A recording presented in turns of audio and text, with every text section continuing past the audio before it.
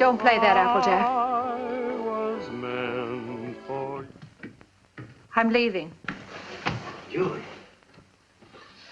Will you go down to the station and get me a ticket on the 11 o'clock? And cash that check for me? Smith will do it for you. Then I'd like you to drive me to the train. Julie, you'd better think this over. I have been thinking it over, Applejack. Been thinking about it for days. You and Roger have been married a long time. But we don't need each other anymore. Well, that happens to two people. There's nothing left.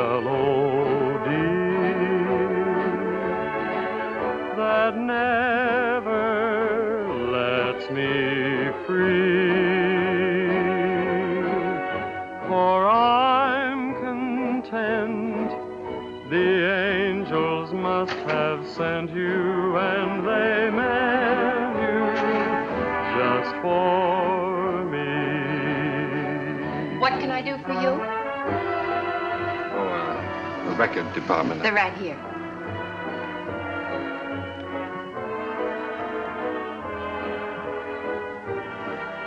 How about that one up there, that book? Beethoven? Yeah, it's the furthest one, you see. It's number 7.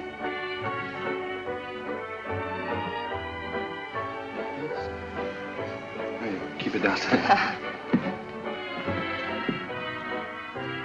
Needles? No. Who plays the sheet music here? I do. Oh, you do that? Mm-hmm. Oh, would you mind playing that for me, please? Certainly, I'll be glad to.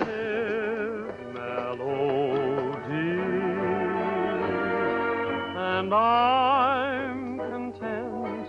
The angels must have sent you, and they meant you just for me. New tune, isn't it? I beg your pardon? It's a new tune. Oh, I didn't hear you. Yes, it just came in. Would be nice to dance to. It is. What's on the other side? Well, it's another new one. Would you mind playing it for me? No. This way.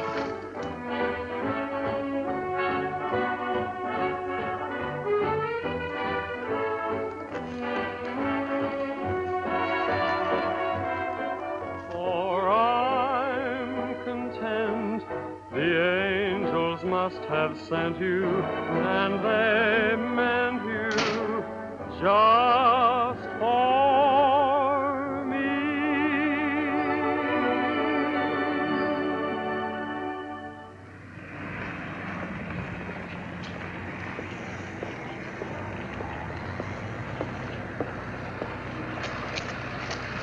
Good night. Night. Buy a flower, mister.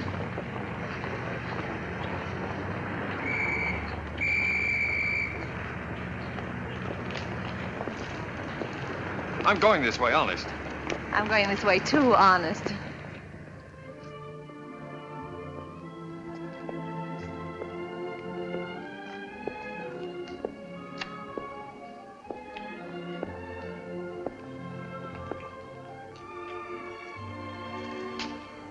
What's the matter? Nothing.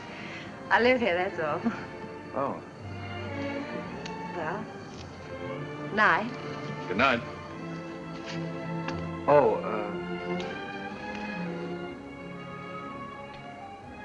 do you mind if I ask you a personal question? Guess not. Have you got a Victrola inside? Why, yes, of course. Would you let me hear this one? Otherwise, I'll have to take it home and imagine how it sounds. Don't you have a machine at home? No. Well, why on earth did you buy 27?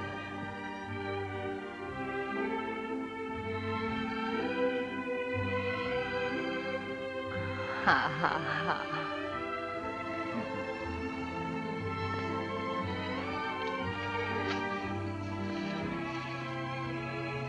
In my dreams, it seems your face is near to me, and it's dear to me. Though it's just a memory.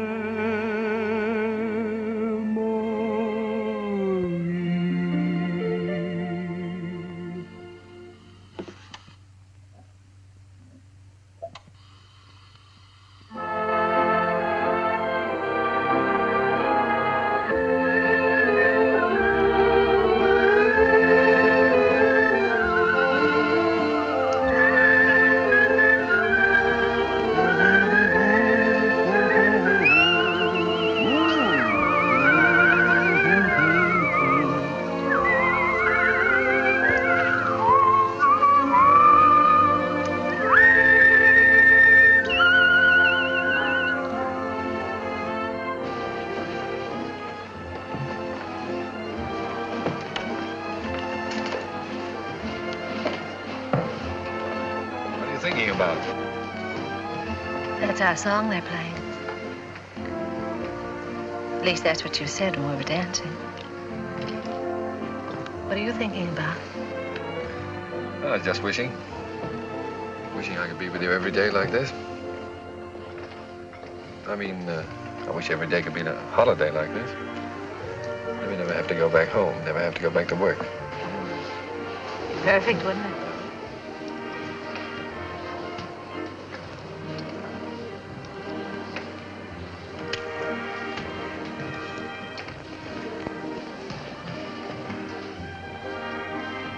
What's it say? Oh, nothing. It's silly. Come on. Oh, no, really, it's silly.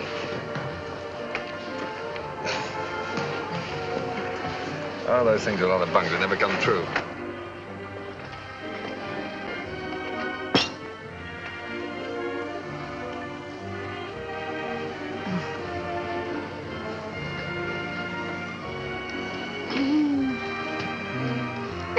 Oh, beat it. You don't like kids very much, do you? Oh, I like them all right, except when they're pests.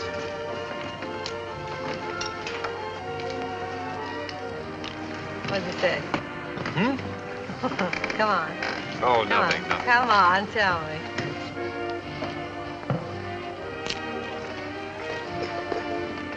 Come on.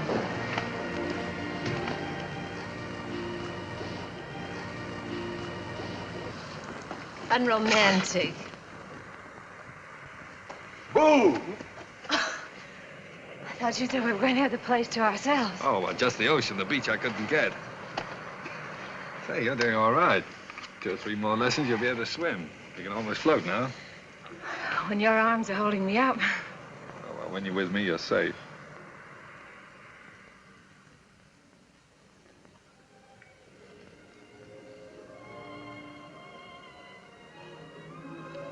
I don't know whether it's safe or not. I'm darned if I do either.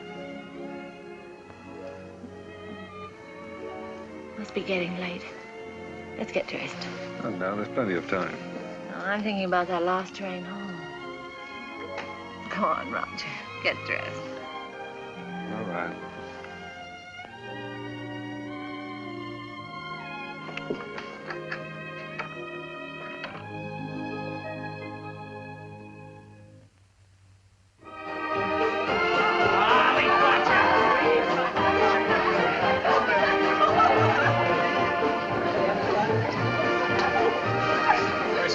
Reporter of yours, putting the paper to bed? Oh, there's no sentiment in newspaper business. New Year's Eve just like any other night.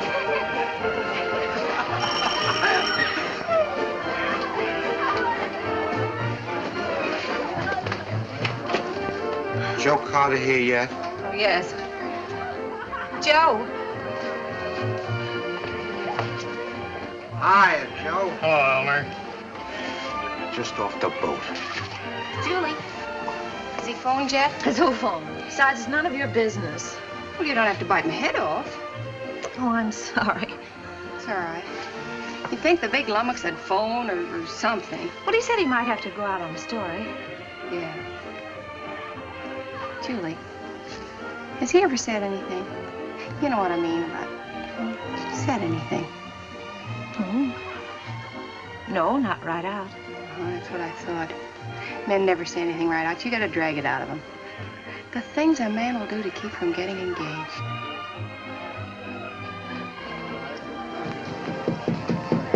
Applejack! Come on in. Gee, let me take your things. Hey, put them someplace where I can grab them fast. I don't belong here. Well, of course you belong here. Didn't I invite you? Come on in and meet some of my friends. Oh, gosh, no. Is there a drink in the house? Right off the boat. That's what the bootlegger said. Did you say what boat? Well, what boat would you like? We have all the labels. Come on, help yourself. You? Never use it.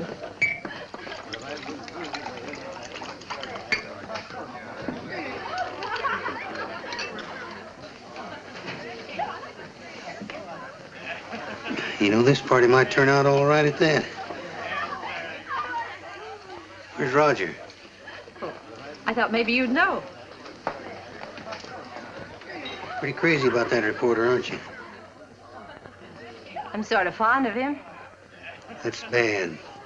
I hate to see a nice girl like you get mixed up with a newspaper man. Gosh, you never know what they're up to. They can get away with anything and alibi they're working. Of course, a lot of fun ducking around interviewing chorus girls and all that sort of thing. If you're single, it's swell. If you're married... Applejack, listen, don't worry about me. I don't need any advice. I've never even thought about getting married. No fooling? No fooling. Well, I've been worried sick. About what? Well, I've been telling him for 6 months if he didn't keep away from you, he'd find himself married.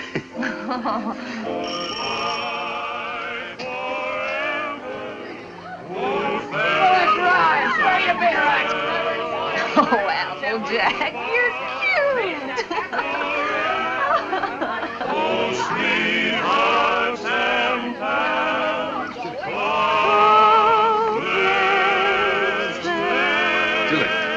Julie, I've got to talk to you right away. Oh, hello. When did you get here? I want to talk to you. Excuse me. Come right in. This is important, dear. Where can we be alone? Well, why alone? I'm having fun. You've been pushing me around all evening. Now pull up. Come on.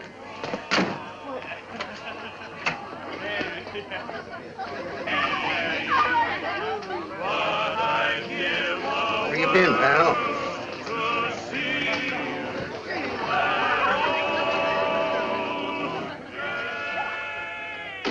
Now, don't be angry, Julie.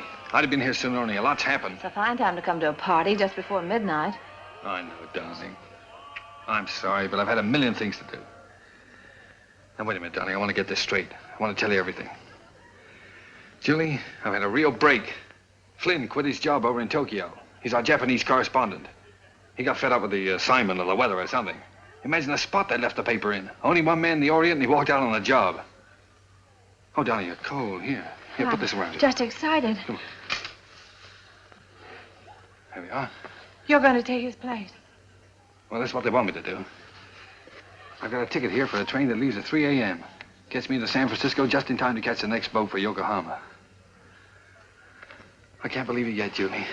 Imagine them picking me. Well, you're able, Roger. You have ability. Anybody can see that. You're going, huh? Well, that's what I want to talk to you about, honey. It's a good salary, 2-year contract, and I'm more or less my own boss. It's the kind of opportunity I've always wanted. So look, dear, I was wondering... Listen, little boy. Of course I want you to go. If that's what's worrying you. Please don't think... No, I wasn't worrying about that. I knew you'd want me to take the job, sure. But, Julie, let's get married. Let's get married right away tonight. I'll be able to send for you in 3 months. I'll have the money then. 3 months? Why the rush to get married now? Well, what, do you think I'm going to let a funny little redhead like you run around loose here? Suppose some other fella came along and... Oh, Julie, I've got to have you.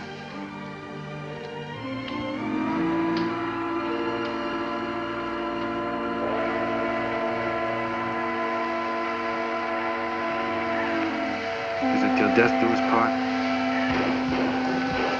Till death do us part.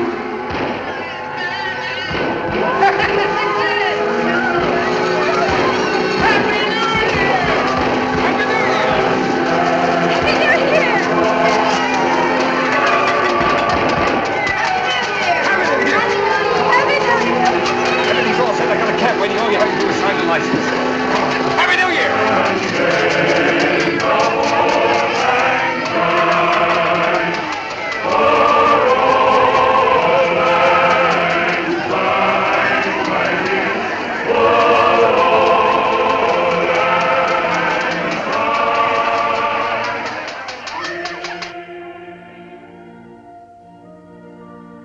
For richer, for poorer, For richer, for poorer. in sickness and in health, Sickness and in health.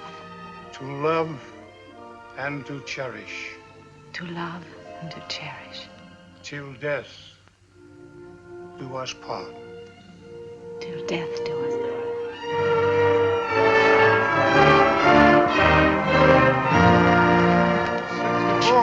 Thank you. Oh, we made it. Well, goodbye, Applejack. Bye, boy. Keep an eye on Julie for me. I sure will, boy. So long, Doc. Take good care of her. I will.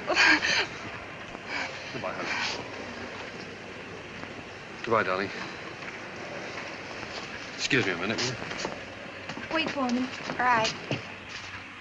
Oh, Roger, I can't say goodbye. Yeah, you are, sir. Thank you. Thank you. Not goodbye, darling. It's just see you later. Anything I can do for you, boss? How soon does the train pull out? About 3 minutes, sir. Thank you. Well, Mrs. Adams. Mrs. Adams. Sounds strange, doesn't it? Not strange. Sounds great. It does sound great, doesn't it? Yes, darling.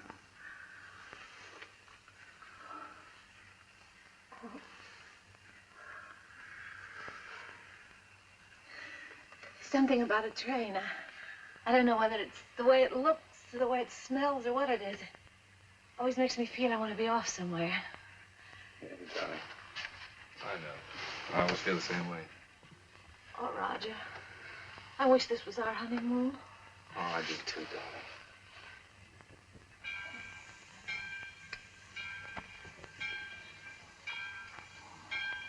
Promise me something, will you? Promise me never to take it off. I'll never take it off, no matter what happens. Thank you, darling.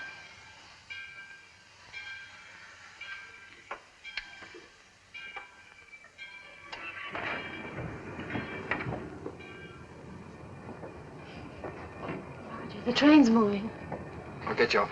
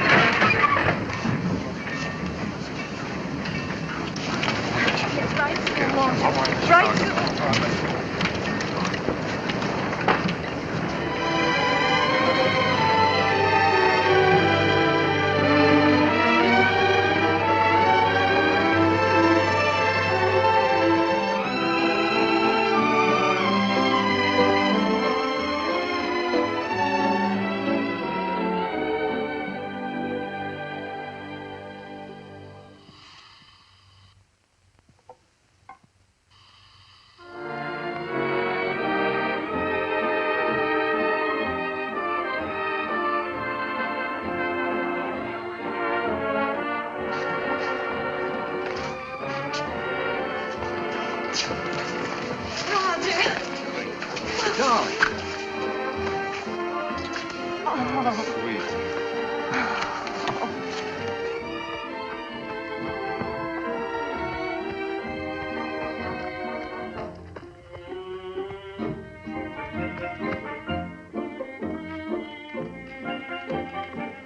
Well, here we are.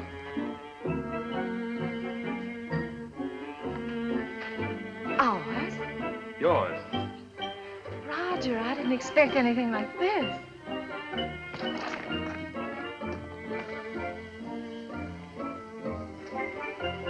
It's like something in a dream. These are our servants. Cook saying or Hannah saying? How do you do? Well, hello. Hello. Hello. Hello. Hello there. Hello. Hello. Whose children? The servants' children. They live here. I thought you didn't like children. Who, me? They're all right. Come on in. How do you like the place? Lovely.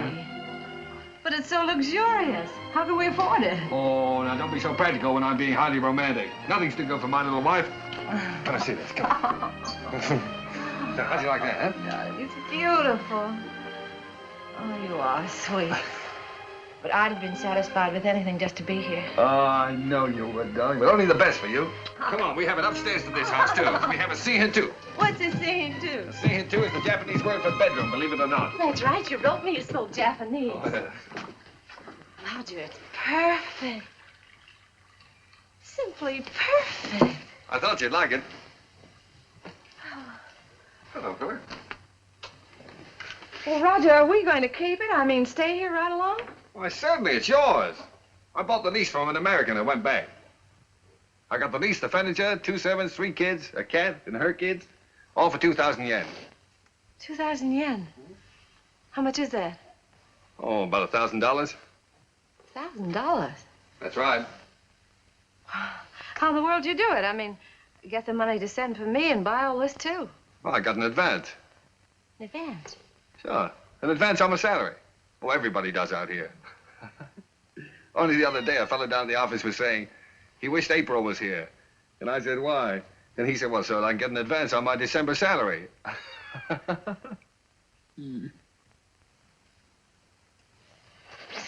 Oh, now, darling, you're not going to be one of those wives always worried about money, are you? Oh, no. No, only... Besides, you forget we still got the inheritance. Yes, I know, but... Well, I sort of hate to start off in debt. Especially You've got a lot to learn about the Orient. Roger. Remember this? Oh, sure, it's one of those fortune things you got at the beach. Well, fancy you keeping that. They're not always the bunk. You said that. Did I say that? Well, well. Sometimes it's like wishes, they come true. Why, sure they do. Certainly.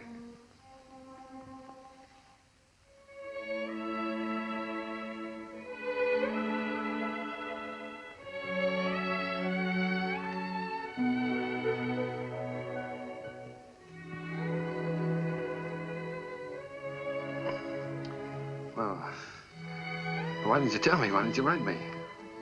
You don't like them? I don't like them? Well, of course I do. Why would I have 3 of them running around the... And this would be our own. An American kid. Oh. Our own. Yeah. Gee, that's great. Oh, Roger. Oh, I'm so relieved. Well, you funny little redhead. Oh. Very fine kimono. Very expensive. Husband must be rich man. He's either rich or... Hi!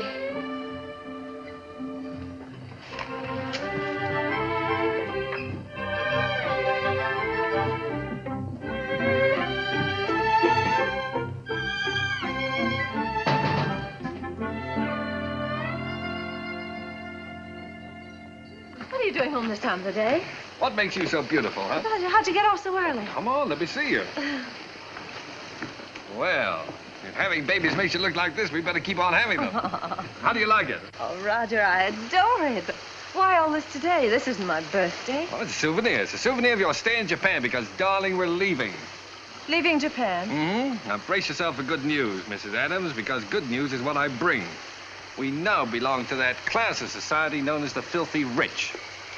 Roger, the inheritance. Yes. You got it. Yes, ma'am. Ah. It's wonderful. There, now, you see, you didn't believe me about it, did you? No, I didn't. Isn't it great? Thank you for the dolly. Thank you for the ball. Oh, that's all right. I'm teaching him to be a first baseman. Now, paragraph 2, Mr. and Mrs. Roger Adams, socially prominent young couple, plan to take a trip around the world. The paper's sending you. No, I've quit the paper. We're going to have a last fling before we settle down and become good old American parents. But, Roger, you just didn't give up your job on the paper for no reason at all. Oh, darling, this trip's an inspiration. Do you remember the honeymoon I promised you? Well, we're going to have it. Yes, but things are different now. We've got to think about the baby. Well, that's just it. As soon as the baby comes, we won't be able to go anywhere. Besides, I want our baby born in the USA. Then we can get to work and start that little paper. Well, but a trip like this costs a fortune. Did you get more than the 20,000? Well, no, as a matter of fact, we didn't get the 20,000. We sold the property for cash and got 13,500. Well, can you take a trip and buy a paper and all that on 13,500? Oh, don't forget there's still lawyer's fees and deductions, stuff like that. Well, just how much did you get, Roger? I'm trying to tell you. After the deductions, we got 10,000. 10,000. Mm-hmm. But I've still got a couple of thousand in bills around here to pay. Then you really only got $8,000. Yes. But did you ever have that much money in your life? No. Well, then what are you squawking about? I'm not squawking. I just think you're acting like a child. We should be thinking about the future. You rush in and pack up your things and give up a perfectly good job. No grown-up man should act like that. All right. I thought the trip would be a lot of fun for you. If I'd known you were going to feel like that, I wouldn't have planned on it. That's all right. Let's forget it. We won't go. I'll go in and arrange for the packing. Oh, no, forget about it.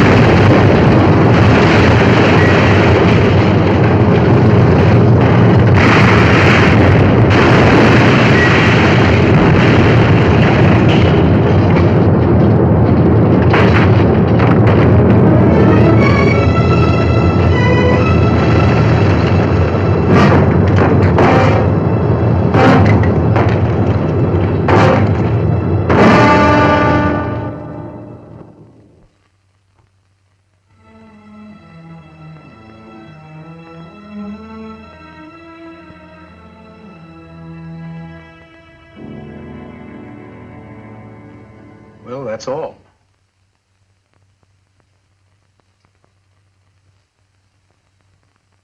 Otherwise, you'll enjoy perfect health. Be out playing tennis in a couple of months. Now, I've got some good news for you. I'm letting your husband see you today. How's that? Pretty? Make you feel better? I've had my hands full keeping that boy out of here for the last couple of days.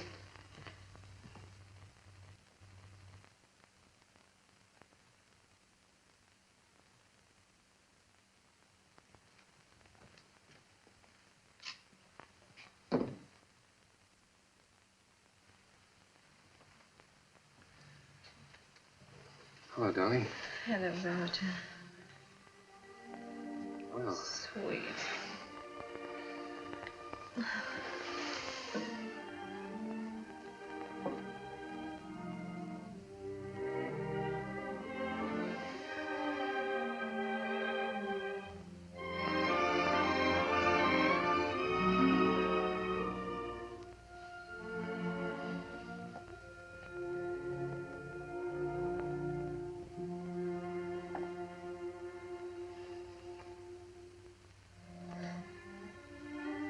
gee, I've been miserable not to be able to see you, honey. Well, I've had a chance to do some serious thinking, dear. I've been scouting around the nearby towns, trying to look for that little newspaper, you know.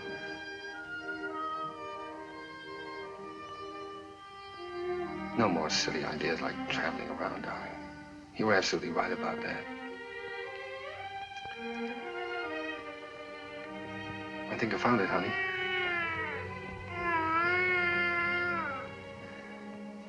There's a little town just north of here, a place called Rosalia. Did you ever hear of it? Hmm.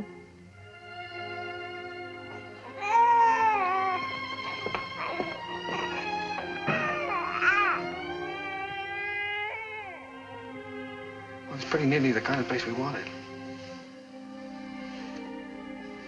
There's a fellow who owned the newspaper's been kind of letting it go to seed, but we can make something of it.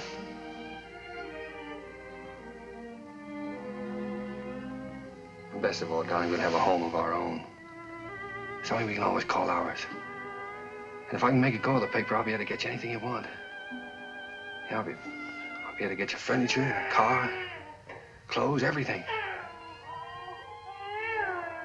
You know, it's strange, Roger. But I can't get myself to care about those things now. They don't seem important anymore. The one thing I've really wanted, I'm never going to have.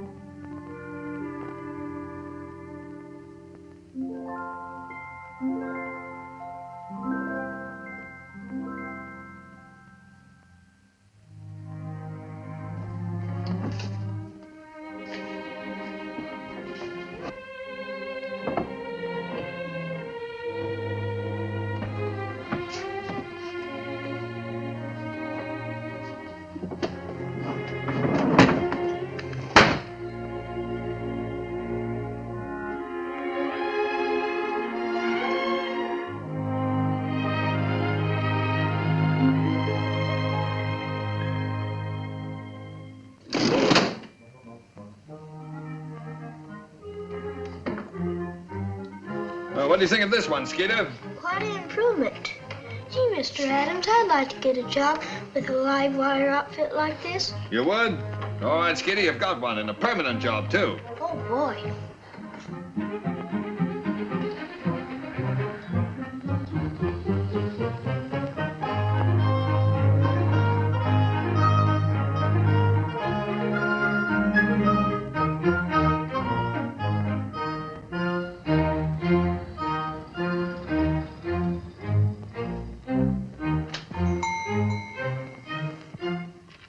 Applejack. Howdy, Big Shot. Hello, fella. How's the old married man? Well, you had me worried. I thought you were going to let me down.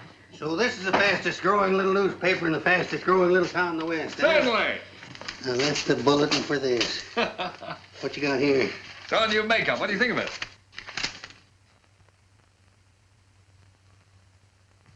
What do you printed in, code? Code? No, the linotype machine is stuck. Why do you think I sent for you? Applejack, Miss Julie. am I glad to see you.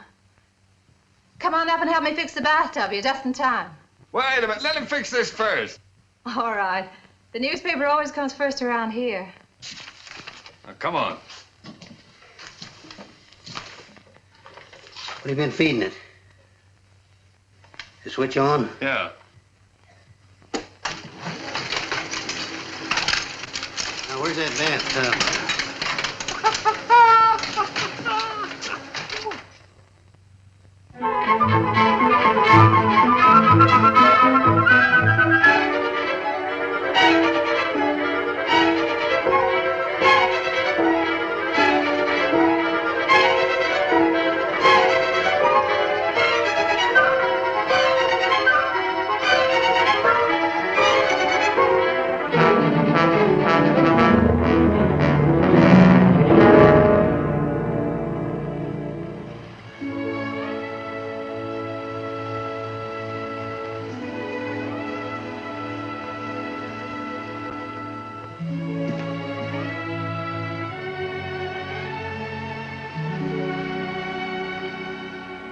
Hello, Applejack.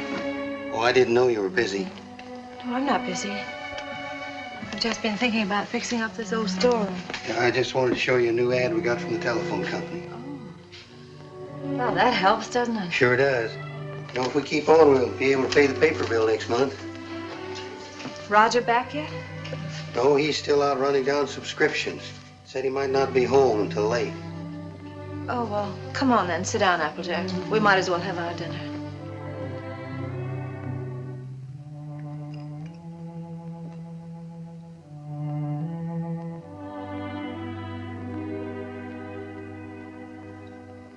You know, Miss Julie, we ought to have a kid around this house. Thought you knew about that, Applejack. Oh, sure, I know about that. But I'm talking about adopting one.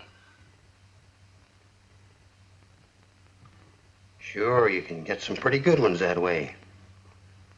You know, I'm an adopted kid myself. I know that's not much of a recommendation, but I didn't turn out so bad. Besides, I know a lot of regular kids that wound up in jail. Miss Julie, I wish you could have seen some of those little sons of guns I used to room with. They was the cutest little rascals you'd ever want to look at. I don't think Roger would want a child that way, Applejack. One that wasn't his own. Why not? See, he's no sucker. He don't want to gamble. Well, how do you know what it's going to be like if it's got to be your own?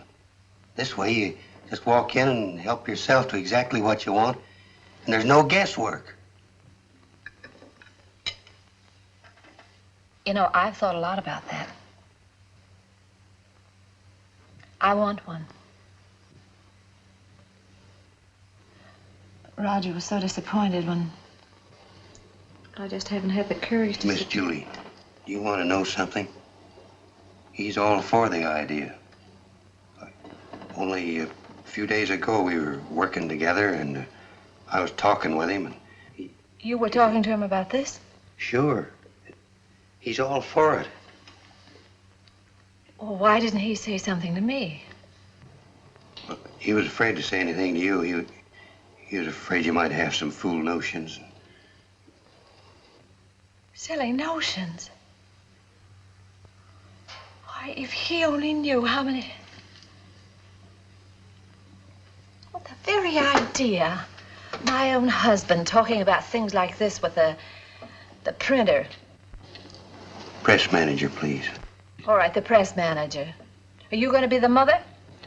No, I just thought I... Fine thing. When I get my hands on that fella. Hello, what's going on, a fight? Hello, Roger. Roger, I want you to look at that new ad. Would you come downstairs? Oh, Roger, wait a minute. Applejack. Why didn't you tell me? Huh? Tell you what? What you and Applejack have been talking about. Miss Julie, I told you in confidence. What were we talking about? What did you say to her? You know, about the... He told me. Told you what? Well, you know what we were talking about. What were we talking about? Roger, if you wanted to adopt a baby, why didn't you talk to me? Yes, you should have told her by rights in the first place, Roger, not me. I'm not going to be the mother. Wait a minute. Did you tell Julie I wanted to adopt a baby? Well, I hinted at it. I tried to break it to her gently, and she... Oh, you told her? Yeah. Oh, Roger, I'm so glad you feel that way. Yeah, she wants it even more than you, Roger. Well, if that's the way we all feel about it. And I like it, too. I suppose it's settled. Oh, Roger, I'm so glad. If it hadn't been for Applejack letting it slip out, I don't suppose I ever would have known. Guess I'd better go fix that press. Yeah, you fix everything else, don't you? Didn't do so bad with the bathtub. Oh, Julie, while I think of it. Look, now, when you get to this place, don't get enthusiastic right off the bat. You know, don't just rush in and grab the first kid you see and go nuts about it. What makes you think I'll grab the first one they show me? I've been doing the shopping in this family for some time now. I just don't bring home anything. I don't know, you came home with this tie, didn't you? Oh, it's nice. Everybody's wearing bow ties. Yeah. I have your letter here. 2-year-old child, blue eyes, curly hair, dimpled chin, sweet disposition. We prefer a boy. But we'd like to look at the girls, too. Oh, now, Julie, you know we agreed on a boy. Well, it won't hurt to look, will it? All right, we'll look. Now what can you show us? Well, this is the administration building. We don't have any children here at all. Oh. Everybody wants blue eyes, curly hair, dimples, sweet... Everybody wants a 2-year-old child. Will you tell me why? Well, you see, in our case, that would have been the age of our own child if... Oh. I see. Anyway, when they're 2 years old, they're more or less housebroken then, aren't they? Well, not always.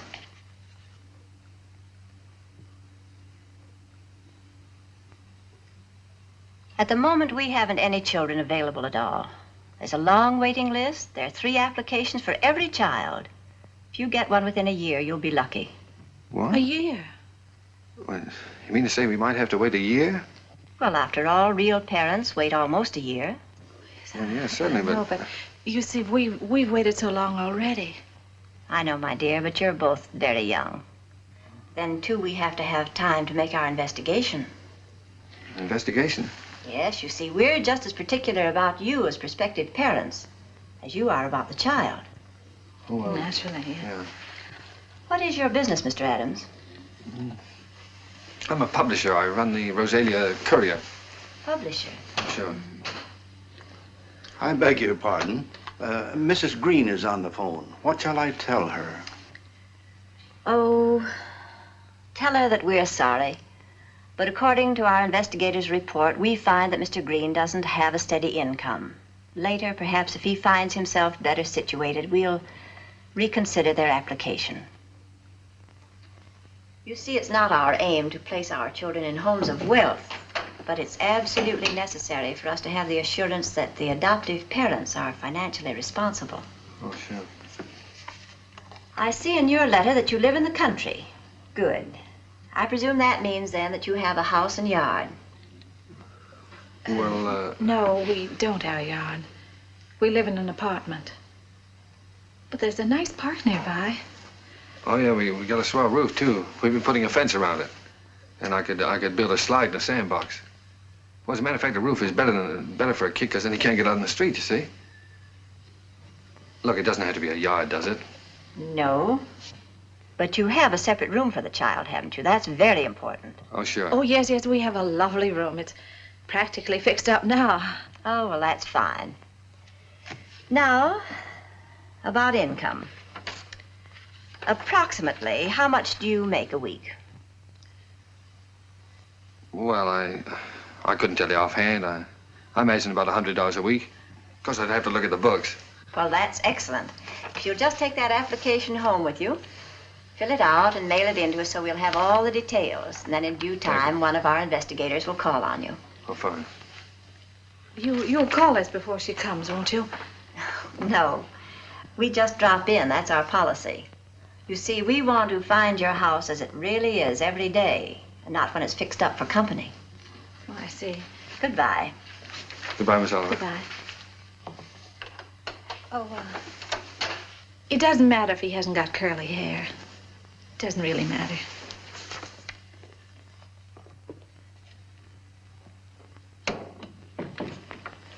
Hey, they're darn choosy if you ask me. Why do you have to be a big shot? When? You know we don't make $100 a week. You want the baby, don't you?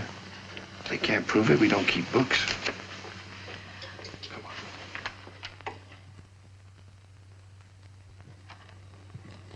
Hey, quit stalling. Get on with the cleaning. Look, honey, left from the earthquake. What, Japan? We better buy some more.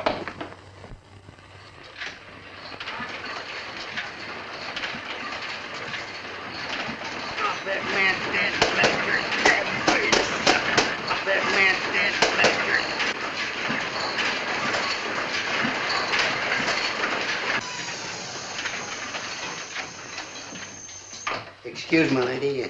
You should give a fellow a warning. Does Mrs. Adams live here? Yes, upstairs. I'll call her. No, don't bother. I'm Miss Oliver from the orphanage. I'll find her. I don't think she's home just now. I think she's in church. In church? This time of day? You see, she and Mr. Adams go there quite a lot. They just go there and sit. Fine people, the Adams.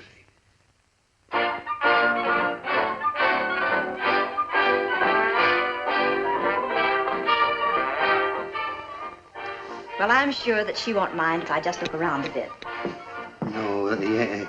No, she won't mind.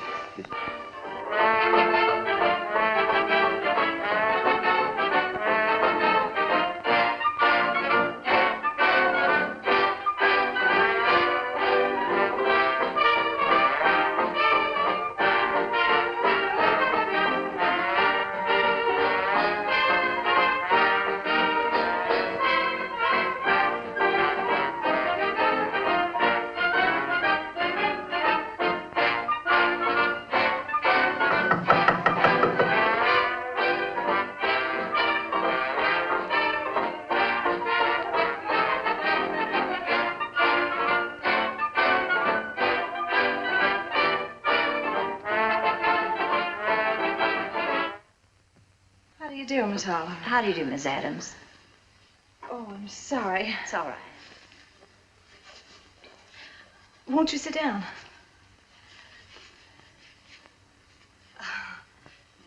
Here. No, thank you. You've come to see the apartment? That's right. Well, this is it. It's not very neat at the moment. We're cleaning. I see. That's our little breakfast room out there. And, if you'll step right this way.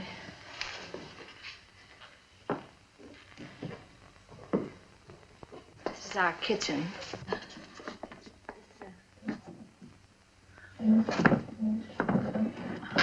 My husband's been meaning to fix this door for some time, but he's been so busy on the... And, that brings us back to the breakfast room.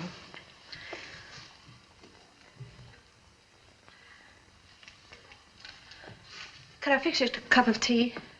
No, thank you. You spoke of a child's room, a lovely room. Yes, that's over here.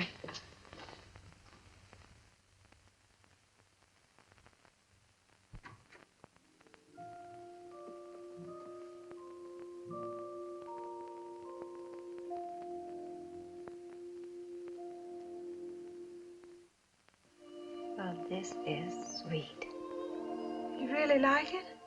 Any child would be lucky to have a room like this. Oh, well, I want you to see our yard. We're fixing that up, too. Well. Well, hello, Miss Oliver. Mr. Adams. Didn't expect you. I just finished making it. Thought I'd try it out, see if it was strong enough for that 2-year-old. I think I have a surprise for you. A baby came in yesterday.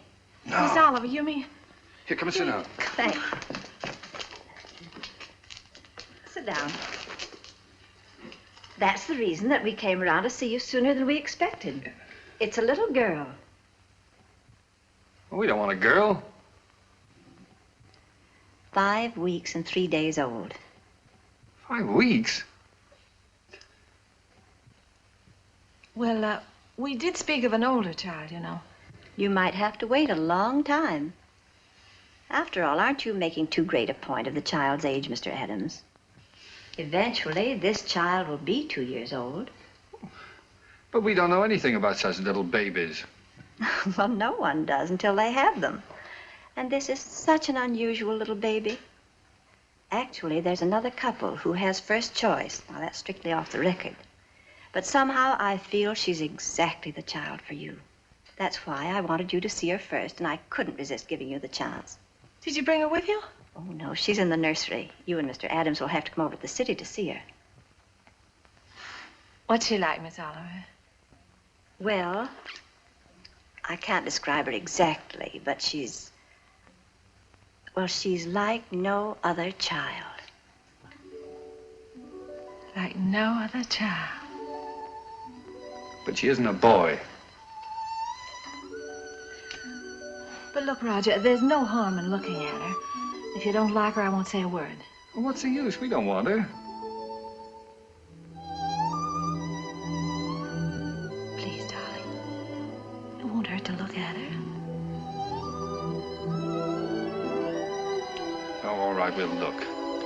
Oh, that's fine. You call me up, and I'll make an appointment at the nursery. I must go now. Oh, I think it's a good idea. If you change your mind, you will call me up, won't you? Yes. Miss Oliver, please don't show her to that other couple until we've seen her, will you? I won't, my dear.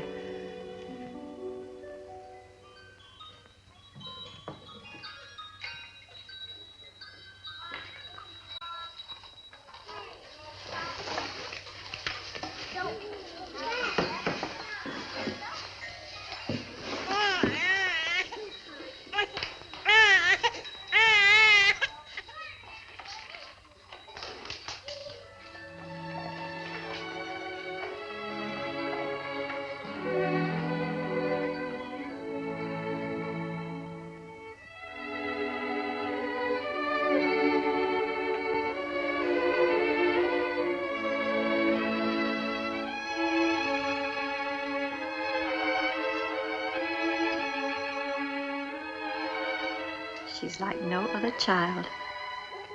That's why I wanted you to see her first. Like no other child.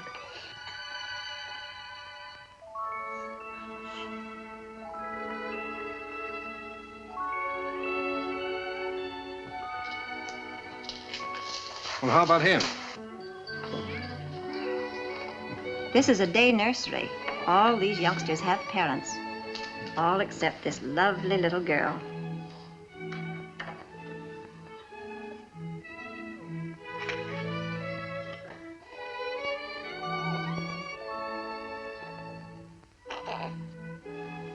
What a grip. For a girl, I mean. Would you like to hold her? Would I?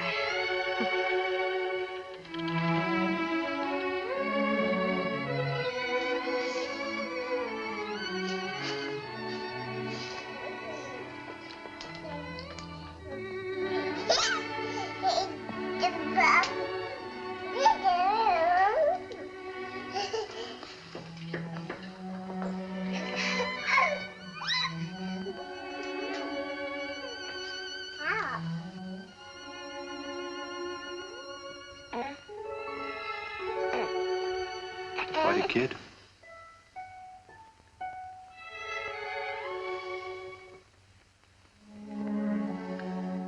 Well, you've had your look, dear. How about going back home?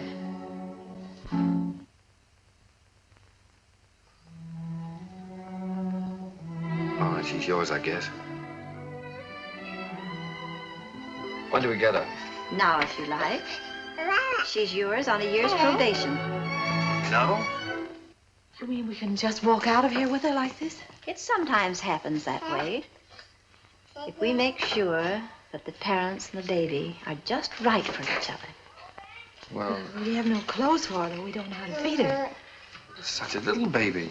Well, Miss Morgan will take care of everything. She'll give you the formula and so forth, and then you can go downtown and buy whatever's necessary.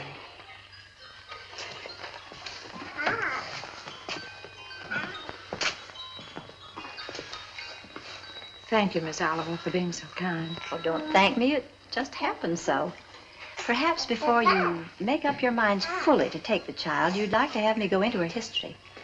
I can assure you it's an excellent one. If she'll take a chance on us, we'll take a chance on her. Goodbye. Goodbye. Goodbye, Miss Oliver.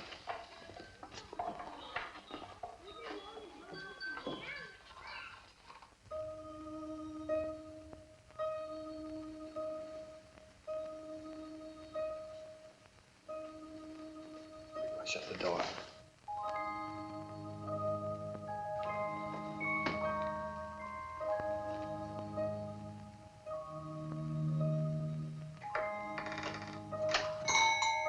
She wakes up again, you know what that means.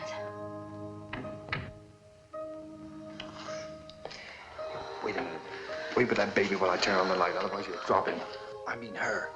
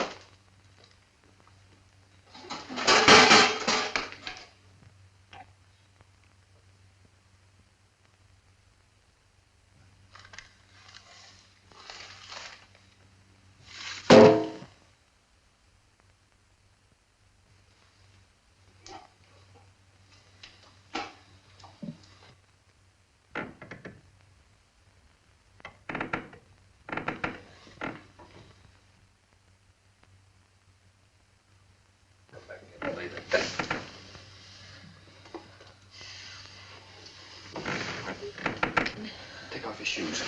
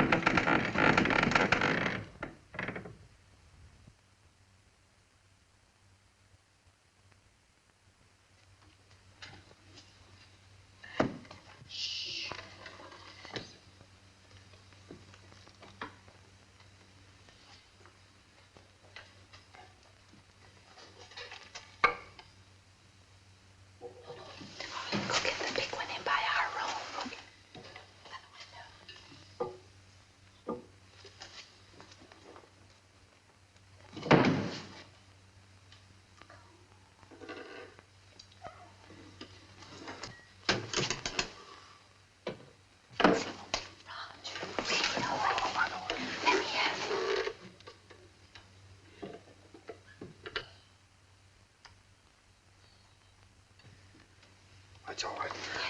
Come on, let's go to bed. I don't know.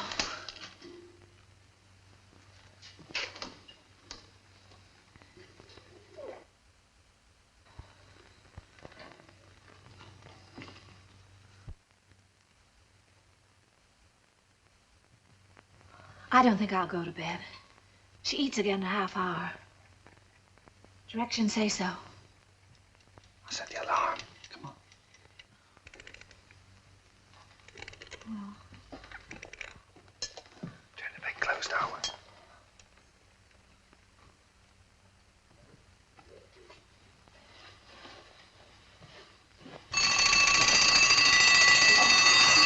turn it off. Shut it off. Push it down.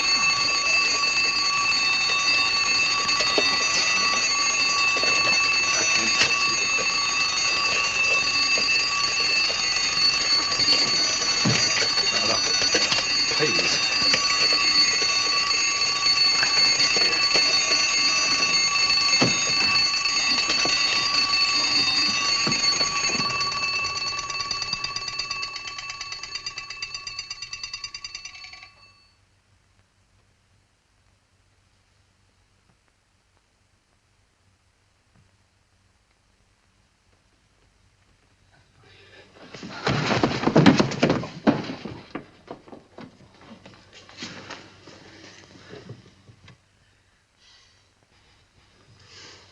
Oh, what's the matter with it? I don't know. Do you think she's all right?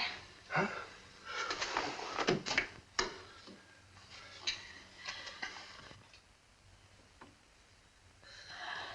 Is it breathing?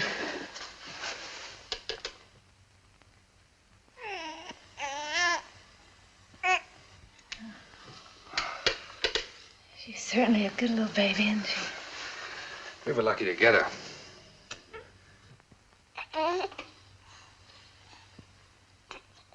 Let's go to bed.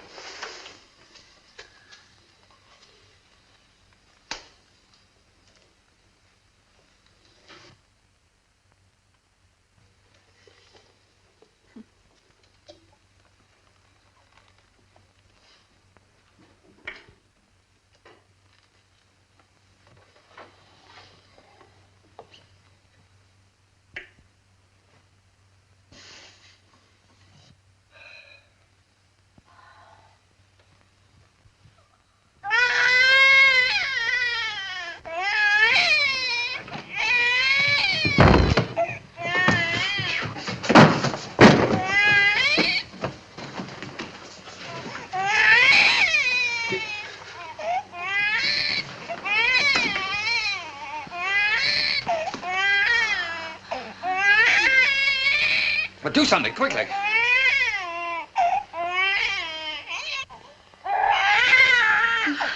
What'll I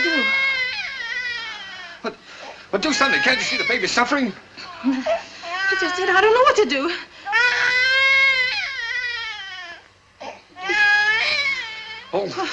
Oh, no, don't just stand there. Do something.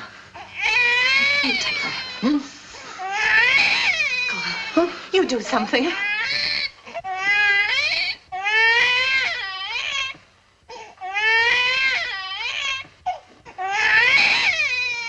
Oh, no, I'm gonna get Miss Oliver.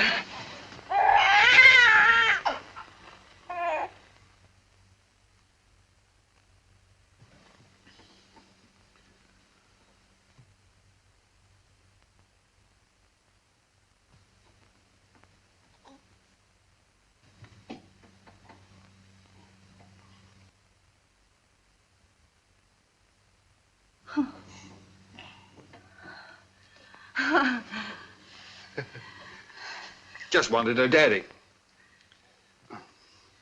Move the chair, please. Shh.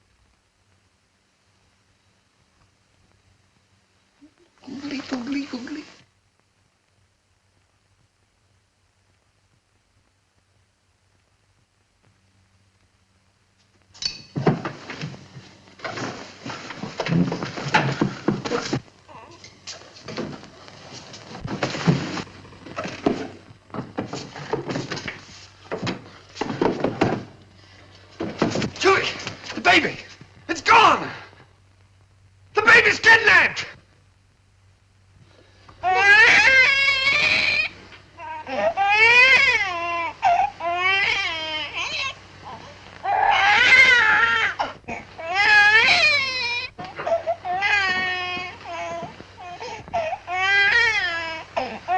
She was lonesome, so I brought her in here with us. Don't ever do that to me again.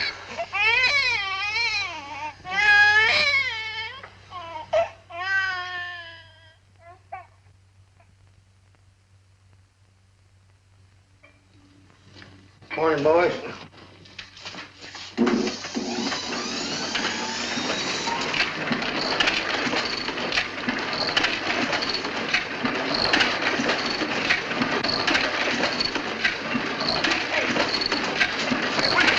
Shut it off!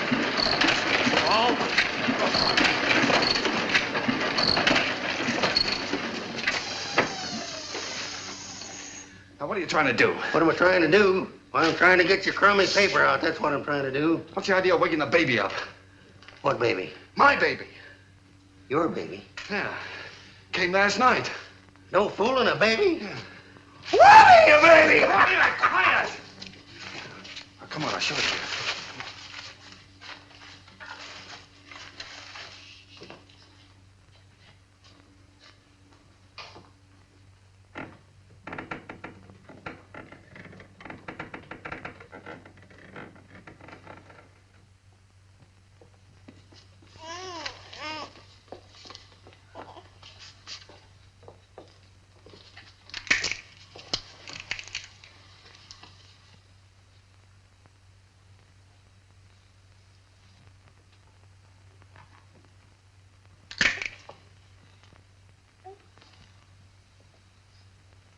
Can I help?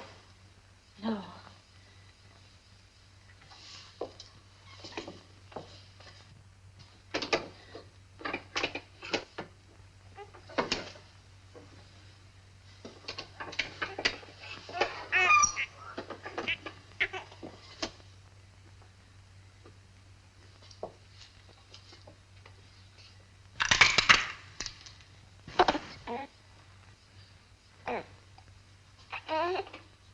Sure you don't want me to help? No, thanks.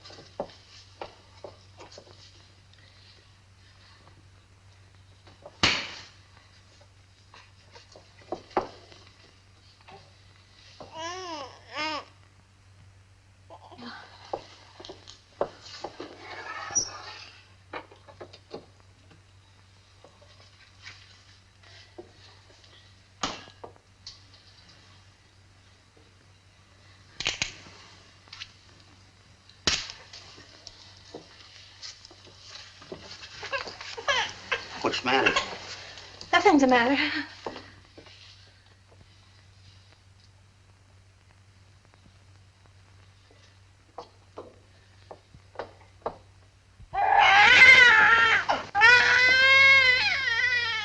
What's the trouble? I can't do anything as long as you're sitting around here watching me. Get out. Go on, get out, all of you. What do you think this is? Get out. Go on now, get out that paper. And be quiet about it. I don't know how to bathe her. I'm afraid I'll drown her. Oh, no, darling, no. Take it easy. No. I could drown in that much water. Oh, Here. No, come on, cheer up.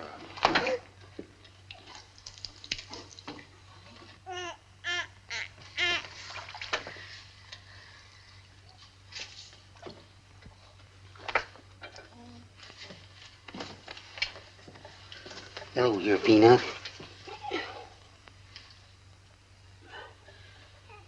Your Uncle Applejack's gonna give you a nice bath. Give me that wash rag. Huh?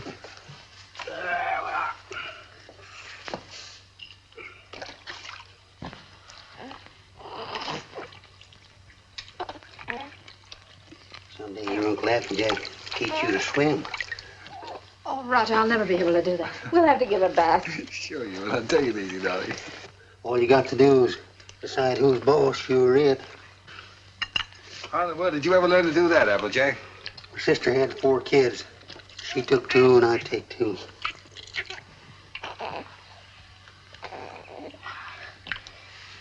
So pretty.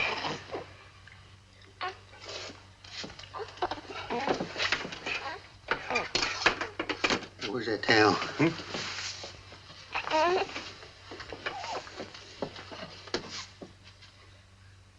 There we are. There we are. I'll dry it off. Where's the towel come from? Hmm? Here.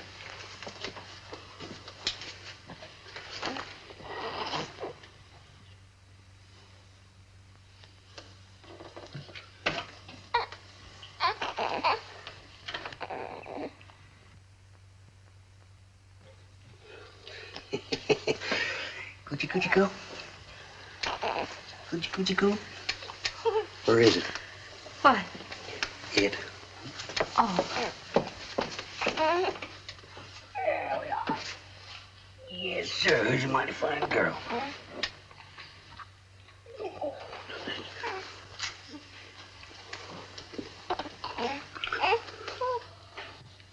Just a minute now.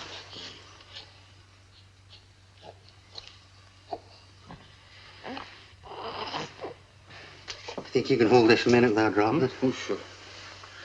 Oh, baby. Come on, Trina. Yes, yes, yes, yes. Oh, sweet. Yes, Here, give it here. I forget whether... Now watch this closely.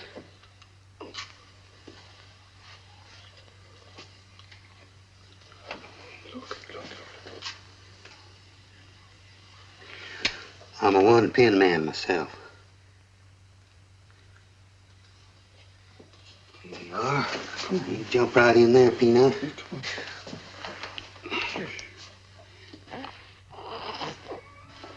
You go to your mama.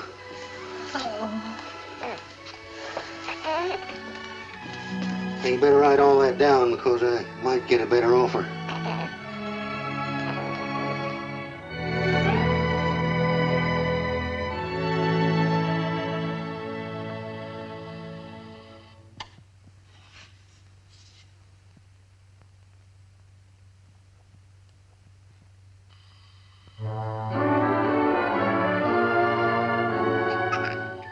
Just Molly and me, and baby makes 3.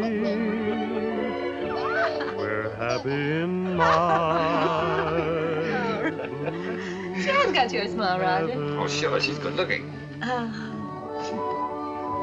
Still sorry she wasn't a boy? Huh? A boy? What do you mean a boy? Shh, let her hear that. You wanted a boy. I didn't. Boy. Trina's daddy's little girl, aren't you, Trina?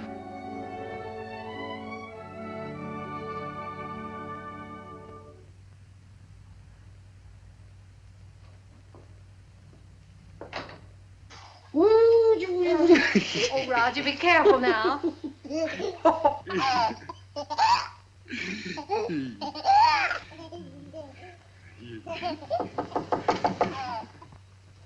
Hello?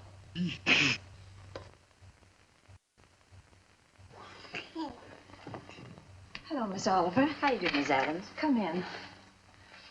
Thank you so much for letting us know you were coming this time.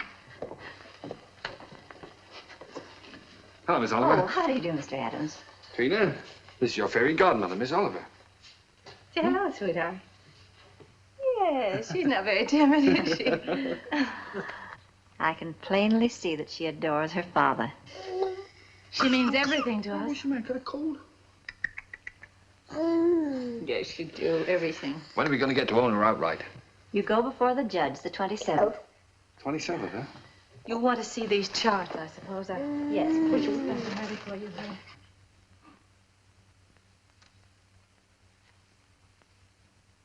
One you can send back to us.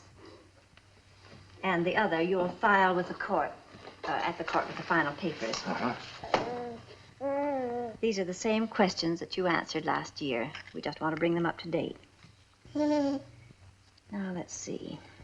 Religion? Same.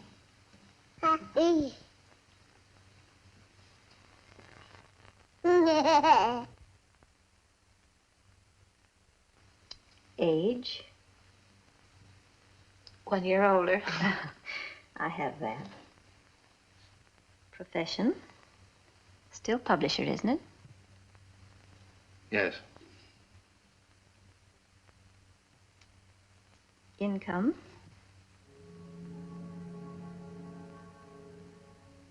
Income? Well, you see, Miss Oliver, None.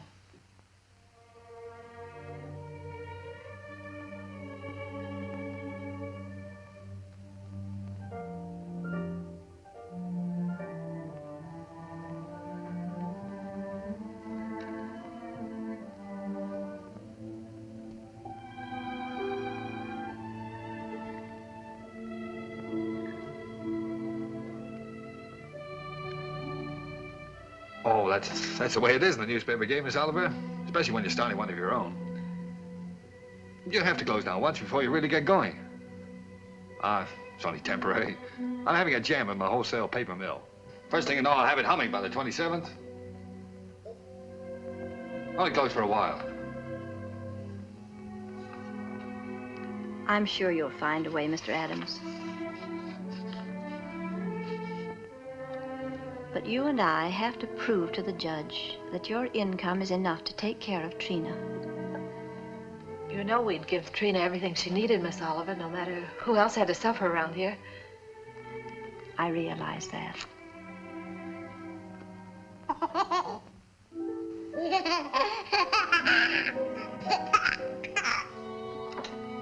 Well, I must go now.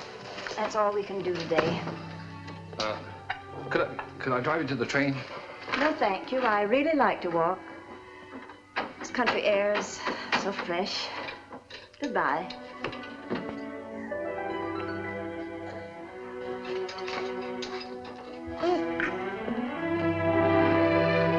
Battle X. She doesn't want us to have Trina. Yes, she does, darling. Oh, yes, she does.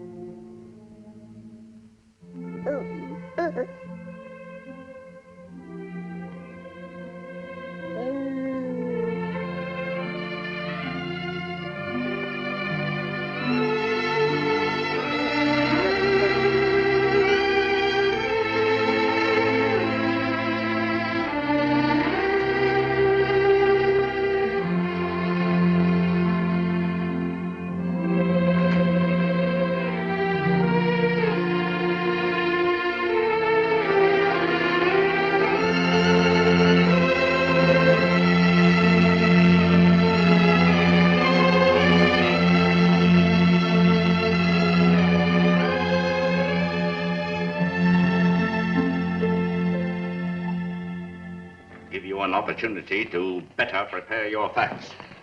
Adoption proceedings, the Adams case. What? The Adams case. Oh, yes. And if either one or both of you gentlemen conduct yourselves like you've been doing today, I'll hold you in contempt. The both of you.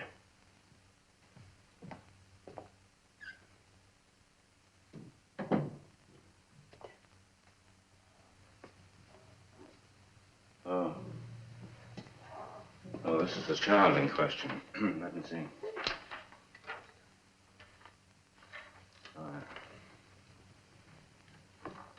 Yes, I see.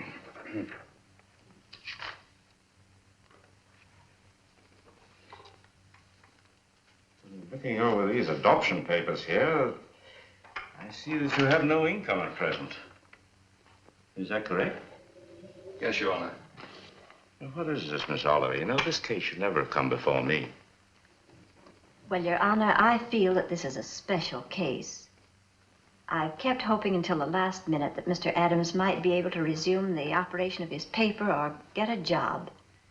But unfortunately, he hasn't been able to do either, so I thought that Under these conditions, I cannot grant the adoption. And this child will have to revert to the orphanage. Will you draw up a chair, please, while I prepare these release papers for you to sign?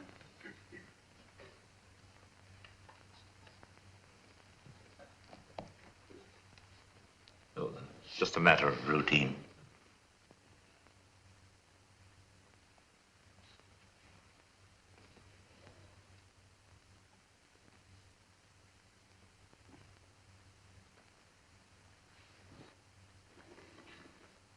If you please, Your Honor, it can't just be a matter of routine for people to have their baby taken away from them. This child is ours, Judge. Those are the requirements of the law. Yes, but you see, we've had her since she was 6 weeks old. It just doesn't seem reasonable that we should have to give her back now to strangers. Mr. Adams, you're not here to plead your case. You've had the regular opportunity to prove your fitness to provide. We are fit, Judge, if you just look at the record. Without any income, I have no alternative. Didn't you make that clear, Miss Oliver? Yes, Your Honor, I did. But I thought... I'm sorry, but that is the law.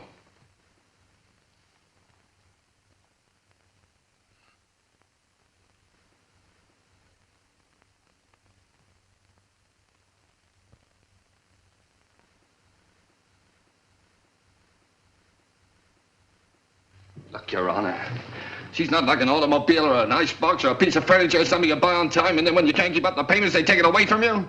Now sit still and be a good girl. Anyone can give up those kind of things. But I ask you, Judge, how can you give up your own child? And she is our child just as much as if she'd been born to us. No, Daddy's not going to go away, dear.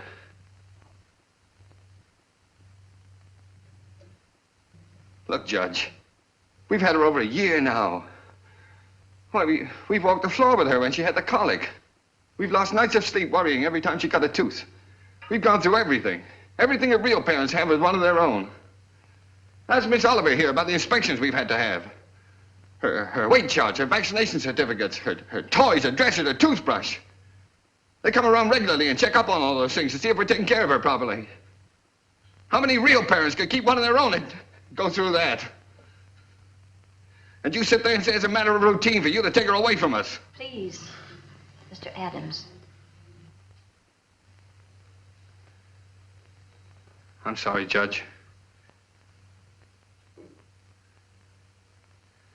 But, well, you see, we weren't as fortunate as most people. We'd have had one of our own, only. Well, you don't know how badly my wife wanted a child. It wasn't so important to me. I don't know, I suppose most men are like this, but children never meant a great deal to me. Oh, I like them all right, I suppose, but... Well, what I'm trying to say is, Your Honor, the first time I saw her, she looked so little and helpless. I didn't know babies were so little. And then when she took hold of my finger and held onto it, she just sort of walked into my heart, Judge, and she was there to stay. I didn't know I could feel like that. I'd always been, well, kind of careless and irresponsible. I wanted to be a big shot. I couldn't work for anybody. I had to be my own boss, that sort of thing.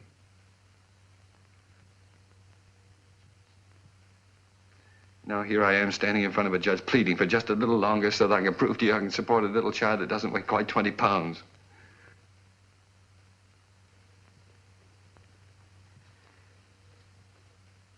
It's not only for my wife and me I'm asking you to let us keep her, Judge. It's for her sake, too. She doesn't know any parents but us. She wouldn't know what had happened to her. You see, there's so many little things about her that nobody would understand her the way Julie and I do. We love her, Judge. Please don't take her away from us. Look, I'm not a big shot now. I'll do anything. I'll work for anybody. I'll beg. I'll borrow. Please, Judge, I'll sell anything I've got until I get going again. Only she'll never go hungry and she'll never be without clothes, not as long as I've got two good hands to help me.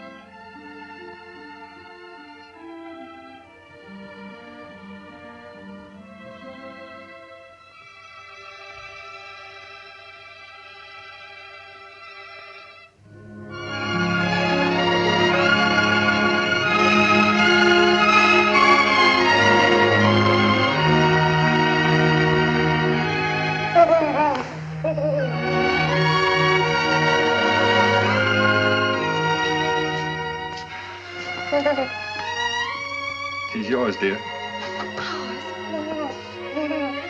now and forever. Oh, Trina. Nothing can ever take her from us now.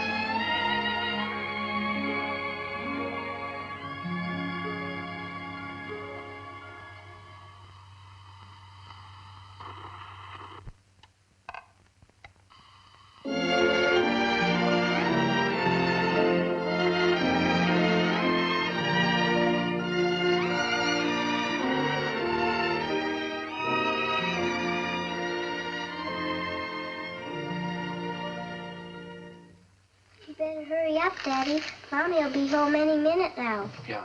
Well, look, dear, you go and watch for her. Let me know when she comes, huh?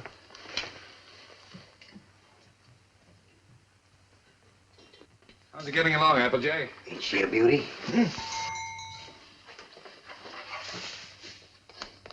she comes. Well, now? Well, let's get the presents, quick. Oh, here she comes. We'll get them later.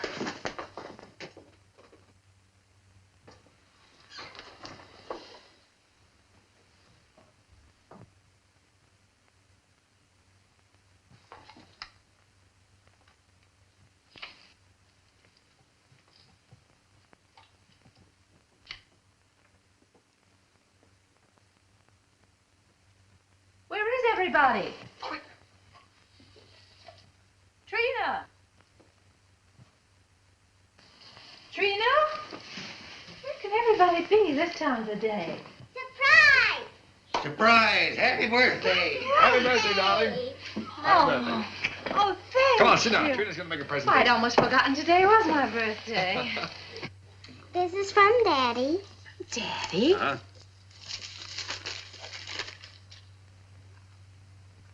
Why, Roger, I always wanted one like that. Darling. I'm glad you like it, darling. And this is from Uncle Applejack. Uncle Applejack? Oh, I think I can guess what this is. Oh, it's beautiful, Applejack. I always figure a person can't have too many handkerchiefs.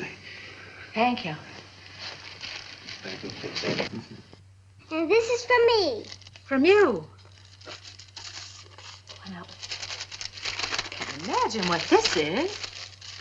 What on earth? I got you a record because you love records. And because you and Daddy love each other so much. Oh, Trina, that's sweet, darling. Thank you. Come on, let's play it. See how it goes. Dinner's ready. Come and get it or I'll throw it in the creek. Oh, this is wonderful. Dinner in my own home and I didn't have to cook it.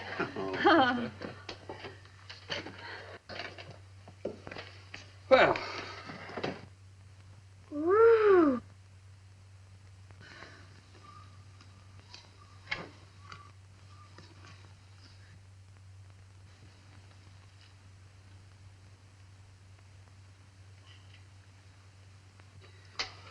Well, we sure changed the complexion of that bird. We certainly did. What'd you do in school today, Don? Oh, I almost forgot I was choosed. I'm going to be in the Christmas play. In the Christmas play? What are you going to do? I'm going to sing in the carols. Uh-huh. Why, Trina, that's wonderful. It'll be fun making you a caroler's costume. I don't need any costume. Nobody sees me. Nobody sees you. All I have to wear is a clean dress and some sneakers. I'm the echo. I'm away off behind the scenes. You only hear my voice. Miss Hopkins says it gives a faraway sound, like angels in heaven. Oh. Well, why do you have to wear the sneakers? The sneakers is so I'll be quiet. I have to walk up in the sky behind a cloud and take a big star with me. Then when I get over the manger, I stop. And then the angels sing. And when my turn comes, I sing the echo. Then I sneak off quietly. And next year, when I'm big, I get to be an angel and wear an angel suit. I'll get seen then. Of course you'll get seen then, darling. Is it a long time until next year, Daddy? Oh, no, darling. It'll be here in no time at all.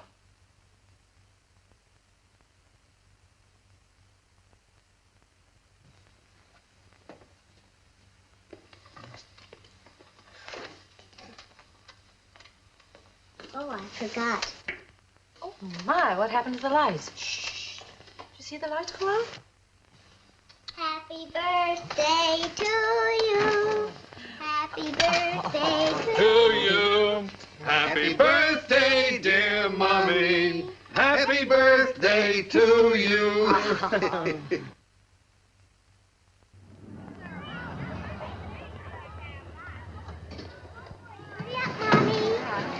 I'll park the car. All right, see you out front. Come on.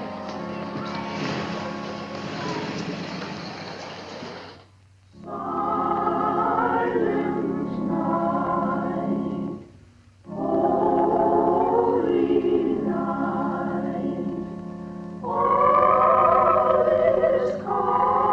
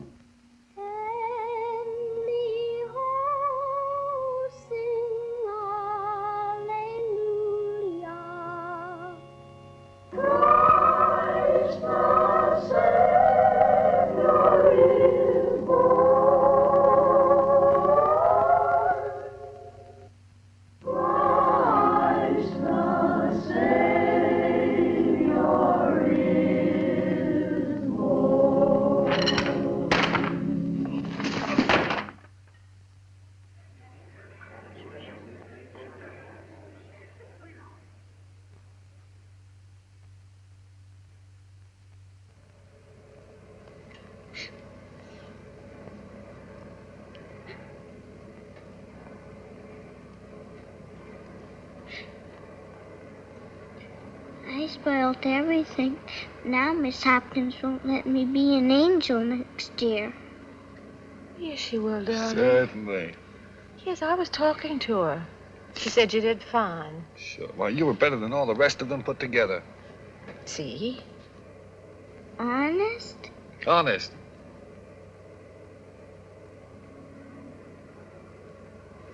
Gee, I don't know what people do without Christmas. Oh, I don't know what we'd do without you, honey.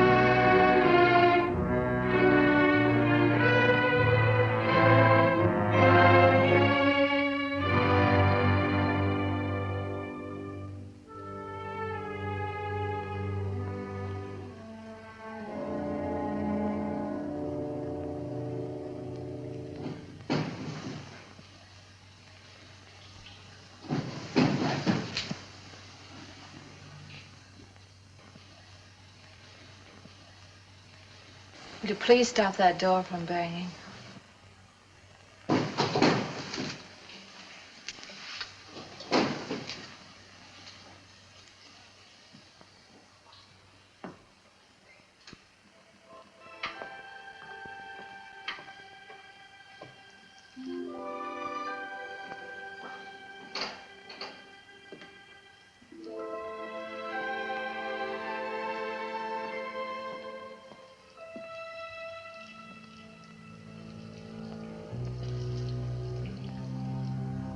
I wish you wouldn't go out.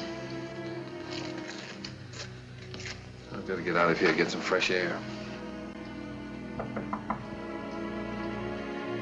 Isn't that someone downstairs?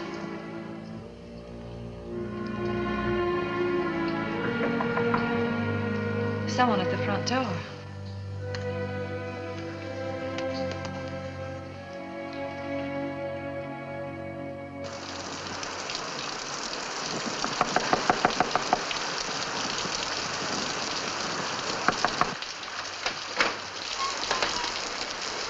May I use your phone, please? Our car's stalled, and I'd like to call a taxi. Yes, it's right here on the desk if you'll just walk around that way. Thank you.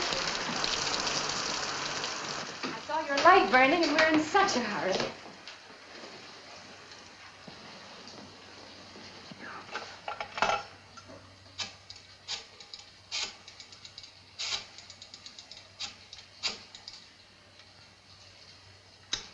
Cabs are always busy on a night like this.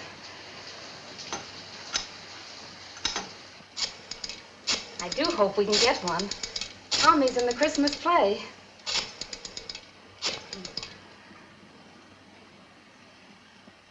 I hope we don't get late, Mommy.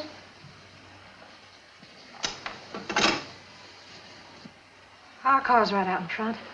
I'll drive you over if you like.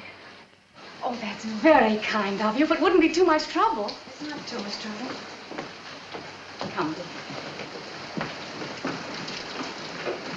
You can't start the car. The battery's dead. I'll have to crank it.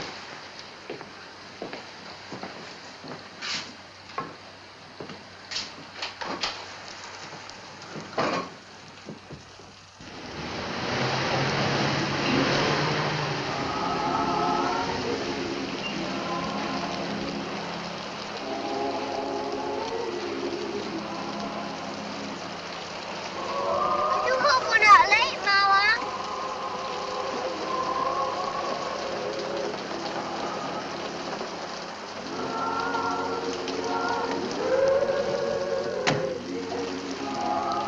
I can't thank you enough. If you only knew what these things mean to a child. Let's get out of here.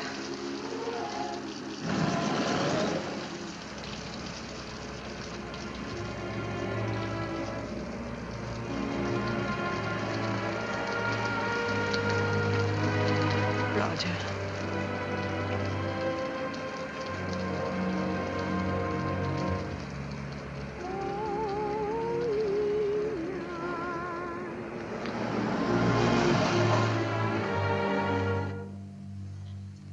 What's the matter?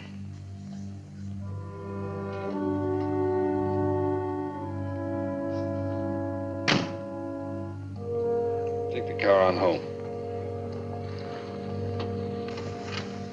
Roger. I'm not coming home.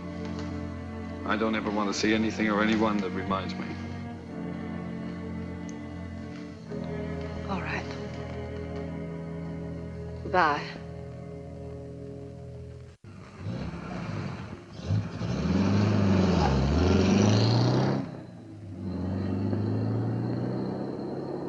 We stroll the lane together,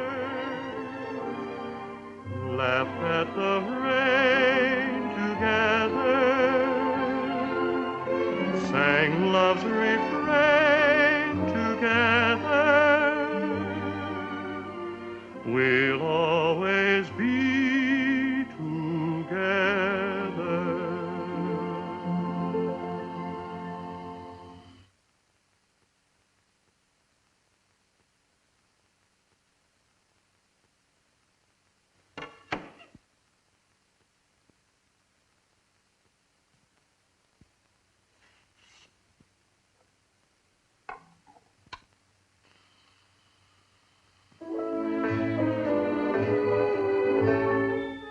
You were meant for me.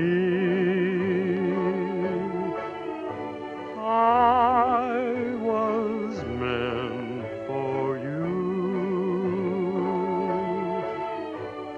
Nature patterned you, and when she was done, you were Here's your tickets. all the sweet things rolled into. Those fool songs kind of take you back, don't they? Yes, they do take you back. Did you decide which ones you're going to keep and which ones you're going to leave for him? Funny, Applejack. I can't seem to divide them. They belong to both of us. Guess I'll just leave them. While I was listening downstairs there, I could remember just as clear the first time I ever saw you. Roger brought you into the bulletin and I was cussing and pounding that old machine. Gee, you didn't know we was all going to get to know each other so well then, did you? Would you get the rest of the things out of the bedroom for me, please?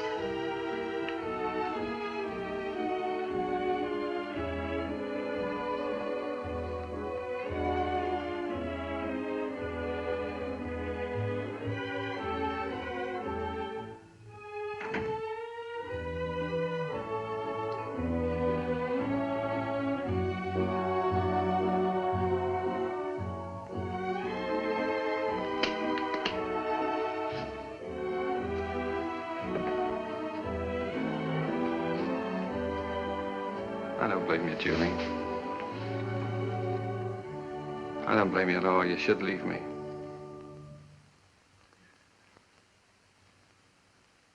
Why don't you say it, honey? It's all true. I haven't done any one of the big things I plan to do for you. But right where we started, I'm still struggling. I've let you down all around, honey. Well, all I needed to make it 100% was for you to leave me. And I can't think of a reason in the world for you not to. I'm licked, Julie. You're not licked, Roger. It's just us. We're licked as far as our being together is concerned. When something really came along that hit us hard enough, we couldn't face it together.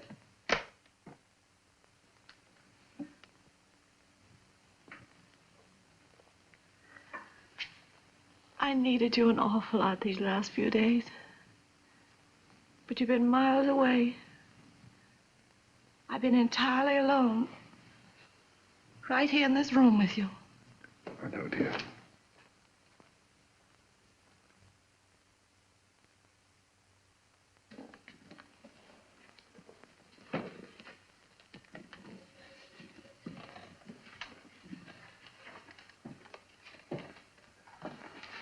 I wish I could do something to help you, too.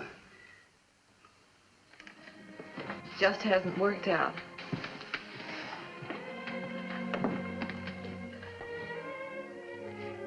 Oh, it did work out, Julie. Things were wonderful until this happened to us. I don't know, I just haven't been able to think straight the last few days. She was never sick before, and then all of a sudden it was all over. If there was only some way that people could know a few days ahead what was going to happen. Yeah. Well, the day before she was taken sick, she asked me for a quarter, and I wouldn't let her have it. And she asked me to take her to the movies, and I said, no, run along, I'm too busy. I know. It was the same with me. I was trying on her angel costume, and she was so excited she couldn't stand still. I scolded her. I said, I'll never try another dress on you again. I never did.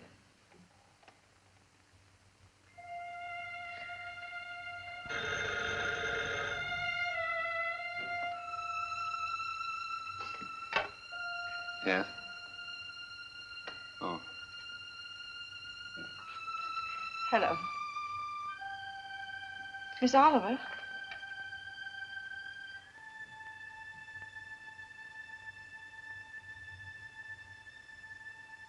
It's a very strange thing, Mrs. Adams, but we have a little boy who is just 2 years old.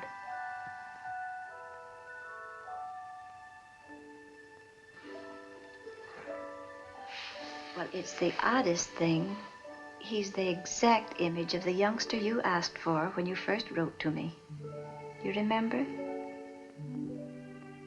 I have that old letter here in front of me now. Curly hair, blue eyes, dimple. And this is strictly off the record. For really, another couple has the right to see him first.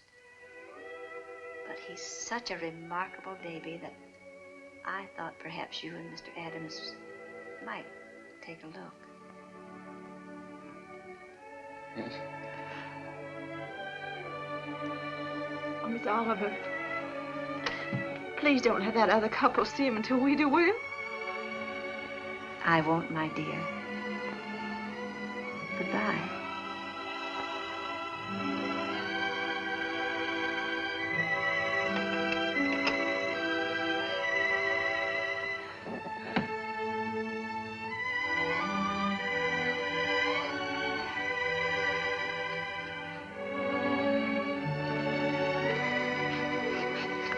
Well, if he's only 2 years old, I'd better put up the gate again, hadn't I? Yes. I wouldn't want the little fella falling down the stairs and breaking his arm. Oh, I guess we'd better get out the crib. Then if he's 2 years old, he can sleep in this bed, can't he? Oh, sure. We won't have to put the chairs around it. And over in that corner, I could put a little electric train.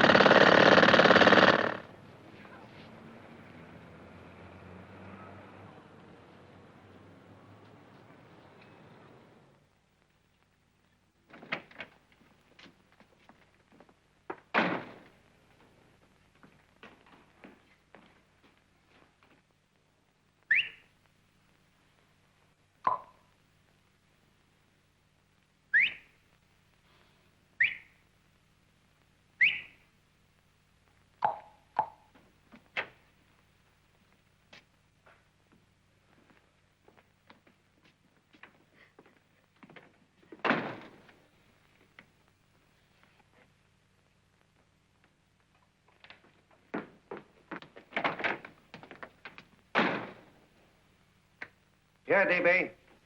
Oh, just cleaning out the deadwood. Okay.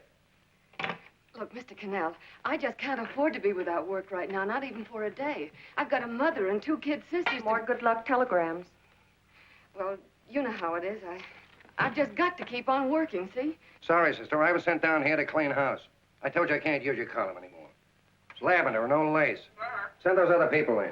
I'll tell you what I'll do. I get $30 a week. I'll take 25, 20 if necessary. I'll do anything you say. It isn't the money. We're after circulation. What we need is fireworks.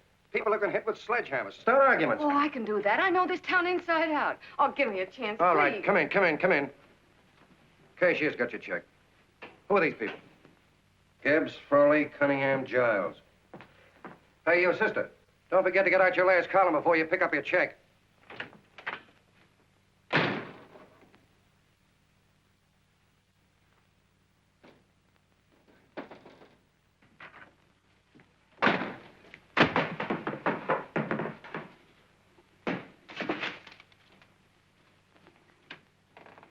You're a couple of sticks shy in your column, man. Big rich slob like D.B. Norton buys a paper and 40 heads are chopped off. Did you get it, too? Yeah. You too? Oh, Joe. Oh, I'm sorry, darling. Why don't we tear the building down? Before you do, Ann, perhaps you'd better finish this column. Yeah, lavender and old lace. Wait, Joe. Wait. Wants fireworks, huh? Okay.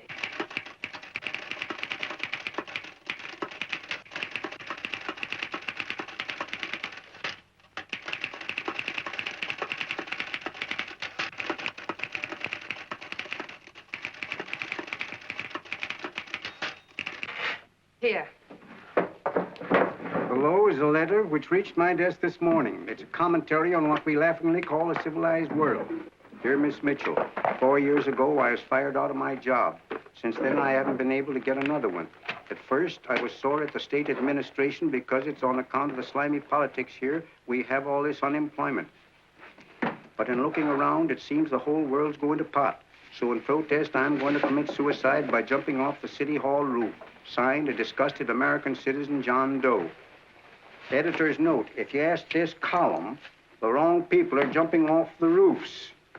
Hey, Ann, this is the old fakeroo, isn't it? Never mind that, Joe. Go ahead. Sorry.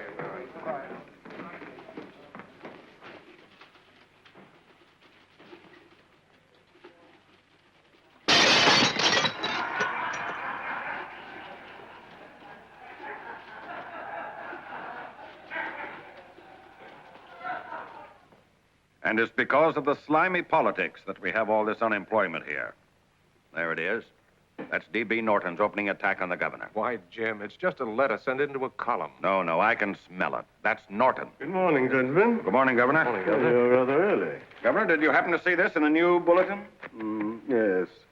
I had it served with my breakfast this morning. Jim thinks it's D.B. Norton at work. Of course it is. Oh, come, Jim. That little item, D.B. Norton does things in a much bigger way. This is his opening attack on you, Governor. Take my word for it. What did he buy a paper for? Why did he engage a high-pressure editor like Connell for? He's in the oil business. I tell you, Governor, he's after your scalp. All right, Jim, all right. Don't burst a blood vessel. I'll look into it. You get me Spencer of the Daily Chronicle, please? Yes, I saw it, Governor. If you ask me, that's a phony letter. Why, that gag has got whiskers on it. Okay, I'll get the mayor and maybe the Chamber of Commerce to go after them. Get Mayor Lovett on the phone. Sorry, the mayor's busy on the other phone. Yes, I know, Mrs. Brewster. It's a terrible reflection on our city. I've had a dozen calls already. Spencer of the Chronicle. Hold him. Just a minute.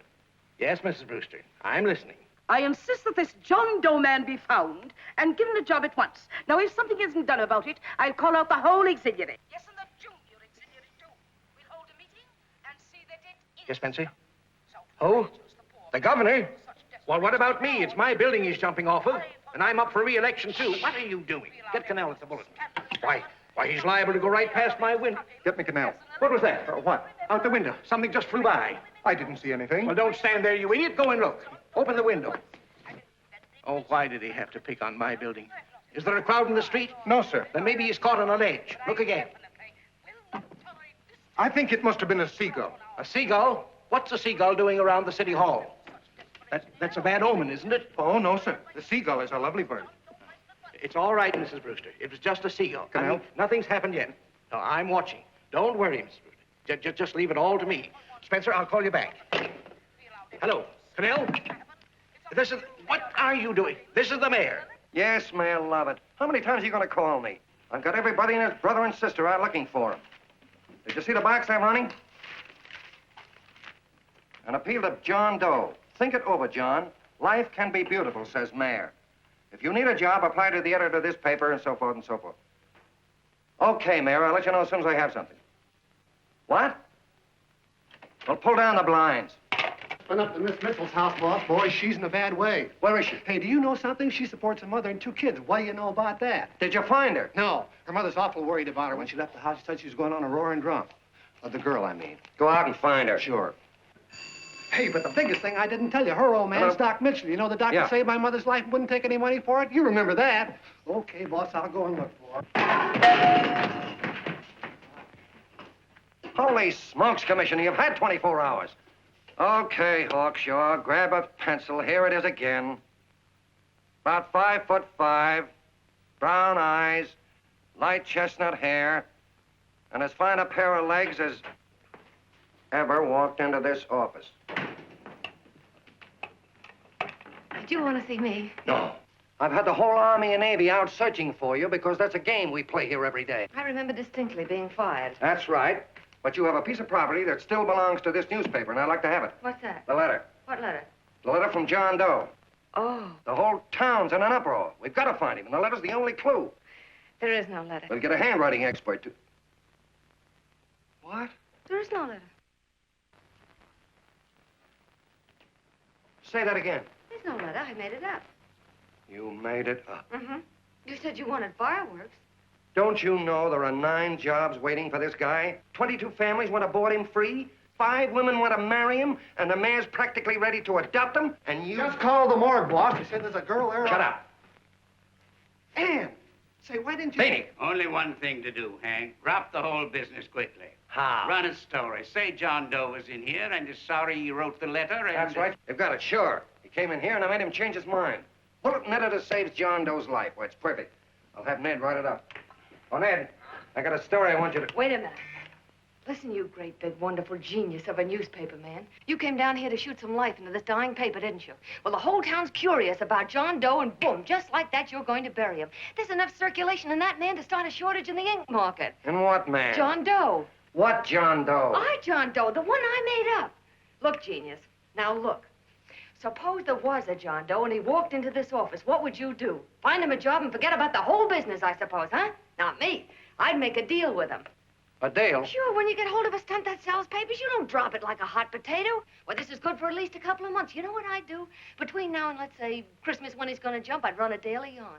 Starting with his boyhood, his schooling, his first job. A wide-eyed youngster facing a chaotic world. The problem of the average man, of all the John Does in the world. Now, then comes the drama. He meets discouragement. He finds the world his feet of clay. His ideals crumble. So what does he do? He decides to commit suicide and protest against the state of civilization. He thinks of the river, but no. No, he has a better idea. The city hall. Why? Because he wants to attract attention. He wants to get a few things off his chest, and that's the only way he can get himself heard. So? So he writes me a letter, and I dig him up. He pours out his soul to me. And from now on, we quote, I protest by John Doe. He protests against all the evils in the world. The greed, the lust, the hate, the fear. All of man's inhumanity to man. Arguments will start. Should he commit suicide or should he not? People will write in pleading with him. But no, no, sir. John Doe will remain adamant. On Christmas Eve, hot or cold, he goes. See? Very pretty. Very pretty indeed, Miss Mitchell. But would you mind telling me who goes on Christmas Eve? John Doe. What John Doe? The one we hire for the job, you lunkhead. Wait a minute. Let me get this through this lame brain of mine. Are you suggesting we go out and hire someone to say he's going to commit suicide on Christmas Eve? Is that it? Well, you're catching on. Who, for instance? Anybody. Beanie'll do. Why, sure. Who, me? Jump off a... Oh, no, any time at Christmas. I'm superstitious.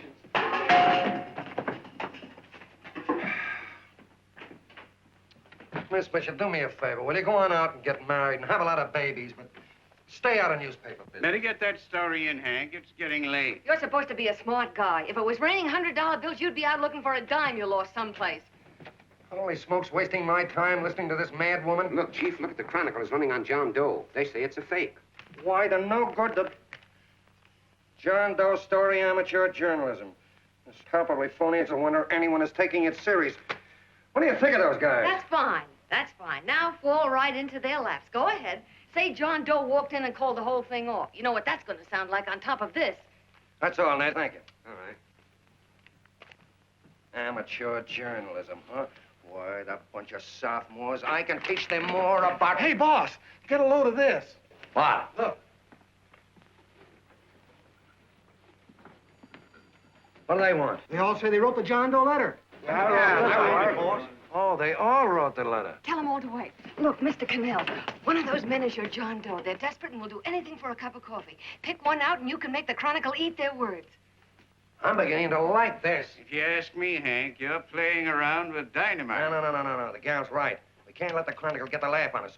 We've got to produce a John Doe now. Amateur journalism, huh? I'll show those guys. Sure, and there's no reason for them to find out the truth either, because naturally, I won't say anything. Okay, sister, you get your job back. Plus a bonus. What bonus? Or the bonus of $1,000 the Chronicle was going to pay me for this little document. You'll find it says, I, Ann Mitchell, hereby certify that the John Doe letter was created by me. I can read. Sorry. You think this is worth $1,000, do you? Oh, the Chronicle will consider it dirt cheap. Packs everything, including a gun. Okay, sister, you got yourself a deal. Now let's take a look at the candidates. The one we pick has got to be the typical average man. Typical American that can keep his mouth shut. Show me an American who can keep his mouth shut and I'll eat him. Okay, Beanie, bring him in one at a time.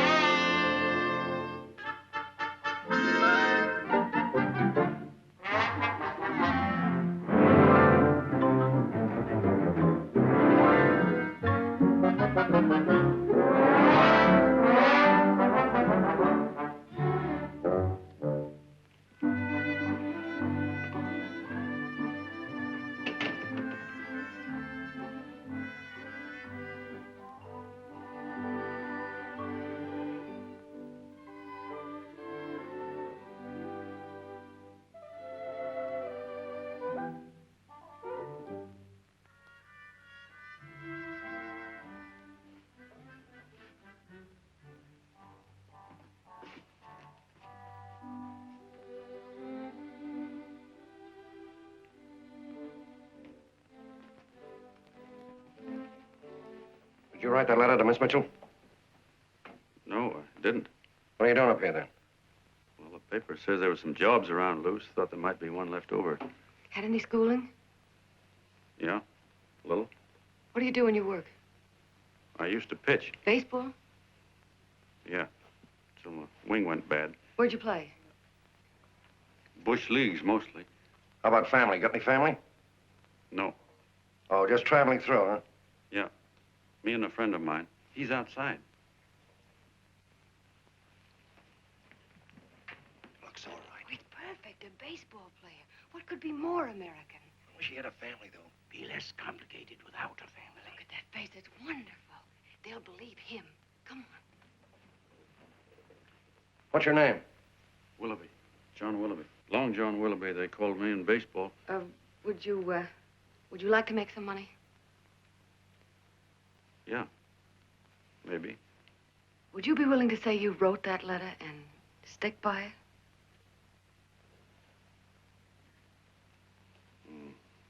I get the idea. Yeah. Maybe.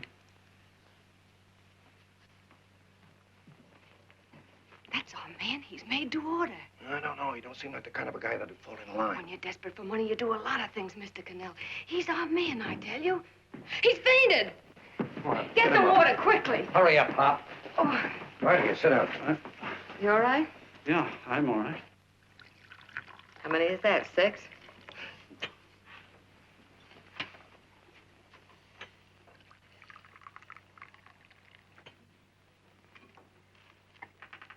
Pretty hungry, weren't you?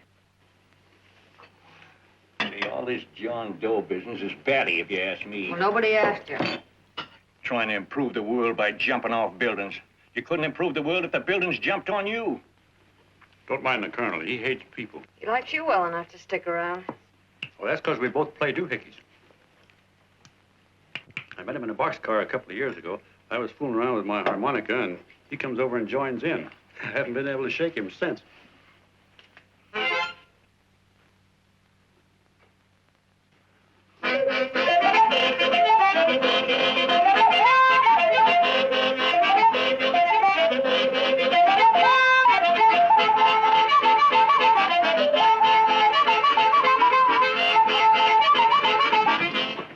All right, boys, here he is. No, Oh, no, no, you can't take pictures of him like that, eating a sandwich and with a beard. But he's going to jump off a building. Yes, but not because he's out of a job. That's not news. This man's going to jump as a matter of principle. Well, maybe you're right. We'll clean him up and put him in a hotel room under bodyguards. We'll make a mystery out of him. Did you speak to Mr. Norton? Thinks it's terrific. Says for us to go the limit. Wants us to build a bonfire under every big shot in the state. Oh, swell. Is that the contract? Yeah. What's he doing here? Friend of his. They play duets together. Duets? But can we trust him? Oh. I trust him. Oh, you trust him, eh? Well, that's fine. I suppose he trusts you, too. Oh, stop worrying. He's all right. Okay, but we don't want more than a couple of hundred people in on this thing. Now, the first thing I want is an exact copy of the John Doe letter in your own handwriting. I've got it already. Here. No, that's fine. Now, I want you to sign this agreement. It gives us an exclusive story under your name, day by day, from now until Christmas. On December 26th, you get one railroad ticket out of town. And the bulletin agrees to pay to have your arm fixed. That's what you want, isn't it? Yeah, but it's got to be by Bonesetter Brown. Okay, Bonesetter Brown goes. Here, sign it. Meanwhile, here's $50 spending money. That's fine. Beanie? Yes, boss. Take charge of him. Get him a suite at the Imperial and hire some bodyguards. Yeah, and some new clothes, Beanie. Think we better have him deloused? Yeah. Both of them? Yes, both of them, but don't let them out of your sight. Hey, Beanie, brave suit, huh? Yeah. Okay, fellas.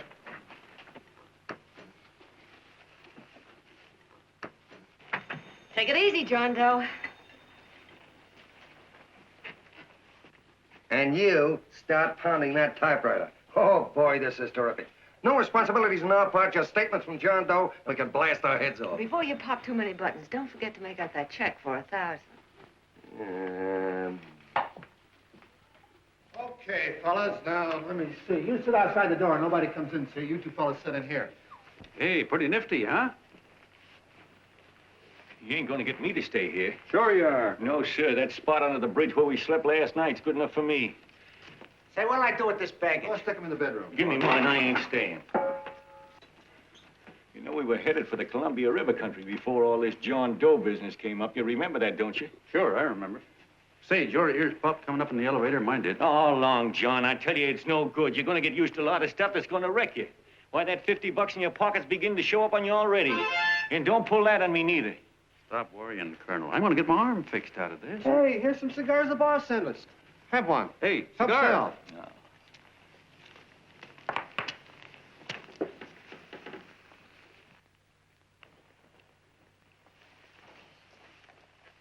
Say, I'll bet you even the major leaguers don't rate an outfit like this. Here, make yourself comfortable. Paper? I don't read no papers, and I don't listen to radios either. I know the world's been shaped by a drunken barber, and I don't have to read it. I've seen guys like you go under before. Guys that never had a worry. Then they got a hold of some dough and went goofy. The first thing that happens Hey, to a you guy... get a load of the bedroom. No. The first thing that happens to a guy like that, he starts wanting to go into restaurants and sit down at a table and eat salads and cupcakes and tea. Boy, what that kind of food does to your system.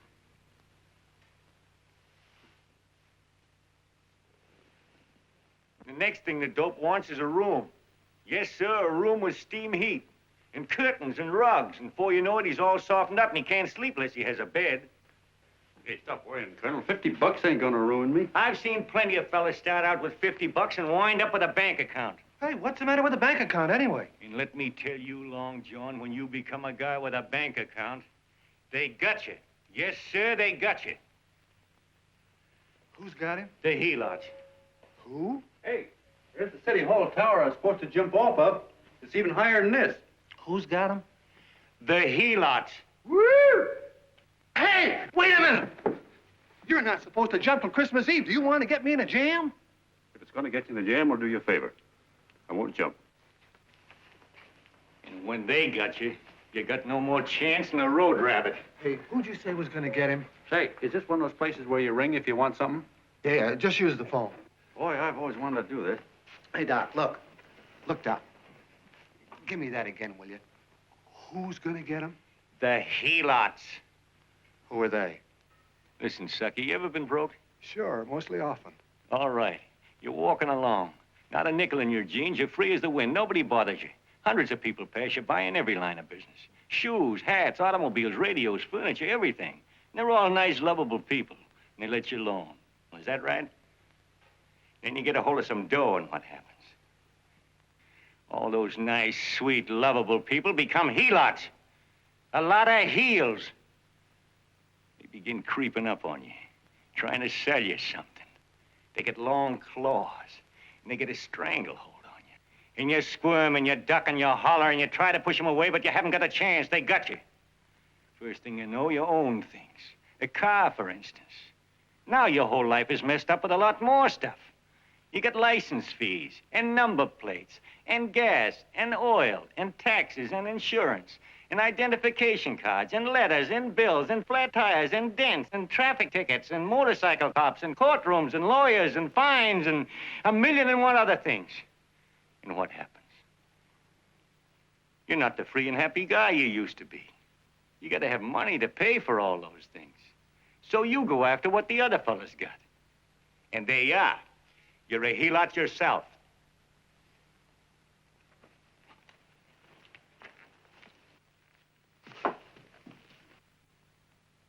You win, Colonel. Here, take the 50. Go out and get rid of it. You bet I will, just as fast as I can. I'm gonna get some canned goods, a fishing rod, and the rest I'm gonna give away. Give away? Hey, get me a pitcher's glove. I gotta get some practice. Say, he's giving it away. I'm gonna get me some of that. Hey, come back here, you helot. Will you send up 5 hamburgers with all the trimmings, 5 chocolate ice cream sodas, and 5 pieces of apple pie?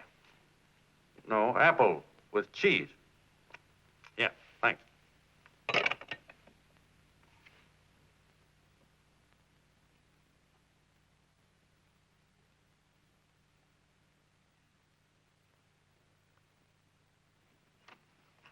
Hello there. Well, well. If it isn't the man about town. All set, Miss Anne. Oh, yes. Let's go. Let's see, we want some action in these pictures. Action? Mm-hmm. That's good. No. This man's going to jump off a roof. Oh. Here, wait a minute. Let me comb your hair. Sit down. Yeah, that's better.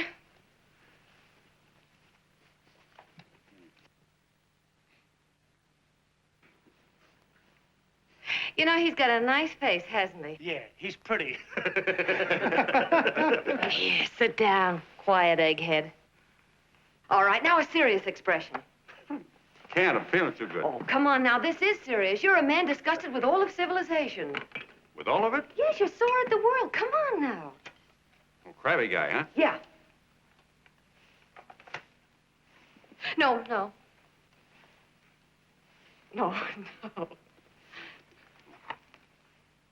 No, look. You don't have to smell the world. Well, all those guys in the Never picture mind those guys. All right, stand up. Now, let's see what you look like when you protest. Against what? Against anything, just protest. You got me. Oh, look, I'm the umpire, and you just cut the heart of the plate with your fast one, and I called it a ball. What would you do? Oh, you did, huh? Yeah. Why can't you call him right, you boneheaded... Grab it, Eddie, grab it!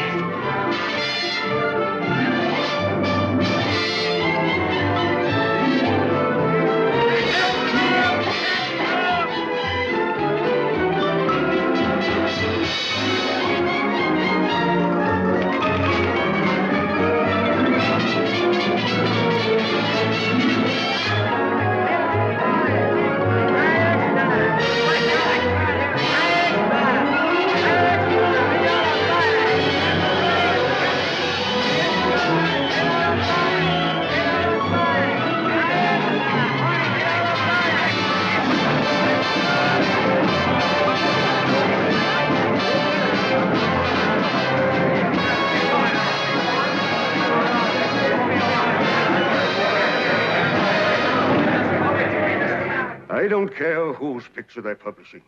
I still say that this John Doe person is a myth, and you can quote me on that. And I'm going to insist on his being produced for questioning.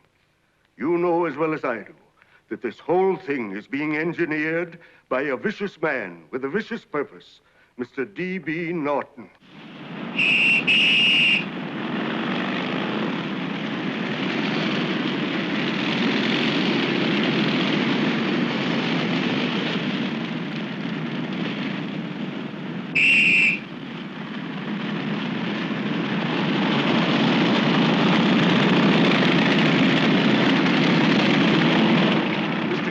Miss Mitchell are at the house, sir. Oh, they are?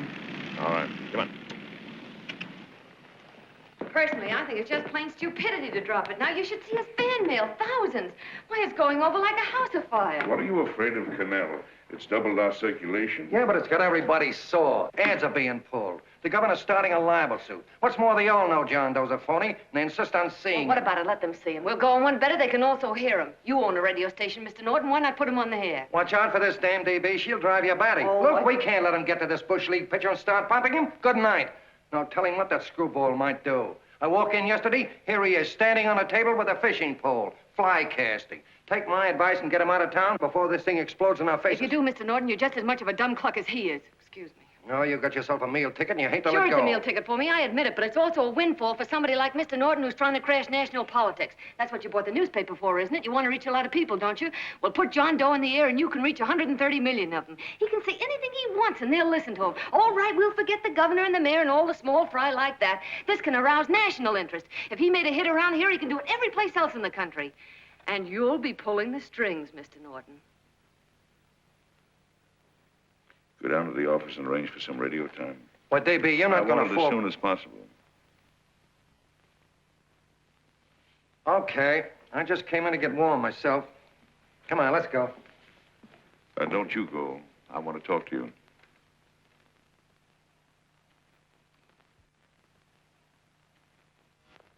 Sit down.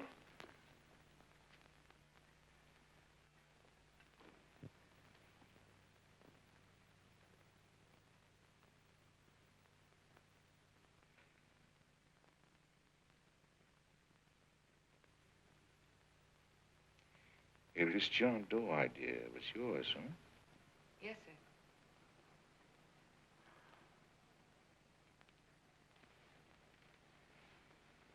How much money do you get? $30. $30. Well, what are you after? I mean, what do you want? A journalistic career? Money. Money? Well, I'm glad to hear somebody admit it. Do you suppose you could write a radio speech that would put that fellow over? Oh, I'm sure I can. Do it, and I'll give you $100 a week. $100? That's only the beginning. You play your cards right, and you'll never have to worry about money again. Oh, I knew it. Hello. Hello. Whenever there's a pretty woman around. This is my nephew, Ted Sheldon, Miss Mitchell. How do you do? How do you do? All right, Casanova, I'll give you a break. See that Miss Mitchell gets a car to take her home. Always reading my mind, aren't you? Thank you very much for everything. And Miss Mitchell, I think from now on you'd better work directly with me. Yes, sir.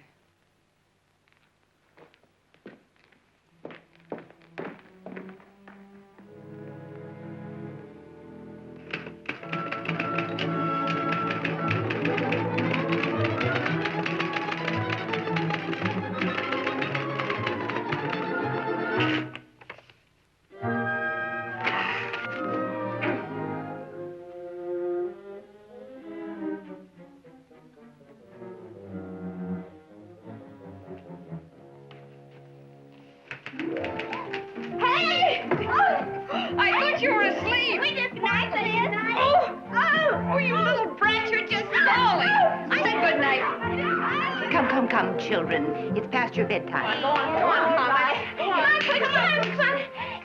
on.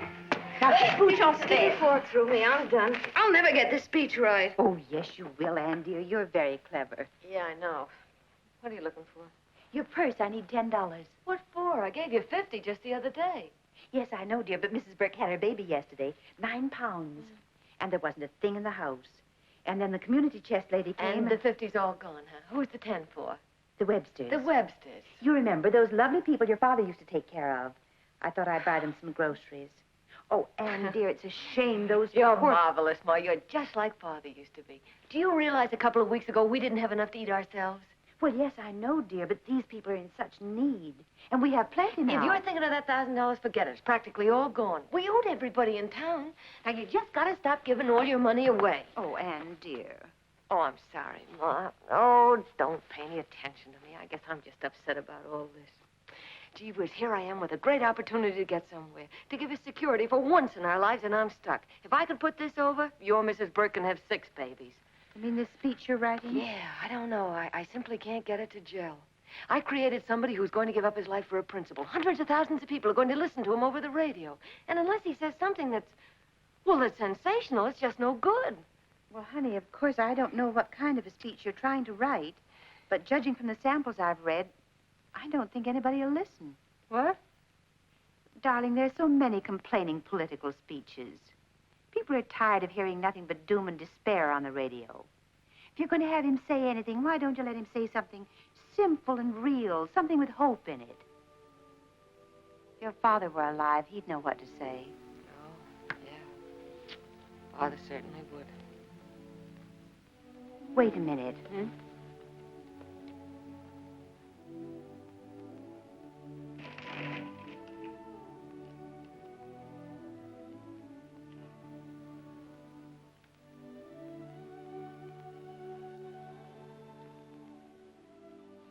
That's your father's diary, Anne.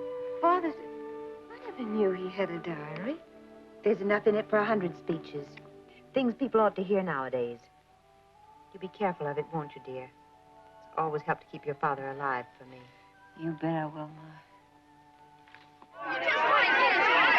Wait a minute. John Doe don't want to sign no autographs. Well, what does he do all day? What does he do all day? He's writing out his memories. Sorry, lady, you can't see Mr. Doe. He wants to be alone. No. No, he just sits around all day and commutes with himself.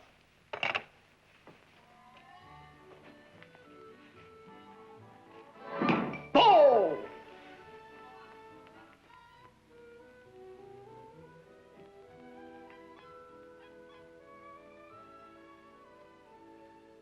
I don't know how you're going to stand it around here till after Christmas.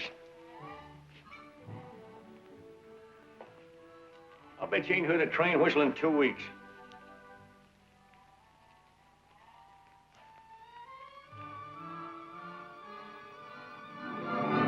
Steve, right!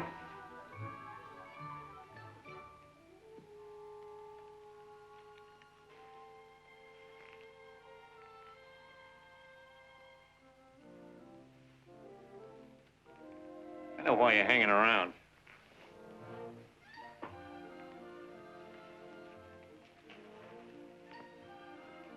You're stuck on the girl.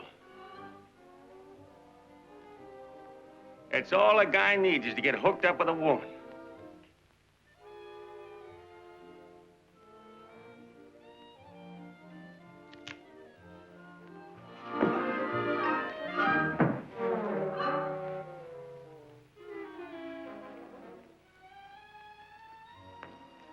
What was that, a single? First baseman dropped the ball. Butterfingers! Tough luck, pal.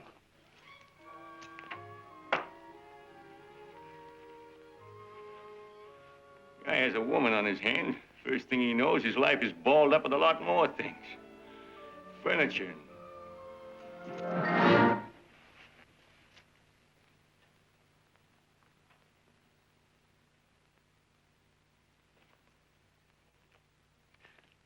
Did you get him? You're out. Swell. What's this, the end of the 8th? 9th.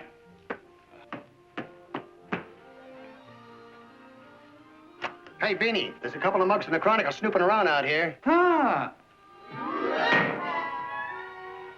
Come on, Angel Face. Gangway. What's the score, Angel Face? 3-2, our favor. Gee, that's great.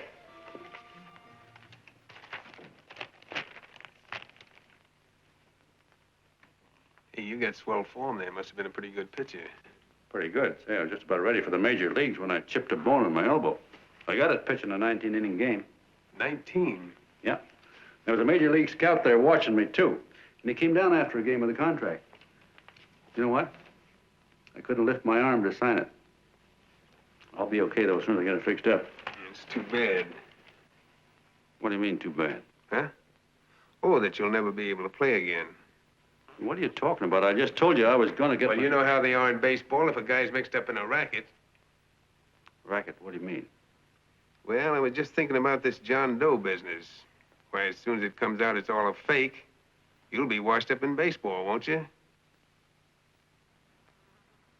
Yeah. Doggone. I never thought about that.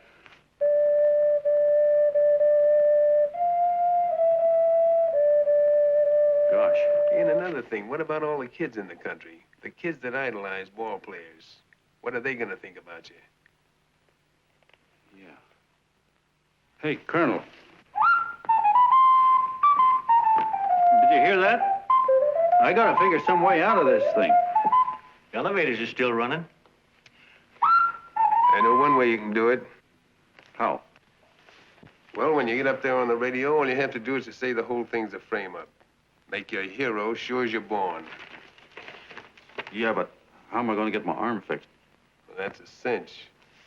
I know somebody that'll give you $5,000 just to get up on the radio and tell the truth. $5,000? Yeah, $5,000, and he gets it right away. You don't have to wait till Christmas. Look out, Long John. They're closing in on you. Say, who's putting up this dough? Fellow runs the Chronicle. Here's the speech you make, and it's all written out for you. $5,000. Holy mackerel, I can see the helots coming, the whole army of them. It's on the level.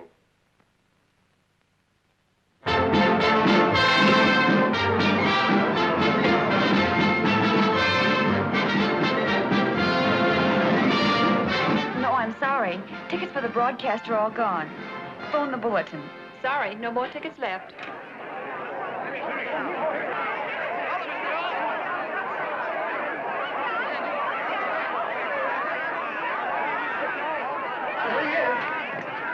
Hello, John. All set for the big night? Swell. Turn around. One moment. Now stand still. Huh? Mr. Doe. Hold it. Big smile, Mr. Doe. Okay, Jeannie, that's all. Take him out. Come on. Oh, yeah. Now, look, John, here's the speech. It's in caps and double spaced. You won't have any trouble reading it.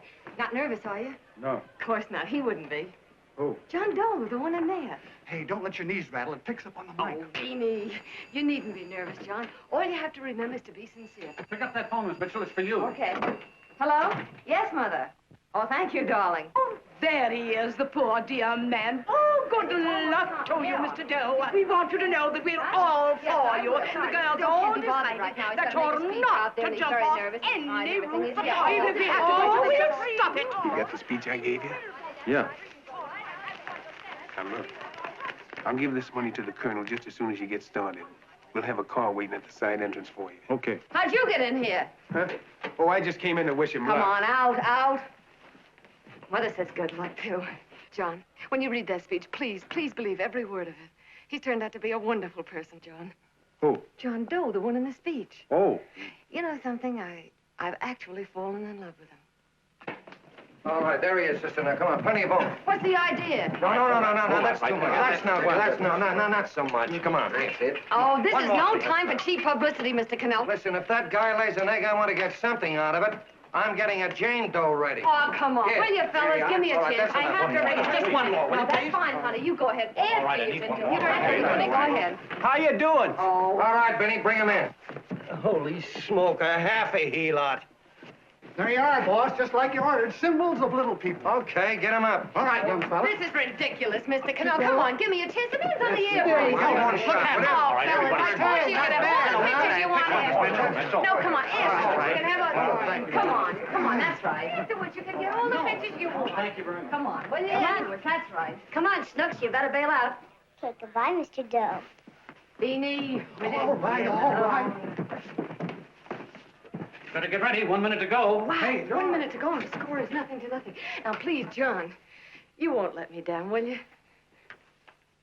Will you? Of course you won't. If you'll just think of yourself as the real John Doe.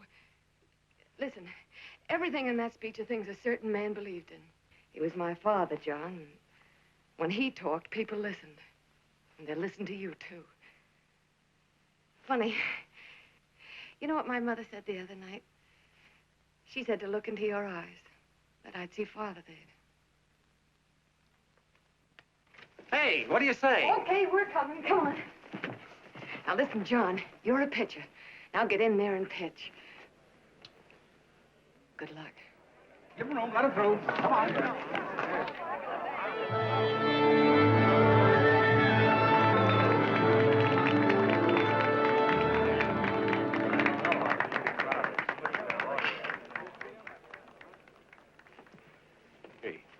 let's get out of here. There's the door right there. Hey, what are you doing here? That's what I'd like to know. Come on, out. Hey, he's a friend of mine. Never mind, let him alone. He's all right. I'll be right over there pulling for you. No, John, over here.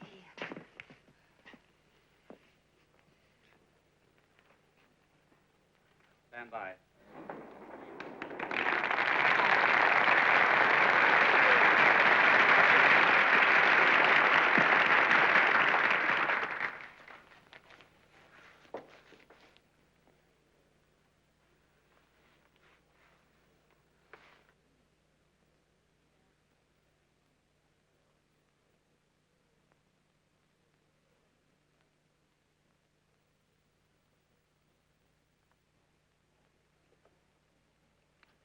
Phone the Chronicle. Tell them to start getting those extras out.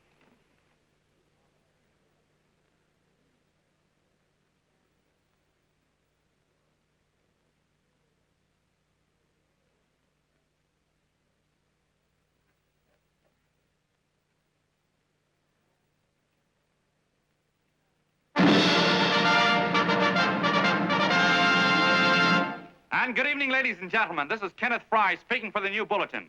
Tonight we give you something entirely new and different. Standing beside me is the young man who has declared publicly that on Christmas Eve he intends to commit suicide, giving as his reason, quote, "I protest against the state of civilization," end quote. Ladies and gentlemen, the New Bulletin takes pleasure in presenting the man who is fast becoming the most talked of person in the whole country, John Doe.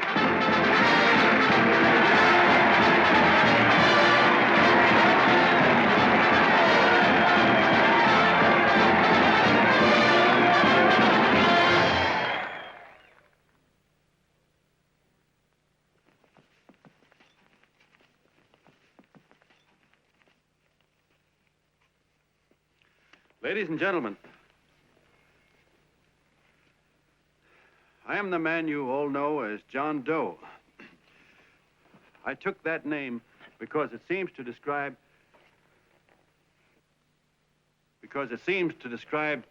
the average man. And that's me. And that's me. Well, it was me before I said I was going to jump off the city hall roof at midnight on Christmas Eve. Now I guess I'm not average anymore. Now I'm getting all sorts of attention. From big shots, too. We've been double-crossed. The mayor and the governor, for instance. They don't like those articles I've been writing. You're an imposter, young fellow. That's a pack of lies you're telling. Who wrote that speech for you? Benny, get that guy. Hey,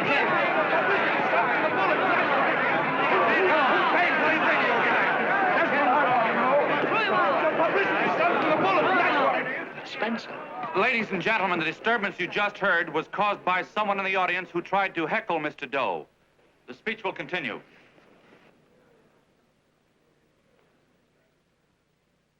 Well, people like the governor and that fella there can stop worrying. I'm not going to talk about them. I'm going to talk about us. The average guys, the John Does.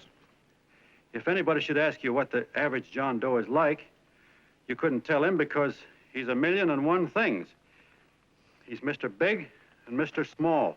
He's simple and he's wise. He's inherently honest, but he's got a streak of larceny in his heart. He seldom walks up to a public telephone without shoving his finger into the slot to see if somebody left a nickel there.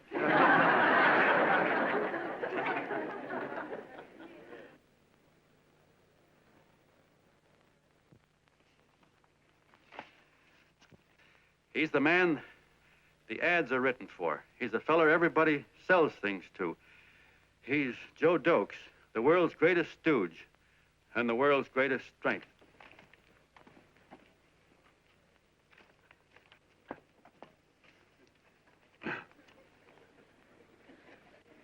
Yes, sir. Yes, sir, we're a great family, the John Does. We are the meek who are supposed to inherit the earth. You'll find us everywhere. We raise the crops, we dig the mines, work the factories, keep the books, fly the planes, and drive the buses. And when a cop yells, "Stand back there, you," he means us. the John Does. What kind of a speech is that? Didn't you read it? We've existed since time began. We built the pyramids. We saw Christ crucified, pulled the oars for Roman emperors, sailed the boats for Columbus, retreated from Moscow with Napoleon, and froze with Washington at Valley Forge. Yes, sir. We've been in there dodging left hooks since before history began to walk. In our struggle for freedom, we've hit the canvas many a time, but we always bounce back because we're the people, and we're tough.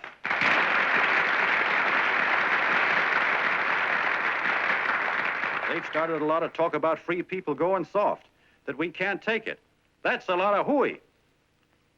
A free people can beat the world at anything, from war to tiddlywinks, if we all pull in the same direction.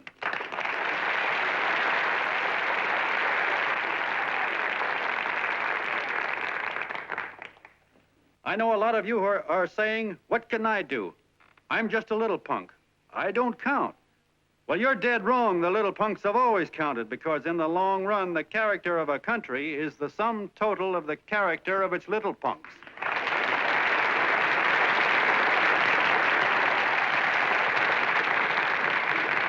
But we've all got to get in there and pitch. We can't win the old ball game unless we have teamwork. And that's where every John Doe comes in. It's up to him to get together with his teammate. And your teammate, my friends, is the guy next door to you. Your neighbor. He's a terribly important guy, that guy next door. You're going to need him, and he's going to need you, so look him up. If he's sick, call on him. If he's hungry, feed him. If he's out of a job, find him one. To most of you, your neighbor is a stranger, a guy with a barking dog and a high fence around him. Now, you can't be a stranger to any guy that's on your own team. So tear down the fence that separates you. Tear down the fence, and you'll tear down a lot of hates and prejudices. Tear down all the fences in the country, and you'll really have teamwork.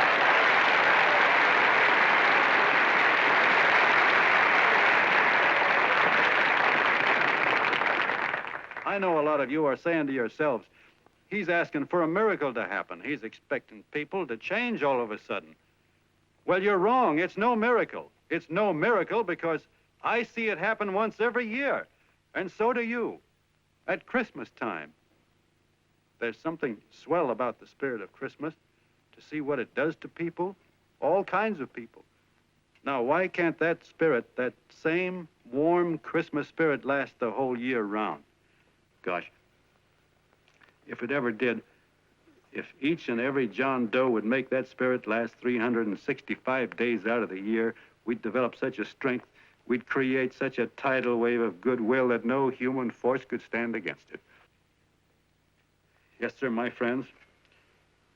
The meek can only inherit the earth when the John Does start loving their neighbors. You better start right now.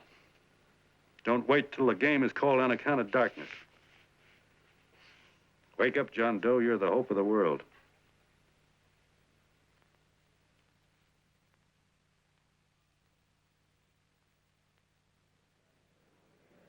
John, you were wonderful.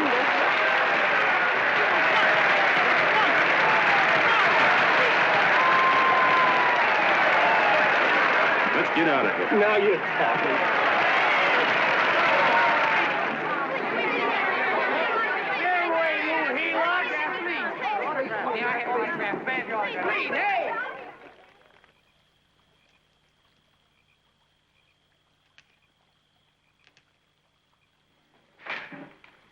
I knew you'd wake up sooner or later. Boy, am I glad we got out of that mess. I had the 5,000 bucks sewed up. Could have been on my way to old Doc Brown. You're a pitcher, John, she says. Now, go in there and pitch. What a sucker. Yeah, she's a heel-out just like the rest of them. It's lucky you got away from her. What was I doing up there making a speech anyway? Me, huh? Geez, the more I think about it, the more I could... Tear down all the fences. Why, if you tore one picket off of your neighbor's fence, he'd sue you. 5,000 bucks, had it right in my hand. What do you mean he ran away? We'll go after him, find him. That man is terrific.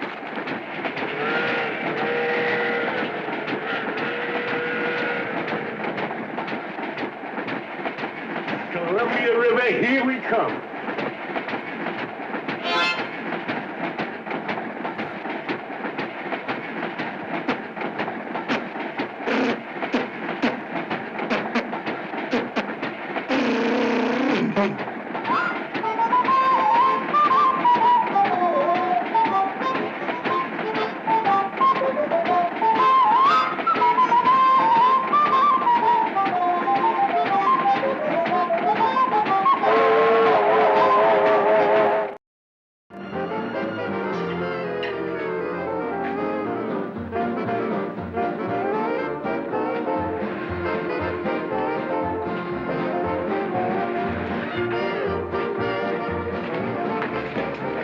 bucks. Yeah. Hey, how much money we got left? 4 bits. Better make it donuts, huh? Yeah.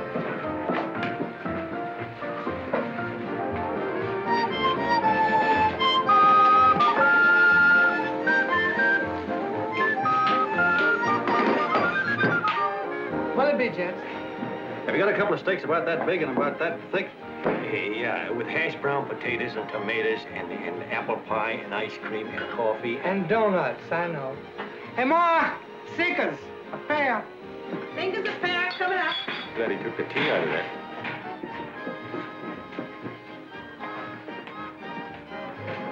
Hey, look. Join the John Doe Club. John Doe Club.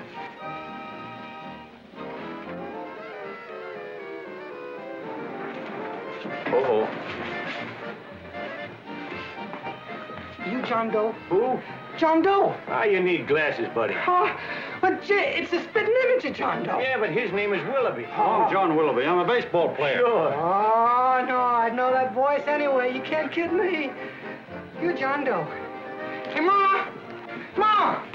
That's John Doe. John Doe. Yeah, sitting right there, big as life. Who'd you say it was? John Doe, the big guy there. Pictures in the paper. That's John Guy. John Doe. John Doe. Sitting right there, John Doe. Hey, operator. Dan's Beanery. Look, call everybody in town. John Doe was just in my place. Yeah, he ordered donuts.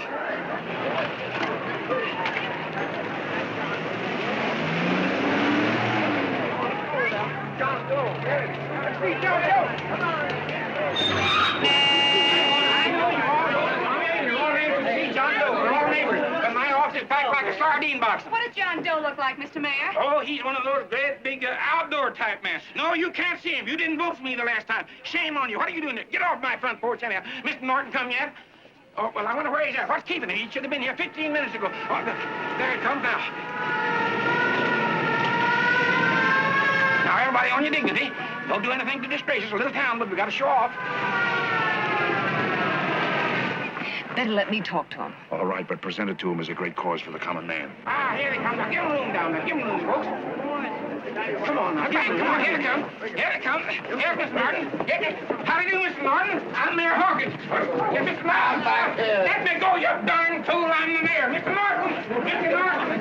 Mr. Norton. I'm Mayor Hawkins. Your office telephoned me to hold him. Well, that's fine. How is he? Oh, he's fine. He's right in my office there. You know, it's a big honor having John Doe here, and you too. Haven't had so much excitement since the old city hall burned down. People are so excited and their tourists clothes off. Oh, Matilda, darling, phone the newspapers, tell them Mr. Norton's here. Step right inside, Mr. Norton. My office. Very comfortable here, Mr. Norton. Just had it air conditioned. Gangway, please. Make room for Mr. Norton. Gangway. Gangway. Here he is, Mr. Norton. Well taken care of. The neighbors are serving him a light lunch. Hello, John. Mr. Mayor, if you don't mind, we'd like to talk to him alone. Why, certainly, certainly. All right, everybody. Clear out. Everybody, quickly now. Come on. Come on. Come on. That's it. All right. Don't argue with me here. Wait till we get home. Don't you push me around like that. Even though I'm your wife, you can't push me around. Look, Mr. Norton, I think you got a lot of nerve having those people hold us here. There's nobody holding you here, Mr. Doe. It's only natural that people... Nobody holding us here. Let's get going. Incidentally, my name isn't Doe. It's Willoughby. Look, John, something terribly important's happened. They're forming John Doe clubs. We know of 8 already, and they say that there's John Doe clubs? What for? To carry out the principles you talked about in your radio speech. I don't care what they're forming. I'm on my way, and I don't like the idea of being stopped either. Oh, but you don't know how big this thing is. You should see the thousands of telegrams we've received and what they're saying about you. Look, it started as a circulation stunt, didn't it? Well, you got your circulation. Now, why don't you let me alone? Oh, it started as a circulation stunt, but it isn't anymore. Mr. Norton wants to get back of it and sponsor John Doe clubs all over the country. He wants to send you on a lecture tour. Me? Uh-huh. Well, certainly. With your ability to influence people, it might grow into a glorious movement. Say, let's get something straight here. I don't want any part of this thing. If you got an idea I'm going around lecturing to people, why, you're crazy. Baseball's my racket, and I'm sticking to it. Come on, Colonel, let's get out of here. John, please. I just got rid of one crowd. But please, Mr. Mayor, tell him the John Doe Club wants to talk to him. Let them in, Mr. Mayor. Let them come in. Okay, folks, but remember your manners. No stampeding. Walk slow, like you do when you come to pay your taxes.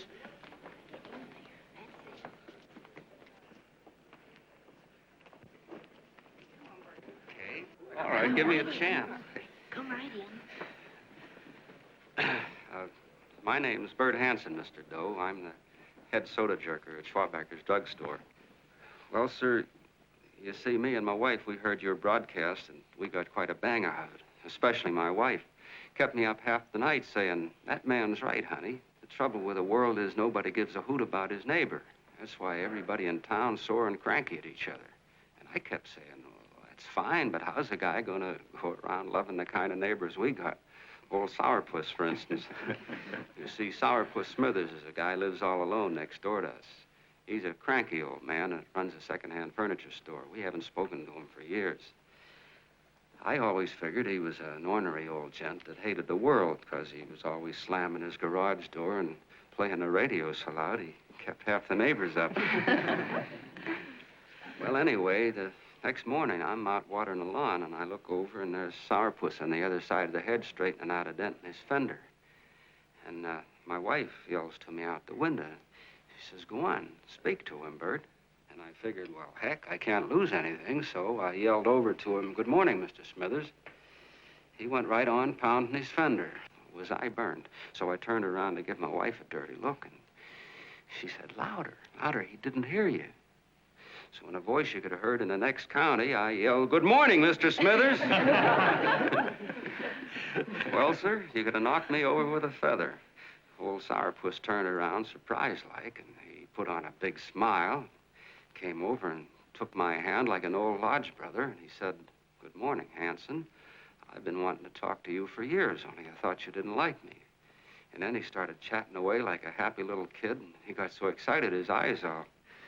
Well, Mr. Doe, before we got through, I found out Smithers is a swell egg, only he's pretty deaf, and that accounts for all the noises. And he says it's a shame how little we know about our neighbors. And then he got an idea. And he said, how's about inviting everybody someplace where we can all get together and know each other a little better? Well, I'm feeling so good by this time, I'm ripe for anything. So Smithers goes around the neighborhood inviting everybody to a meeting at the schoolhouse. And I tell everybody that comes in the store, including Mr. Schwabacker, my boss. I'm talking too much. Well, I'll be doggone if over 40 people don't show up. Of course, none of us knew what to do, but we sure got a kick out of seeing how glad everybody was just to say hello to one another. Tell him about making Sourpuss chairman.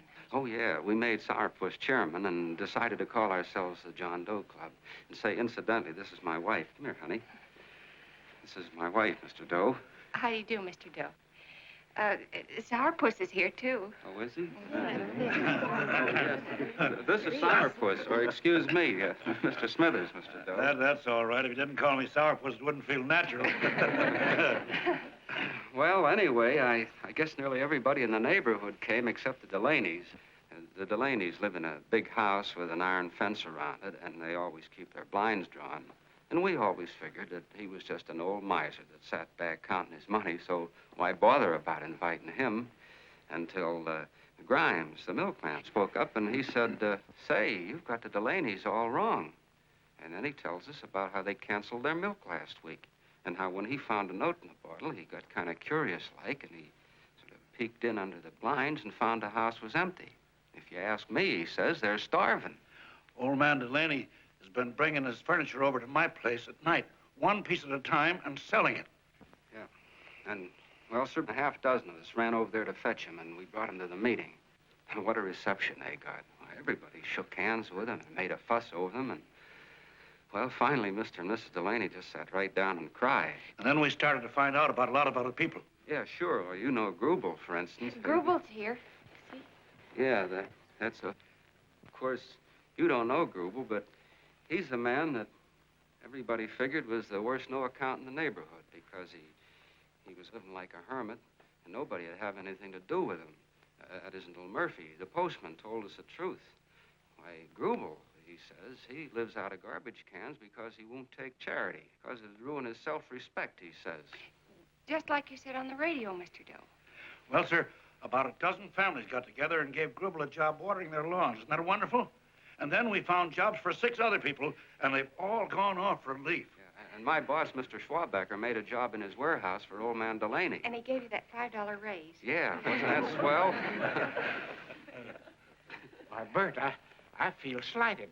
I'd like to join, but nobody asked me. I'm sorry, Mayor, but we voted that no politician could join. Just the John Does of the neighborhood, because you know how politicians are. Well, the reason we wanted to tell you this, Mr. Doe, was just to give you an idea of what you started. And from where I'm sitting, I don't see any sense in you jumping off any building. No. Well, thank you for listening. Goodbye, Mr. Doe. You're a wonderful man. And it strikes me you can be mighty useful walking around for a while. Goodbye, Mr. Doe. Goodbye, Mr. Doe.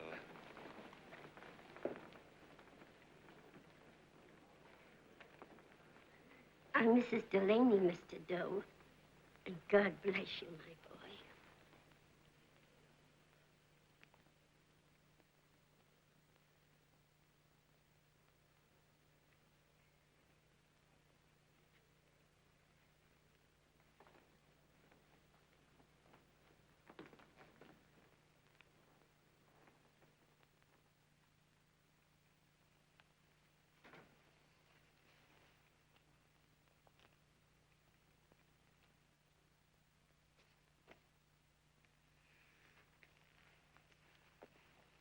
Gee whiz, I'm all mixed up. I don't get it. Look, all those swell people think I'm going to jump off a building or something. I never had any such idea. Gosh. The fellow'd have to be a mighty fine example himself to go around telling other people how to... Say, look, what happened the other night was on account of Miss Mitchell here. She wrote the stuff. Don't you see what a wonderful thing this can be? But we need you, John. You're hooked. I can see that right now. They got you. Well, I'm through. For 3 years, I've been trying to get you up to the Columbia River country. First, it was your glass arm. Then it was the radio. And now it's the John Doe clubs. Well, I ain't waiting another minute. Gangway, you helots. Hey, Colonel, wait a minute. Oh, please. Hey, Colonel! I want you personally to go along with John Doe and Miss Mitchell and handle the press and the radio. Me? Yes, I don't want to take any chances. And Johnson. Yes, Stevie? Your crew will do the mop-up job.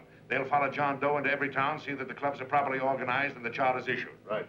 There are only 8 flags up there now. I want to see that map covered before we get through.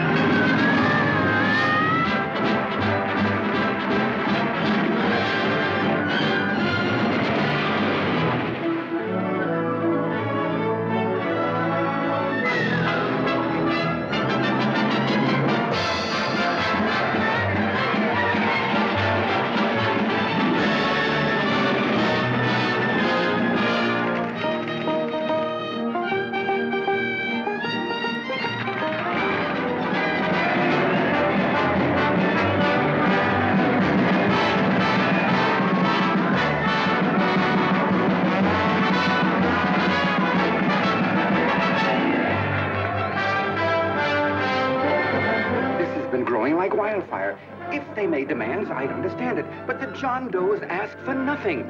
People are going off relief. If this keeps up, I'll be out of a job. As soon as it gets strong enough, we'll find out what John Doe wants. 30 every Thursday. 60 at 60. Who knows what?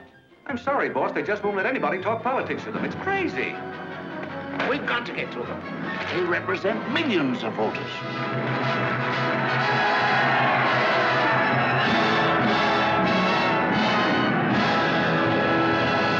I tell you, ladies and gentlemen, this thing has been nothing short of a prairie fire. We've received so many applications for charters to the John Doe clubs, we haven't been able to take care of them. I'd hate to have that many pins stuck in me. This John Doe convention is a natural. It's going to put our city on the map. Why, over 2,400 John Doe clubs are sending delegates. Can you imagine that? You, Mr. Mayor, will be the official host. You will make the arrangements for decorating the city, parades, and a reception for John Doe when he gets home. And don't wear your high hat. No high hat? No high hat. And from you, Cannell, I want a special John Doe edition every day until the convention is over. And now, if you will, please step into the outer office and look your prettiest because there are photographers there to take pictures of this committee. Don't worry, Libby. Everything will be taken care of. Isn't it all too wonderful? Gather down here tonight, cool down, get a nice picture of you. Oh, Mr. Mayor, would you step down in front row, please? You ladies get close to him, that's it. Well, I don't get it. Get what? Look, DB, I'm supposed to know my way around. This John Doe movement has cost you a fortune. Now, this convention is going to cost plenty. Well? Well, I'm stuck with 2 and 2, and I'm a sucker if I can make 4 out of it. Where do you come in? I'll have the satisfaction of knowing that my money has been spent for a worthy cause. I see. I better stick to running the paper, huh? I think maybe you better had. And Cannell, I'd like to have the John Doe contract, all the receipts for the money we advanced him, and the letter Miss Mitchell wrote, for which I gave her $1,000. Yes, sure. Well, we leave for the airport. Half an hour. Is that Johnny boy's room? Better hustle him up. He'll be ready on time. He's packing. Ah, good. Did you see his picture on the cover of Time? Yeah. I gotta give you credit, Annie girl. I've handled a good many big promotions in my time. Everything from a World's Fair to a channel swimmer. But this one has certainly got me spinning. And now a John Doe convention. Wow. Say, if you could only get him to jump off the City Hall roof on Christmas Eve, I'd guarantee you 500,000 people there. Charlie. Huh? What do you make of him? Oh, Johnny boy? Well, I don't know what angle you want, but I'll give it to you quick. Number 1, he's got great yokel appeal, but he's a nice guy.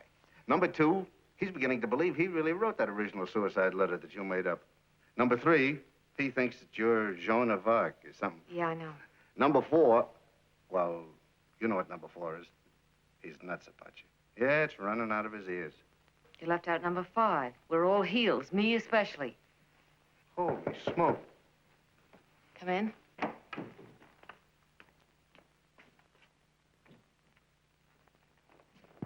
More pack. Good. I'll go and get Beanie Boy. Okay, Charlie boy.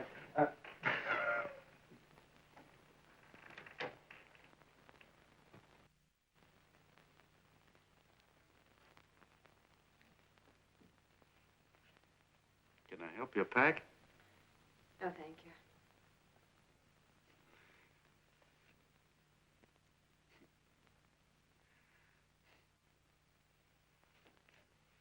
You care if I sit down out here? No.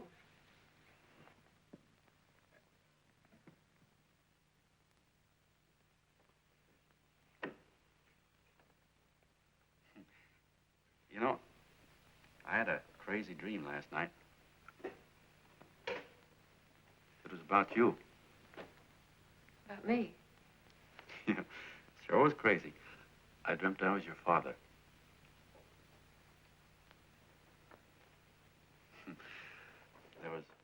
There was something I was trying to stop you from doing. So I got up out of bed, and I walked right through the wall here, right straight into your room. You know how dreams are. And there you were in bed. But you're a little girl, you know, about 10. And very pretty, too. So I shook you, and the moment you opened your eyes, you hopped out of bed and started running like the devil in your nightgown. You ran right out the window there, and you ran out over the tops of buildings and roofs and everything for miles. And I was chasing you. And all the time you were running, you kept growing bigger and bigger and bigger, and pretty soon you were as big as you are now, you know, grown up. And all the time I kept asking myself, what am I chasing her for? And I didn't know. Isn't that a hot one? Well, anyway, you ran into some place, and then I ran in after you, and when I got there you were getting married. And the nightgown had changed into a beautiful wedding gown. You sure look pretty, too. And then I knew what it was I was trying to stop you from doing. Dreams are sure crazy, aren't they? Well, would you like to know who it was you were marrying? Oh, a tall, handsome Hugh Bangy, I suppose. No, not that bad. It was that fellow that sends you flowers every day. Yeah, what's his name? Mr. Norton's nephew? Ted Sheldon. Yeah, that's the one. But here's the funniest part of it all. I was the fellow up there doing the marrying, you know, the justice of peace or something. You were? I thought you were chasing me. Well, yes, I was, but I was your father then, you see. But the real me, John Doe, or that is, Long John Willoughby, I was the fellow up there with the book. You know what I mean? I guess so. Then what happened? Well, I took you across my knee and I started spanking you. That is, I didn't do it. I mean, I did do it, but it wasn't me, you see. I was your father then. Well, I held you across my knee and I said, Annie, I won't allow you to marry a man that's just rich or that has his secretary send you flowers. The man you marry has got to swim rivers for you. He's got to climb high mountains for you. He's got to slay dragons for you. He's got to perform wonderful deeds for you. Yes, sir. And all the time, the guy up there, you know, with the book, me, just stood there nodding his head. And he said, go to it, Pop. Whack her one from me, because that's just the way I feel about it, too. So he said, come on down here and whack her yourself. So I came down and I whacked you a good one, see? Then he whacked you. And I whacked you another one, and we both started whacking you like... Well, if you're through whacking her, come on, let's get going. Okay, fellas, right in here. You go out the side entrance. There's a bunch of autograph seekers out front. We'll be down with the bags in a minute. Come on, don't make a government project out of this. Hi, Benny. When's our plane take off again? Couple of minutes. How many people do you think we've talked to already, outside the radio, I mean? Oh, I don't know. About 300,000. 300,000. What makes them do it, Ann? What makes them come and listen and get up their John Doe clubs the way they do? I've been trying to figure it out. Look, John, what we're handing them are platitudes. Things they've heard 1,000,000 times. Love thy neighbor, clouds have silver linings, turn the other cheek. It's just a... Yeah, I heard them 1,000,000 times, too, but there you are. Maybe they're like me, just beginning to get an idea what those things mean. I never thought much about people before. They were always just somebody to fill up the bleachers. The only time I worried about them is when they didn't come in to see me pitch. You know, lately I've been watching them when I talk to them. I could see something in their faces. I could feel that they were hungry for something. You know what I mean? Maybe that's why they came. Maybe they're just lonely and wanted somebody to say hello to. I know how they feel. I've been lonely and hungry for something practically all my life.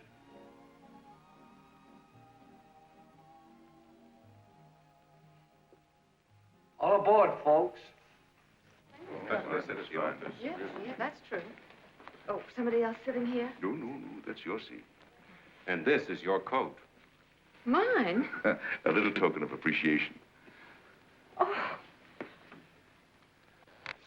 Oh, it's beautiful, D.B. Well, I don't quite know what to say. Well, don't say anything at all. Just sit down. Oh. Go ahead, open it.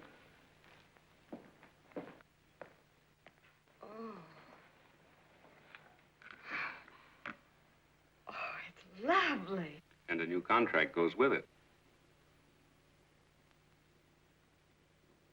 Well, come on, spring it. You've got something on your mind.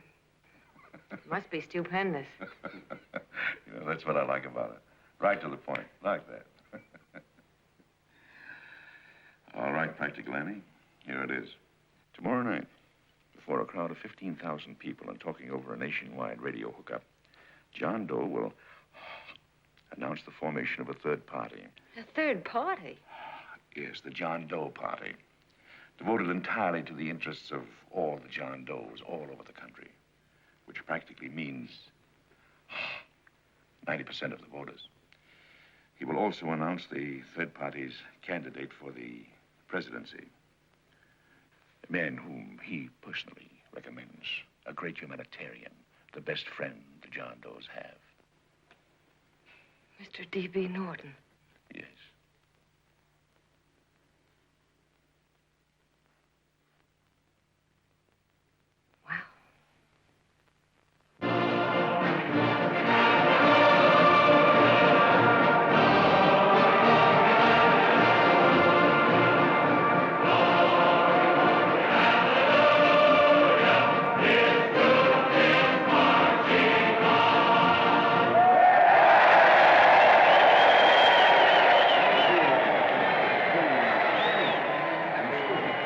The opening of the convention is hours off. The delegates are already pouring into the ballpark by the droves, with lunch baskets, banners, and petitions asking John Doe not to jump off any roof. No matter how you look at it, it's still a phenomenal movement. These John Does, or the hoi polloi, as you've heard people call them, have been laughed at and ridiculed. But here they are, gay and happy, having traveled thousands of miles, their expenses paid by their neighbors, to come here to pay homage to their hero, John Doe. And in these days of wars and bombings, it's a hopeful sign that a simple idea like this can sweep the country. An idea based on friendliness, on giving and not taking, on helping your neighbor and asking nothing in return. And if a thing like this can happen, don't let any of your grumbling friends tell you that humanity is falling apart. This is John B. Hughes, signing off now and returning you to our main studio until 9 o'clock, when the convention will officially open. Oh, John, come in. Say, I'm it's raining out a little. That's all right. It's good to see you. Sit down. Thanks.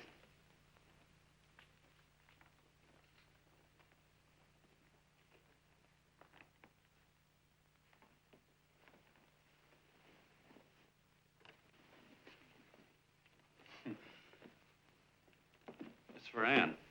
Oh, how nice. Thank you very much. Flowers. I'm terribly sorry she isn't here. She isn't? No, she just left. I'm surprised you didn't run into her. She went over to Mr. Norton's house. Oh. Did you want to see her about something important? Yeah. Well, no, it'll wait. Say, he's a nice man, isn't he? Mr. Norton, I mean. He's done an awful lot for the...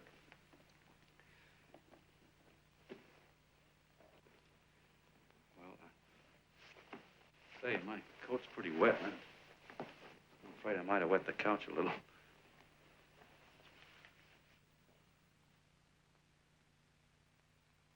Well, I guess I'll see her at the convention later. Yes, of course. I'll see that she gets the flowers. Thanks. Good night, Mrs. Mitchell. Good night, John.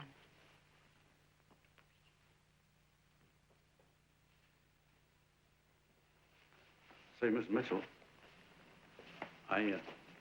I'm kind of glad Anne isn't here. You see, I came over here hoping to see her alone, and kind of hoping I wouldn't, too, you know what I mean? There was something I wanted to talk to her about. But, well, it'll wait, I guess. Good night. Good night, John. Say, look, Mrs. Mitchell, have you ever been married? Oh, I'm sure you have. Gosh, that's pretty silly. I guess you must think I'm kind of batty. Well, I guess I'd better be going at that. John, my husband said, I love you. Will you marry me? You did? What happened? I married him.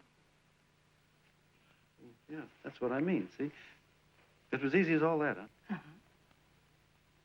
Yeah, but look, Mrs. Mitchell, you know, I love Anne, and it's going to be awfully hard for me to say it because, well, you know, she's so wonderful. And, well, the best I ever was a Bush League pitcher. And, you know, I think she's in love with another man, the one she made up. You know, the real John Doe. Well, that's pretty tough competition. I bet you he'd know how to say it all right. And me, I get up to it and around it and in back of it, but I never get right to it. You know what I mean? So the only chance I've got is, well, if somebody could kind of give her a warning, sort of prepare her for the shock. You mean you'd like me to do it? Well, I was thinking that, yeah, you know, sort of break the ice.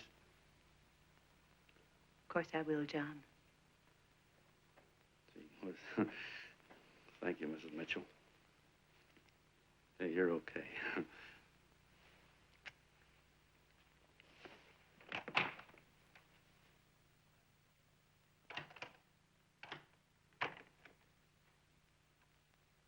This John Doe meeting is going to be one of the biggest things that ever happened. Why, they're coming from all over. Trains, boxcars, wagons. Look out! Hello, bodyguards. Hey, had your dinner yet? Well, Jeff? Oh, that's all right. Well, look, no, go ahead and have your dinner. Wait a minute, John.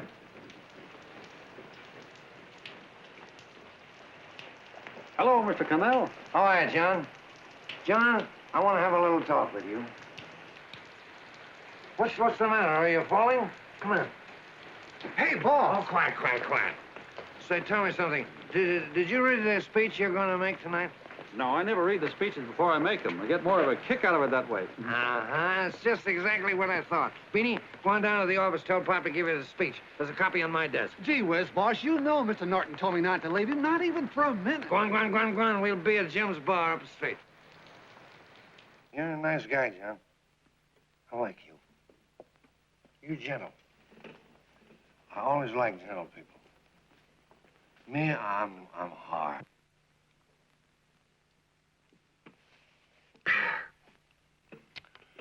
Yep, I'm hard. But you want to know something? I've got a weakness. Never guess that, would you? Well, I have.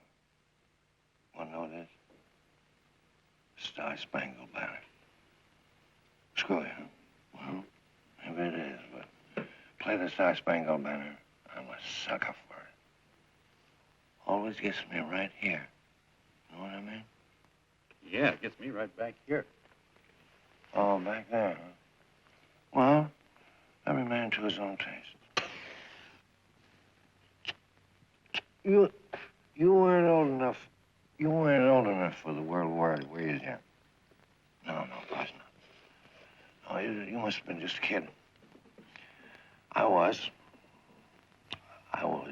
just ripe and raring to go. You know what my old man did when I joined up? He joined up, too. Got to be a sergeant. And here's a kick for you. We were in the same outfit. Funny, huh?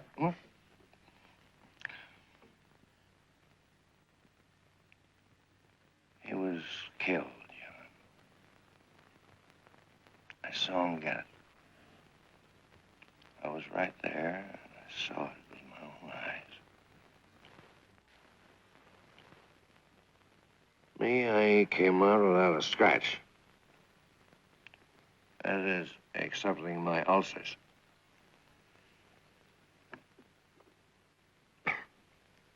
We should be drinking milk, you know. This stuff is poison. Hey, Tubby. Yes, Mr. Connell? What do you say, huh? All right. Yep, I'm a sucker for this country. I'm a sucker for the Star-Spangled Banner, and I'm a sucker for this country. I like what we got here. I like it.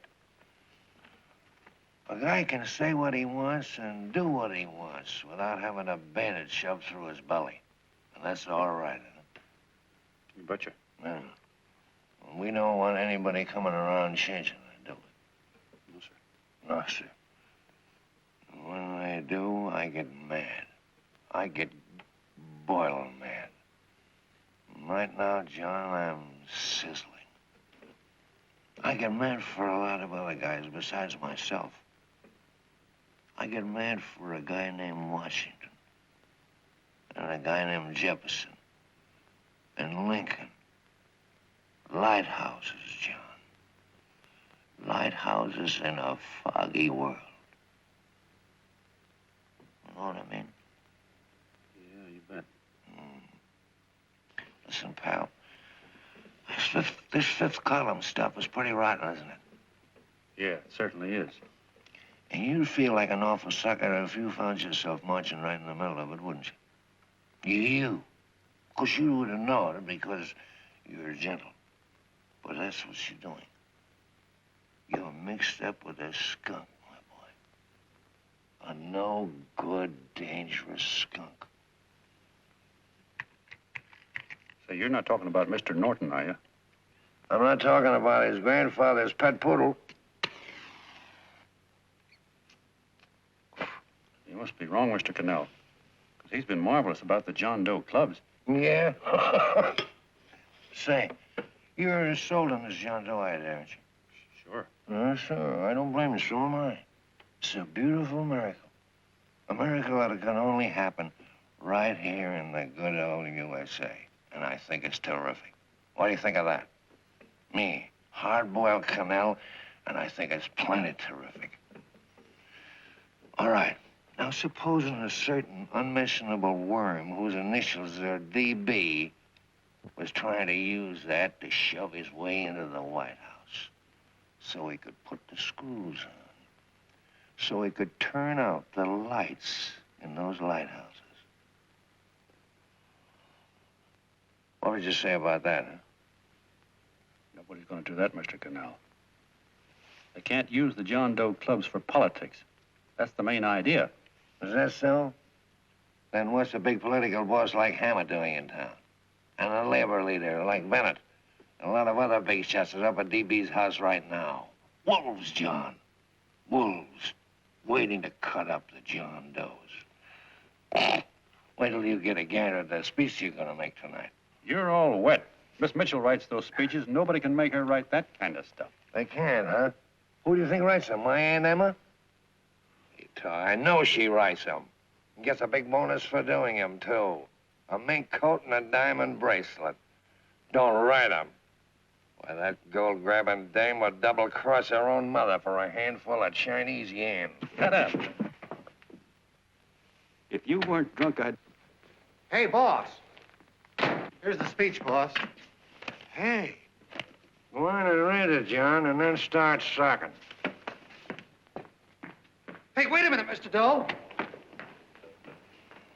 Tubby? Yes, sir. Better bring me a glass of milk. I'm smoking too much. Yes, Charlie? Got everything all set? Fine. John Doe been taken care of? Good. How many people do you think will be there? 15,000? Oh, my, that's fine. Now, listen, Charlie. As soon as John Doe stops talking about me, I want you to start that demonstration. And make it a big one, you understand? Don't worry about that, DB. My boys are there. They'll take care of it. What? Yes, I'll be there 15 minutes after I get your call.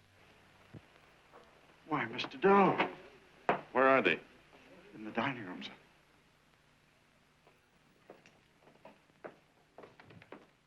Well, gentlemen, I think we're about ready to throw that great big bombshell. Yeah, well, it's about time. Even a conservative estimate shows that we can count on anywhere between 10 and 20 million John Doe votes. Now, add to that the labor vote that Mr. Bennett will throw in, and the votes controlled by Mr. Hammett and the rest of you gentlemen in your own territories, and nothing can stop us. As I said before, I'm with you, providing you can guarantee the John Doe vote. Don't worry about that. You can count on me on one condition. Little Bennett's got to be taken care of. Didn't I tell you that everybody in this room would be taken care of? My agreement with you gentlemen stands. I'm with you, DB, but I still think it's a very daring thing we're attempting. These are daring times, Mr. Barrington. We're coming to a new order of things. There's too much talk been going on in this country. Too many concessions have been made. What the American people need is an iron hand. You're right, that's true. You're quite right, DB. Discipline. Right. And now, may I offer a little toast to Miss Ann Mitchell, the brilliant and beautiful lady who is responsible for all this. Miss Mitchell. Mr. Norton, I'd like to talk to you alone for a minute. Oh, Miss Mitchell has something to say to us. Let's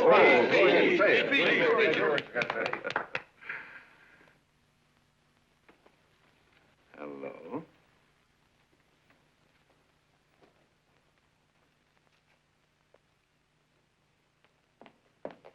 John, I'm so glad to see you. I was terribly worried. Did you write this? Yes, I did, John, but I had no idea what was going on. You didn't. No. That's a swell bracelet you're wearing. John, why aren't you at the convention?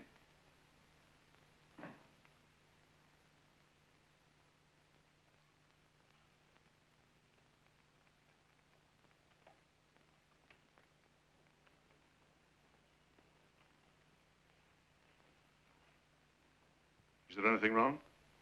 No, nothing's wrong. Everything's fine. So there's going to be a new order of things, huh? Everybody's going to cut himself a nice fat slice of the John Does, eh?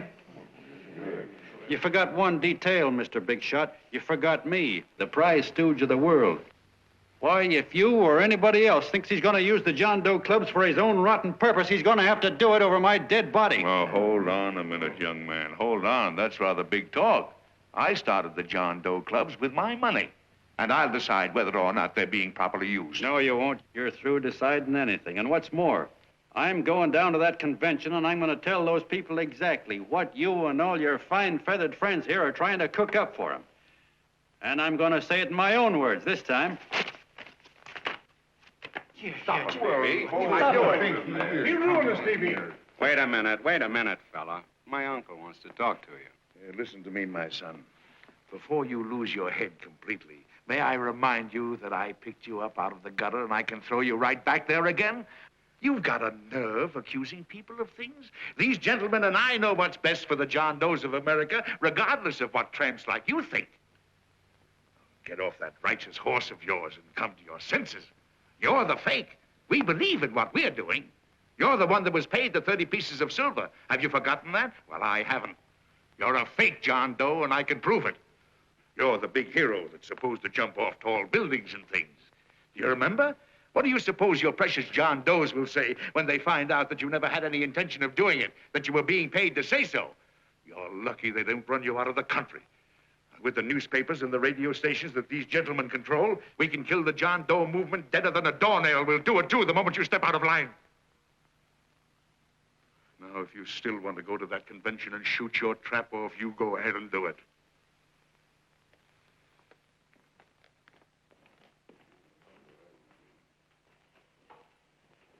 You mean to tell me you'd try to kill the John Doe movement if you can't use it to get what you want? You bet your bottom dollar we would.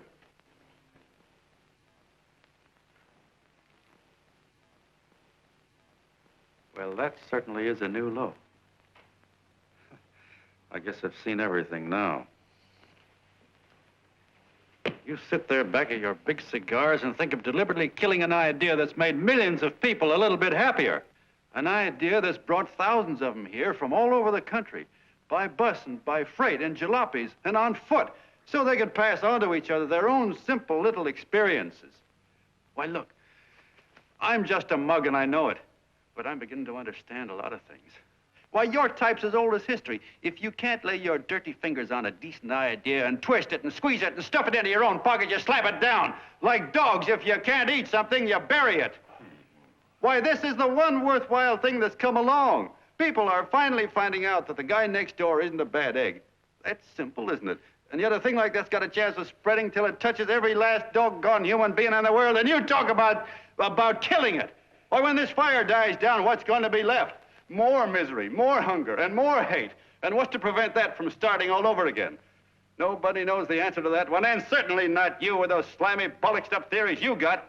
The John Doe idea may be the answer, though. It may be the one thing capable of saving this cockeyed world, yet you sit back there on your fat hulks and tell me you'll kill it if you can't use it. Well, you go ahead and try. You couldn't do it in a million years with all your radio stations and all your power, because it's bigger than whether I'm a fake. It's bigger than your ambitions, and it's bigger than all the bracelets and fur coats in the world. You bet it is, John. And that's exactly what I'm going down there to tell those people.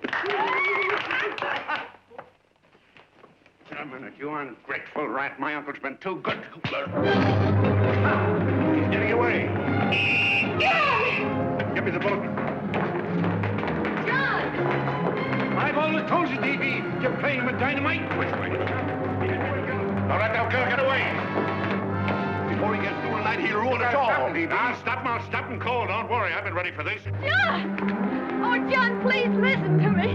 Please, I can explain everything, John. I didn't know what they were going to do. Let me go with you, John. John, please. Go ahead, driver. The ballpark. Explain it to you.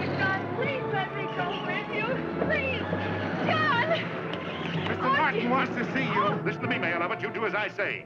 I want them both arrested. You tell the police department to pick up Cannell. I've got the girl here. I've got the bullet. I don't care what you charge him with. If you're worried, let him go in the morning, but keep him in jail overnight. Hello, Bulletin. Put Pat Wire on.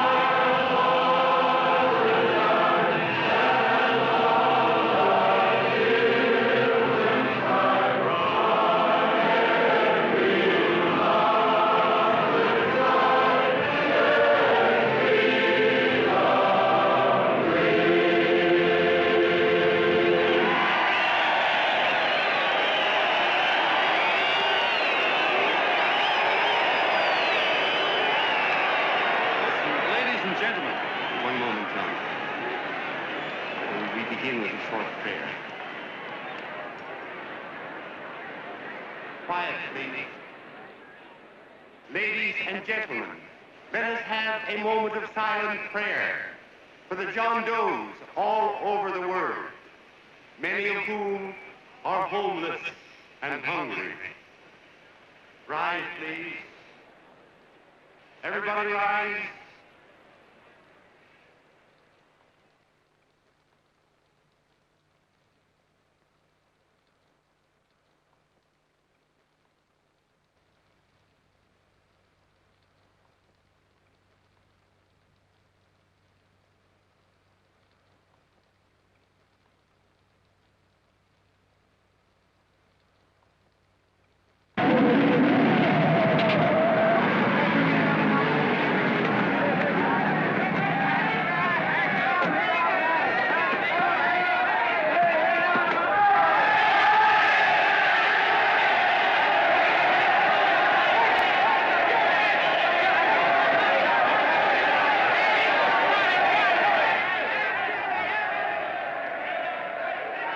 Newsboys. Hundreds of yelling newsboys are swarming into the park like locusts. They're yelling John Doe's a fake. Fake.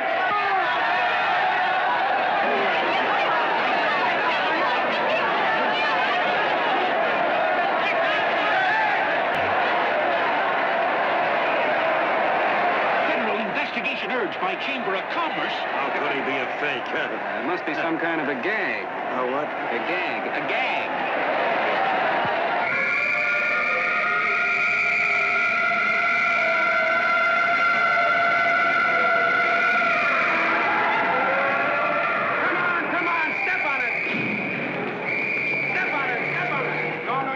Now, so let's get going. Wait for the thing.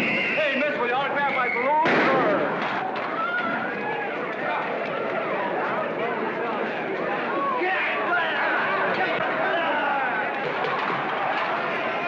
Ladies and gentlemen, this is exactly what I came down here to tell you about tonight. Please, if you all just be quiet for a few minutes, I can explain this whole thing to you. If you all know, this paper is published by a man by the name of D.B. Norton. Mr. D.B. Norton. Wait a minute, everybody. Wait a minute. Wait a minute, ladies and gentlemen. My name is D.B. Norton. You all know me. I accuse this man of being a faker. We've been taken for a lot of suckers, and I'm the biggest of the lot. I spend a fortune backing this man in what I believe to be a sincere and worthy cause, just as you all did. And now I find out it's nothing but a cheap racket cooked up by him and two of my employees for the sole purpose of collecting dues from John Does all over the country. That's a lie. It's not a lie. Nickels and dimes to stuff into their own pockets. You can read all about it in the newspapers there. That's a lie. Listen, ladies and gentlemen, don't believe what... This man had no intention of jumping off the top of a building. He was paid to say so. Do you deny that? That's got nothing to do with it. Were you paid for it, or weren't you? Yes, I was paid, but there And happened... what about the suicide note? You didn't write that either. What difference Did you write it or didn't you? No, I didn't write it. Now, you bet your life you didn't. You look in your papers, ladies and gentlemen, and you'll find Miss Nixon's signed confession that she was the one who wrote it. Listen, folks, it's a fact that I didn't write the letter. There, you see, he admits it. You're a fake John Doe. For what you have done to all these good people, they ought to run you out of the country. And I hope they do it.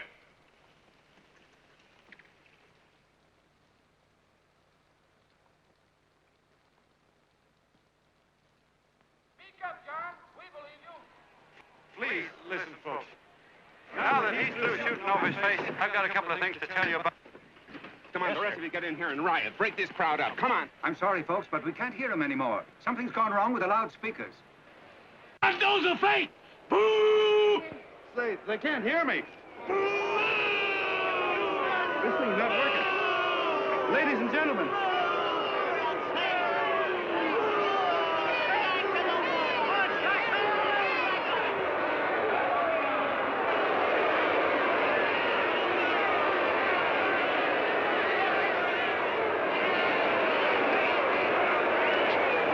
This thing's bigger than whether I'm a fake.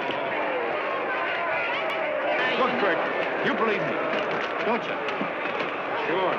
I believe you. Walking my legs off, digging up 5,000 signatures for a phony.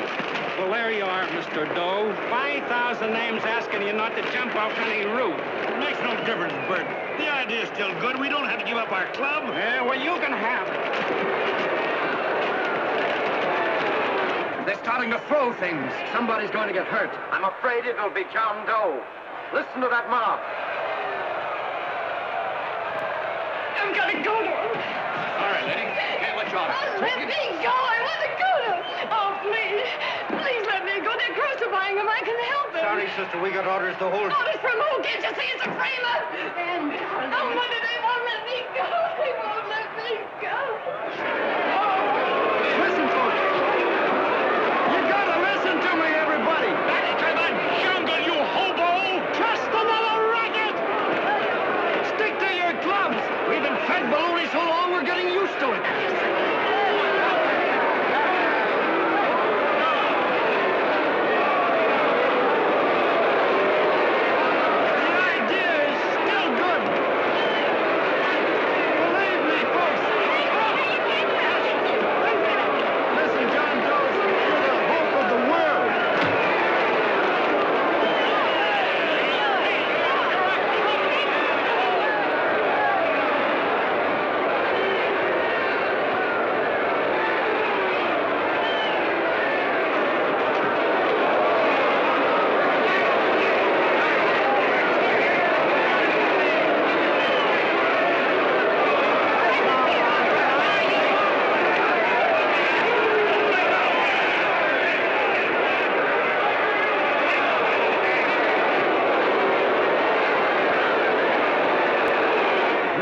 Managed to get him out of the park. But if that boy isn't hurt, it'll be a miracle.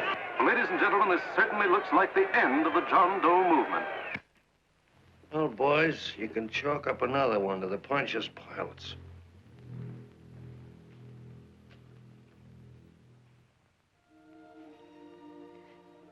I should have been there. I could have helped him. He was so all alone. A lot of us are going to be mighty ashamed of ourselves after tonight.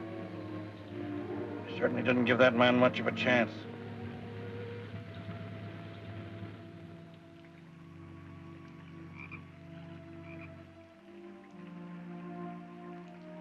Have some more coffee, Long John? No thanks, Carl.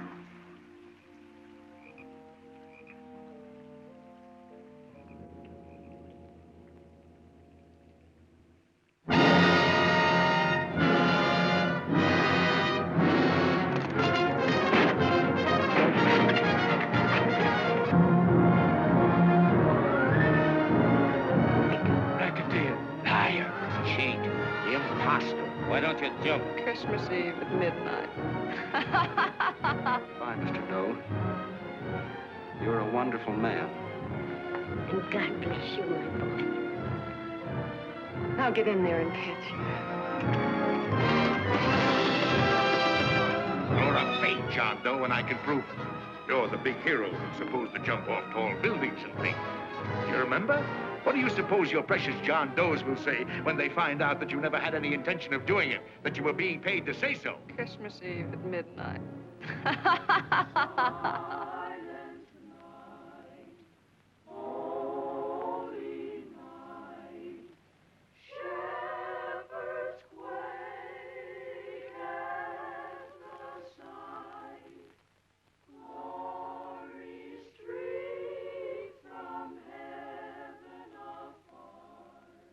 Merry Christmas, son. Merry Christmas.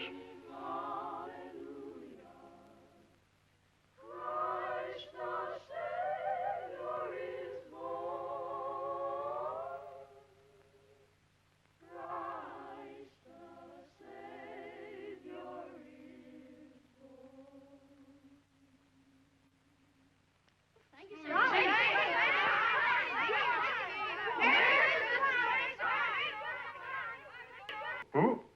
John Doe. Is that screwball still around? Dame's been calling all day. Sure, I know. Yeah, at midnight, huh? Okay, lady. We'll have the place surrounded with nets.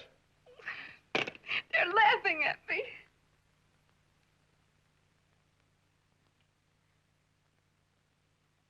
You're a sick girl, Anne. You better take it easy. Whom are you calling now? You called that number not 10 minutes ago. Hello, Mr. Cannell. Have you seen him yet? Now listen, Ann, he can't possibly get in without our seeing him. I'm watching the side door and the colonel's out front, so stop worrying. Oh. Thank you.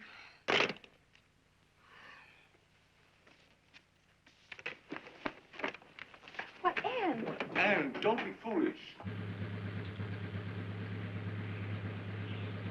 If this isn't the craziest, the battiest, the looniest wild goose chase I ever heard of. Shut up, Bert. Sourpuss is right. Yeah, Willoughby is. I'm a banana split. That man is going to be on that roof. Don't ask me how I know. I just know, and you know it as well as I do. Sure. I'd like to believe in fairy tales, but a guy that's a fake isn't going to jump off any roof. I don't think he was any fake, not with that face. And anyway, what he stood for wasn't a fake. Okay, honey, okay.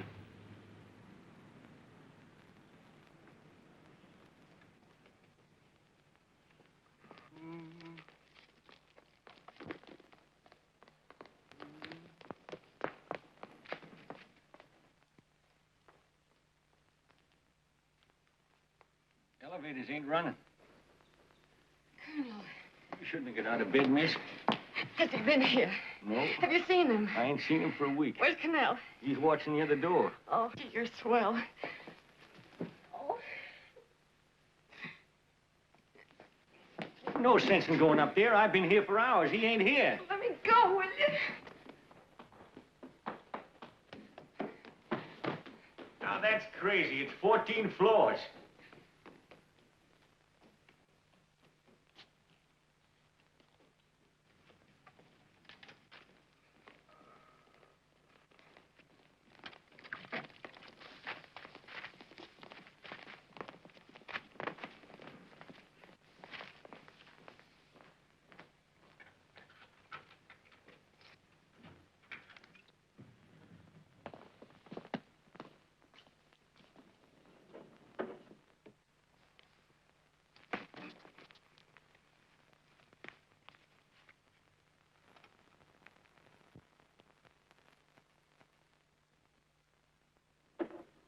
As far as the elevator goes, we got to walk up to the tower.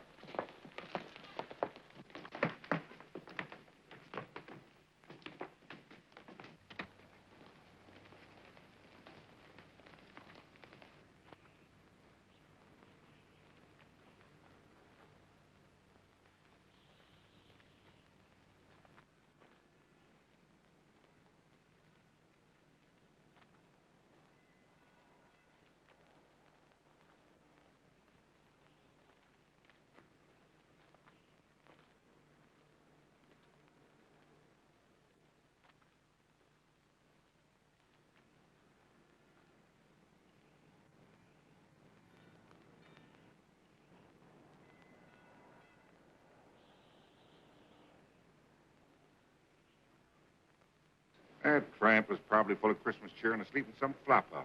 Let's go. I've got to decorate my tree.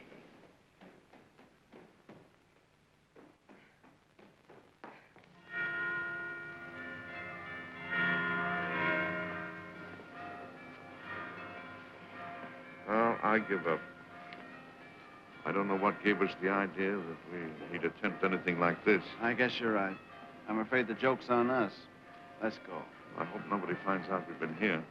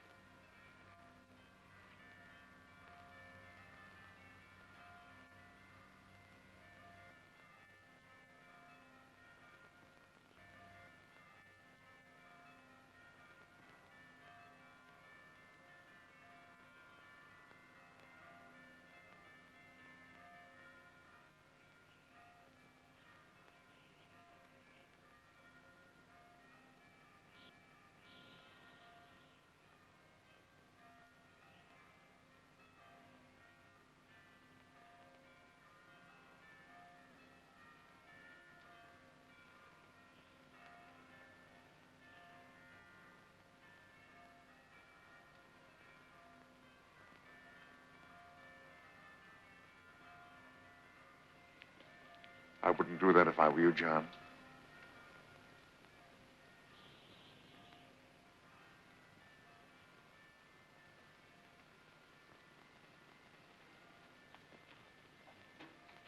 It'll do you no good. The mayor has policemen downstairs with instructions to remove all marks of identification you may have on your person. You'll be buried in Potter's Field, and you will have accomplished nothing.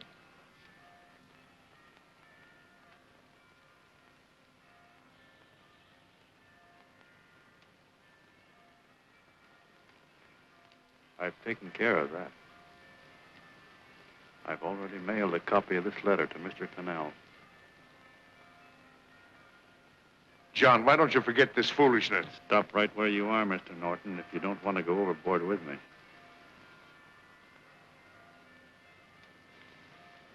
I'm glad you gentlemen are here. You killed the John Doe movement, all right. But you're going to see it born all over again.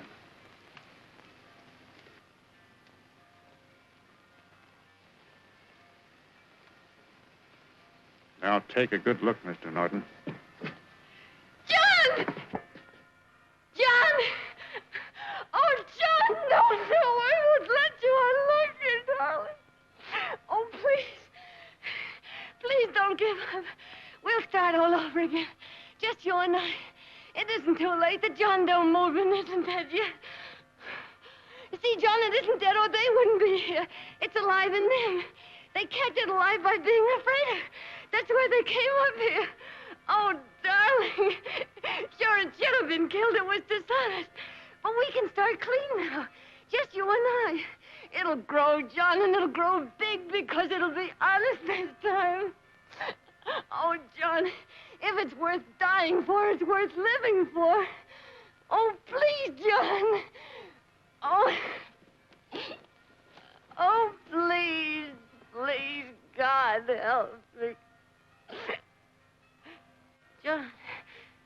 John, look at me. You want to be honest, don't you? Well, you don't have to die to keep the John Doe idea alive. Someone already died for that once. The first John Doe. And he's kept that idea alive for nearly 2,000 years. It was he who kept it alive in them. And he'll go on keeping it alive forever and always. For every John Doe movement these men kill, a new one will be born. That's why those bells are ringing, John. They're calling to us. Not to give up, but to keep on fighting, to keep on pitching. Oh, don't you see, darling? This is no time to give up. You and I, John, we... Oh, no. No, John. If you die, I want to die, too. Oh, I love you. Oh, John.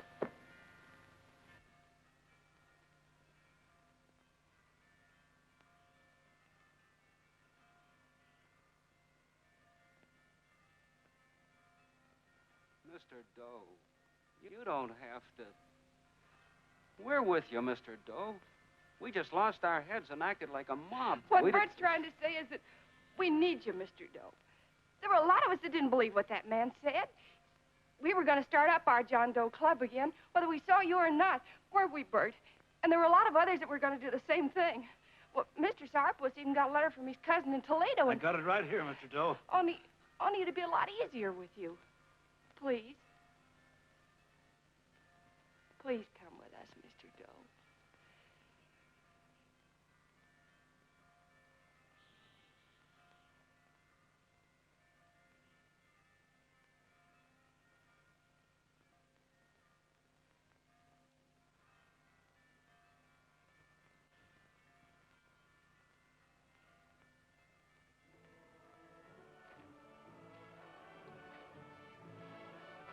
Long John. Mr. Doe. Here, we'll help you with her. She'll be all right. Mr. Doe, take her right down to the car. And right up. Look, we got a car right down to her nation. They are, Norton, the people. Try and lick that.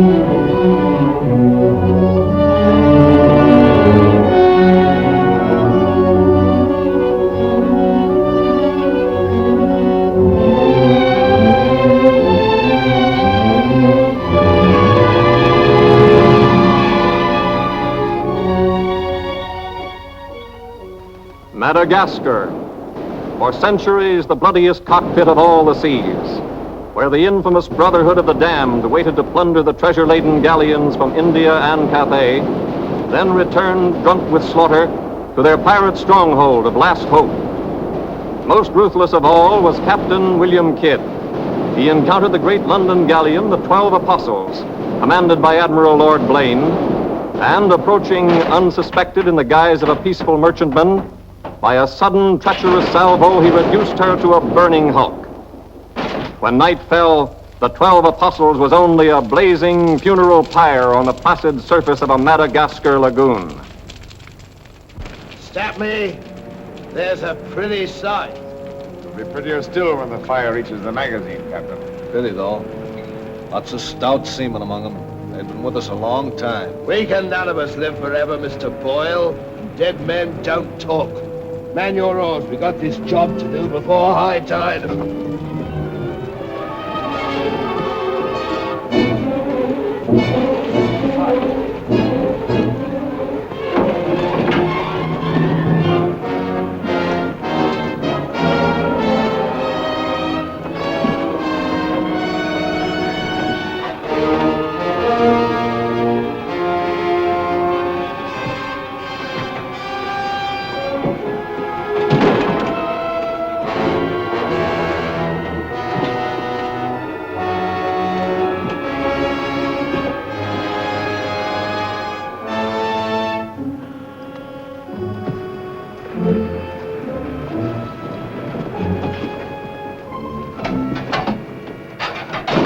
There.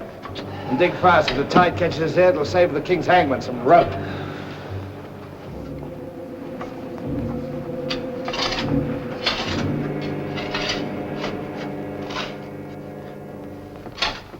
There you are. Deep enough to bury a man in. Give us a hand, mate.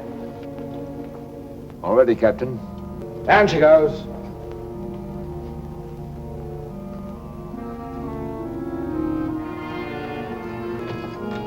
What are you waiting for? Well, Captain, that chest's been in cabin a longish time. And we all thought as how it wouldn't do no harm to open up that chest and make sure that what was in it then is in it now. I suppose you remember what was in it? I remember an emerald necklace that came off that Portuguese ship, El Vengar. And all those pearls that we took from the big ship, the Virgin Queen. I remember a diamond medallion we got from that Moorish galleon off Madagascar. And could we ever forget that silver casket with the arms of Lord Blaine that you claimed for yourself after the taking of the 12 apostles, sir? Your neck will be stretched as long as your memory one of these days.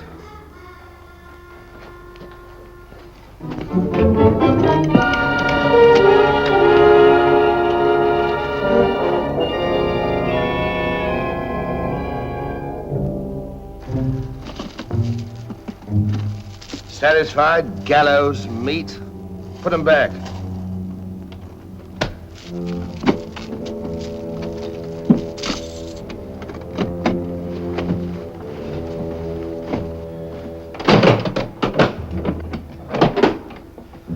Lower away.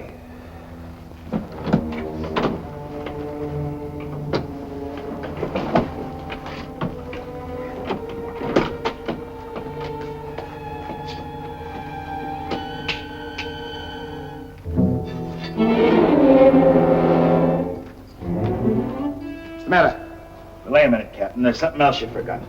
What do you want now? We've got but half an hour before the tide traps us. That's as may be, sir. We're all equal in this, I take it. Equal shares, yes. Well, that key, then, what you put back in your belt. That goes down with the chest. Thus we starts all clear and no favors. And if some of us don't get back, it'll be that much easier open for them as does. Question me honor again, would you? I'll rip you from belly to chine.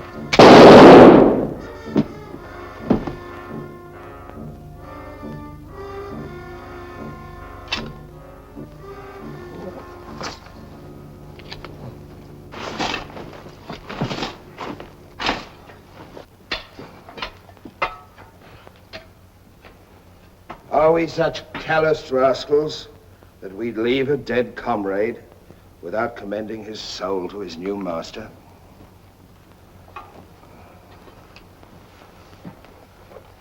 Here lieth one who through treachery and avarice would have placed in jeopardy the lives of honest men. And here may he lie forever in the sands of Madagascar. Rest in peace. It's time to be out, lads. Time to be away.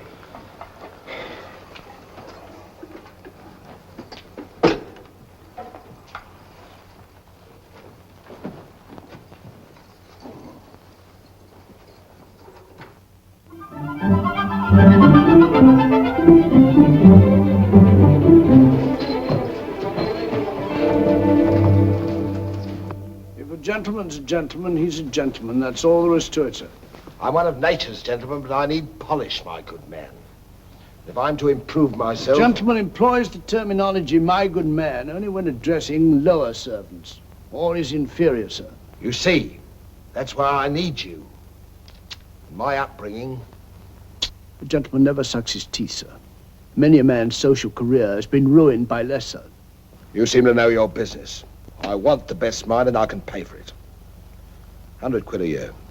An infallible mark of the person of quality is his reluctance to pay his domestics high wages. Don't say so. Merely an idiosyncrasy of good breeding, sir.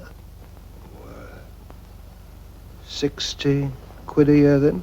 You realize I've never been on board a ship before, sir. Oh, don't let that frighten you. To the contrary. In fact, since I was a nipper, I've had rather an adventurous inclination toward life on the bound in Maine. It should be quite educational, sir. You'll learn a lot, no doubt. Is it a bargain, then? Very well, sir. My hand on it? Oh.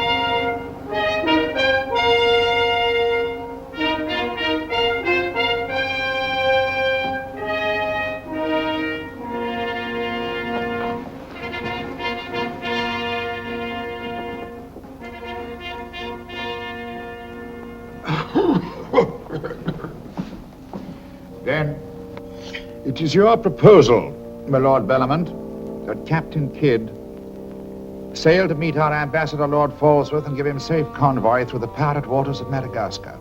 May it please your majesty, yes. That needs a bold and adventurous man. Bring in this Captain Kidd while we take the measure of him.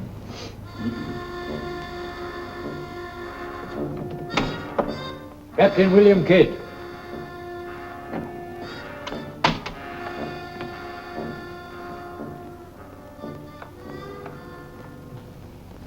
Your Royal Majesty. My noble lords. Belmont, is this your roaring killer of Spanish buccaneers? Me, my lad. I am only a peaceful shipmaster who must do trade with other ships without inquiring too closely about their business, and it was so I fell into the hands of the 12 apostles, a king's ship turned pirate. In Madagascar waters? I have never been in Madagascar waters, Your Grace. It was off the southern tip of Africa where I had gone to trade in elephants' teeth. Who commanded her? One of your admirals, Your Majesty. Name of Lord Blaine. He did turn pirate then? Sufficiently, my lad, to put fear in honest traders like myself.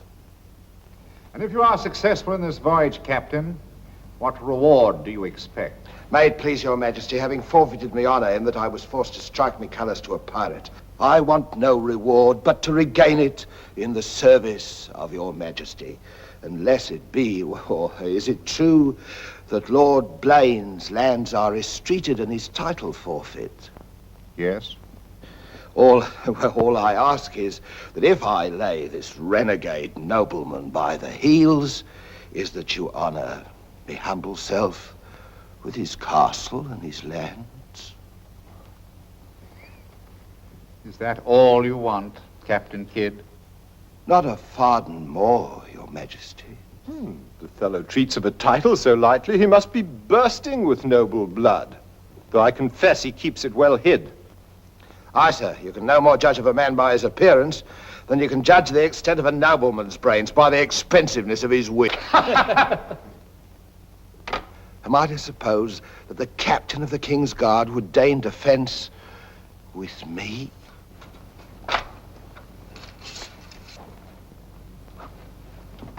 Come, Captain. Is your courage less than your wit? Nay, sir, I know nothing of fence. You must come at me quickly as though you'd kill me. Very well, then. I ask pardon, sire. I've a hot head when roused. I only meant to demonstrate. And to good purpose, Captain.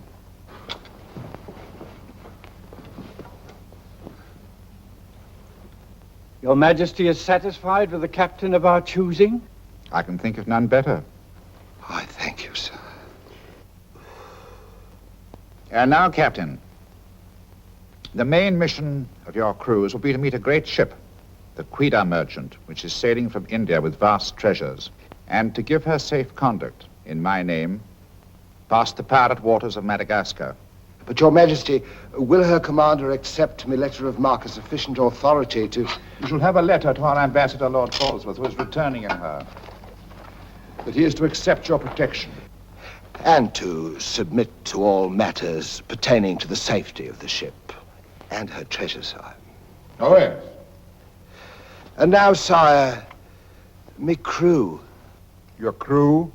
Captain Kidd wishes to recruit a crew from the pirates now under capital sentence in Newgate and the Marshalsea. A crew of condemned pirates? Aye, sir. There's none would be so loyal, nor fight so desperate as cutthroats under sentence of death, if they knew that at the end of the voyage, a royal pardon would be in their pockets. But I shall hold you accountable for their good conduct. Between their conduct and mine, Your Majesty, there will be little to choose. And now, goodbye. And God speed you. I am but his unworthy sparrow.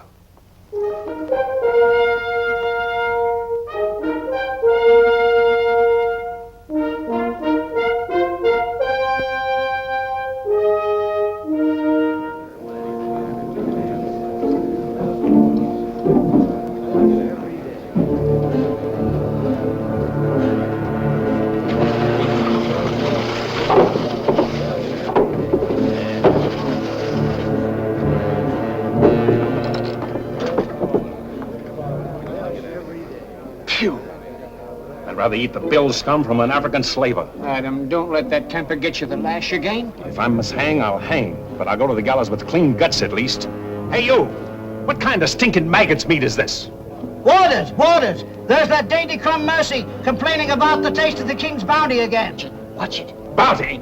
Bounty me eye! The king's allowance is threepence a day for food, not muck from the sewers of Whitechapel. Making trouble again, eh, Mercy? I'm asking only what a man's legally entitled to. Here, smell this. Delicious.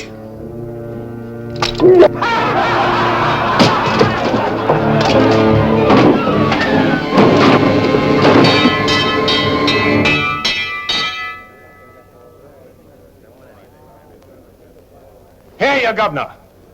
What sort of a kingdom is this? Where a man's condemned before he's heard and starved before they hang him. Who's that quarrelsome fella? Adam Mercy. He was taken in a pirate ship by His Majesty's frigate Wasp. He's always escaping, so that's why we keep him in chains. He's got a lacing of tiger's blood in him. Phew. This ain't exactly a flower garden, is it? Oh, forgive me, Governor. These are two of my officers. Mr. Boyle, Governor Landers. Mr. Lorenzo, Governor Landers. Spanish blood. A pretty lot of sinners. Capitan, do you think there is anyone down there knows us? I hope not. Governor, would you be good enough to tell them what we're here for? Give heed, you vermin. Here's news to your advantage. Is the hangman dead, then? Out with it, then, Jock Nasty Face. Is it that your mother's turned into an honest woman? Silence, you mutinous dogs. If another man speaks, I'll trice him up by the thumbs and flay him raw. Governor, is that the way to win the love of these unfortunate gentlemen? Now then, me bullies, would you rather do the gallows dance and hang in chains till the crows pick your eyes from your rotting skulls? Or would you feel the roll of a stout ship beneath your feet again? I've a vessel, the Adventure Galley, and the King's commissioned a sailor. And for those who show a loyal and a stout heart, there's a royal pardon in the offing. Which of you knows the waters of Madagascar? I do.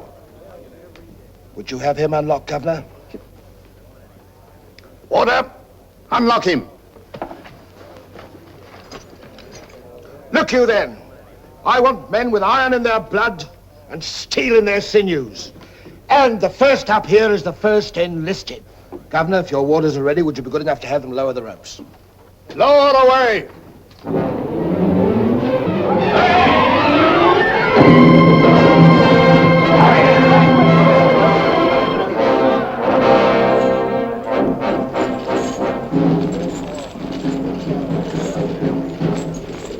Here they come. Make ready, lads.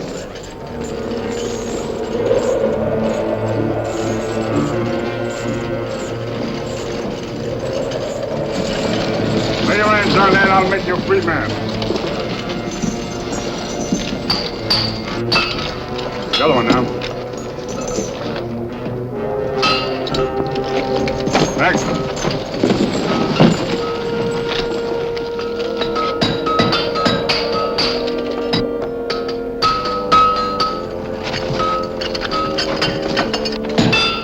Next one. Come on.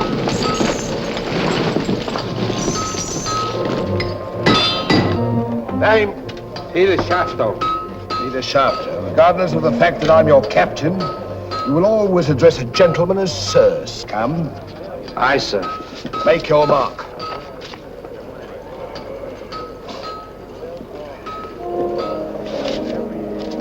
On board. Name? Adam Mercer, sir. Oh, so it's you. Mercy, that's a comical handle for a blade of fortune. Mercy. It's also something the world needs more of. Fire and death a philosopher. You speak cultured. Were you by any chance stable boy to a noble house? Perhaps. I was also master gunner to a buccaneer you may have heard of, Captain Avery. Avery's master gunner. We've need of a master gunner, Mr. Boyle, and from what I've heard, Avery was a shrewd hand at picking them. The berth's yours for as long as you can handle it. I can handle it. Swivel gun along, Tom. I'll forfeit a guinea for every miss. You'll forfeit your neck if you miss while you're on my ship. Make your mark. And you can write. We'll give you a nice bath. You'll draw a uniform befitting the master gunner. On board. Next man. Name? Bartholomew Blivens, sir. Bartholomew Blivens. Make your mark.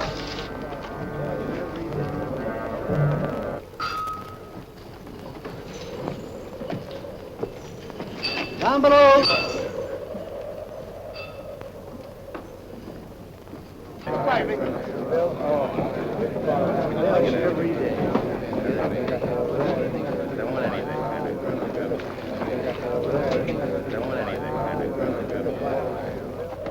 Captain aboard.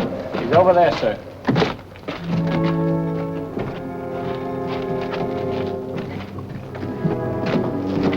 Next man.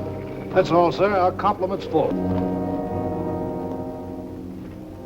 Povey. I thought you... Yes, you thought I was dead.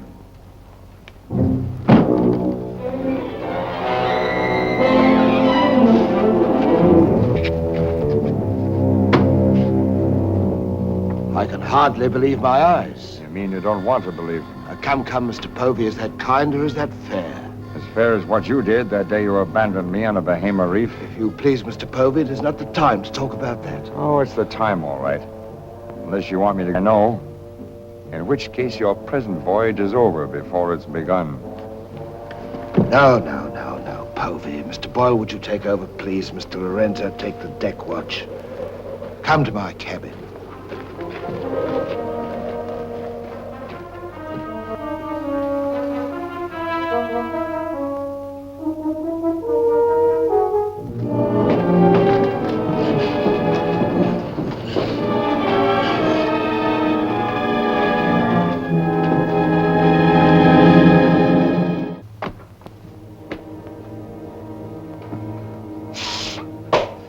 My heart bleeds when I think of one of your delicate constitution having to fend for yourself on a coral reef, Mr. Povey. Come off it, Captain.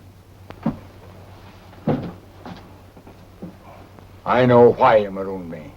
It was so there'd be only 3 of you to share instead of 4. It's true.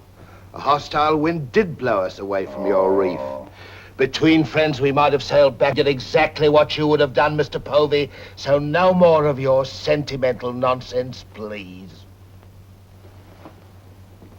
Now that we are four again, what then? We're not four. We're two. Boyle and Lorenzo, dull clods.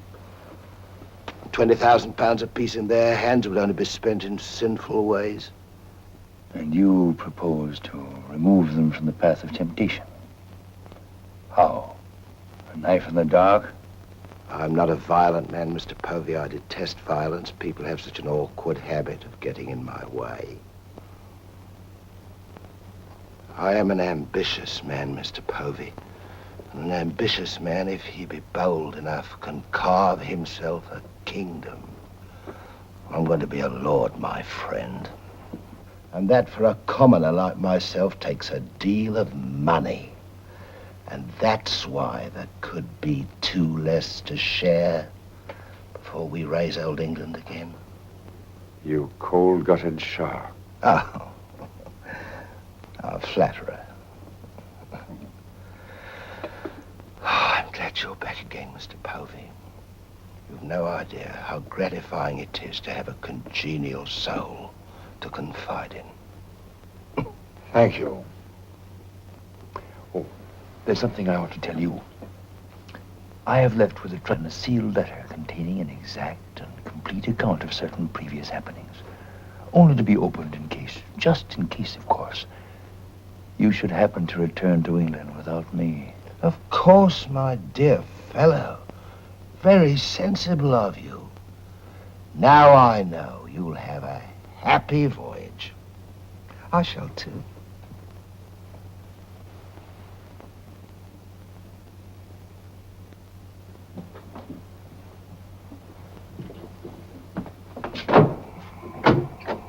I look up my quarters.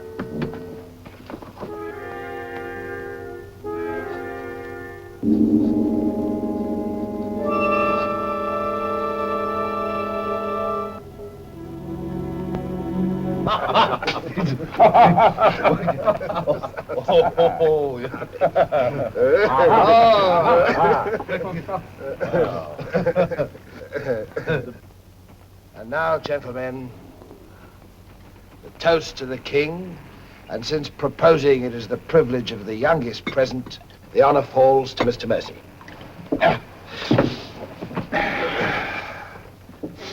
Mr. Mercy, we're waiting. No, sir. Since I've little love for the king, I'll neither propose his health nor drink it. Nevertheless, you are on a kingship. Kingship of the devils is all the same to me, sir. I owe him nothing. You owe him your neck, Mr. Mercy. If it were not for his bounty, you'd be dancing daintily on air at Wapping. I owe my reprieve to you, Captain. So to you I'll drink in gladly, but not to William. You stand up and drink to His Majesty's health as a king's officer should, or by fire and flame I'll have you shipped back to Newgate on the first vessel we speak.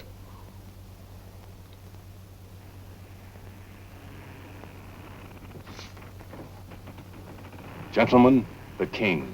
The king, God bless you. God bless him.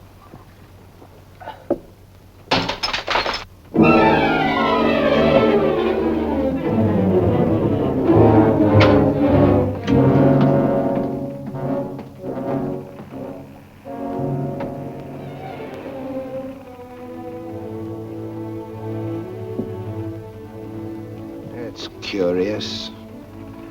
Do you suppose His Majesty put him on board to spy us out? We found him chained to a pillar at Newgate. Wouldn't be too hard for the king to plant him there. Yes, but why would he speak so openly against the king? Your wits are even duller than usual, Mr. Lorenzo. Have you never heard of the serpent that takes the color of its background the better to strike? Shadwell. Yes, sir?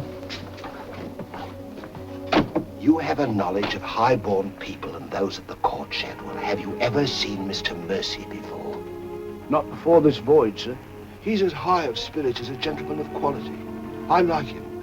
Would you find out who he is and where he comes from? As you wish, sir. Thank you, Shadwell. Oh.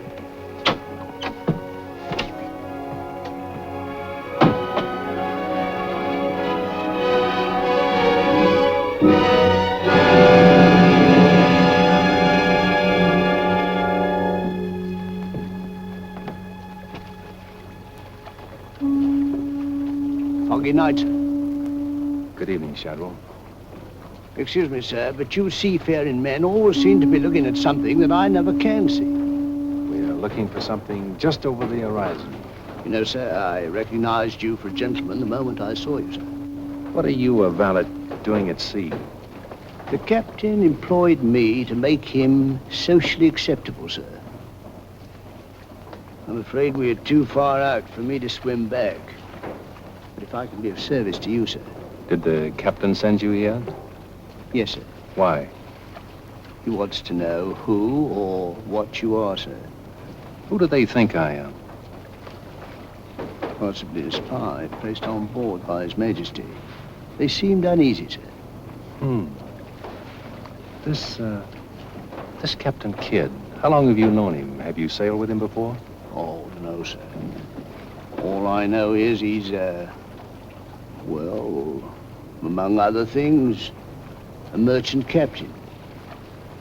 A spy? That's strange. Why should they be afraid to be spied on? Good night, Shadwell. Good night, sir.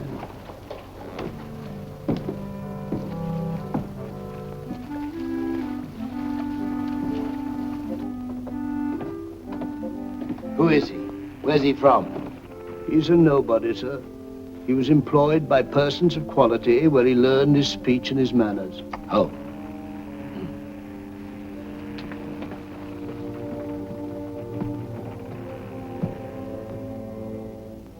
What about that dinero that we buried in the cave? What good is it there? Let's get it and get it back where we can spend it. That stays where it is for a while. Why? We've got a fatter prize sailing right into our pockets. Now, here's our present position. Here's Madagascar. Here's Calicut. In June, the great galleon, the Courier merchant, sails from Calicut to England. We should meet her about here. She's stuffed from keel to gunwales with treasure to the value of £500,000. And we are to give her safe passage through the pirate seas. By safe passage, you mean we're to take her, Captain? Now, don't be greedy, Mr. Povey. I grant that most of what's in her may find its way into our pockets, but let's be fair. The king, poor gentleman, will expect something. But however we do it, it must be done legal-like and honest. Stick to ways you're familiar with. Why, you pox-rattled villain, I can be as honest as any man if I have the incentive. Oh, yes, my Lord Blaine. Lord Blaine's name is not to be mentioned among us, Mr. Povey. He's dead, so's his crew, and so's ours, and there's none outside this cabin that knows what became of them. And if you all enjoy living, you will remember that. Well, here's to our meeting with the Courier merchant. Courier merchant. Courier merchant. God bless her. God bless her. Dios la bendiga.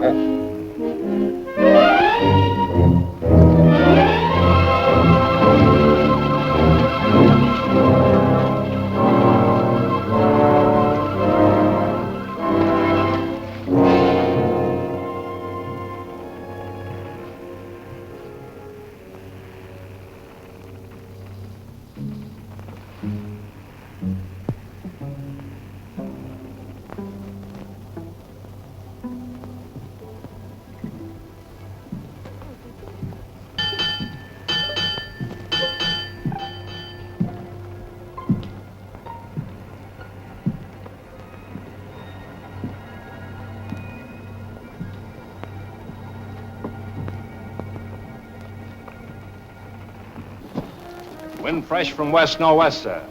Course northeast by east. Night dark but clear. Very well, Mr. Mercy.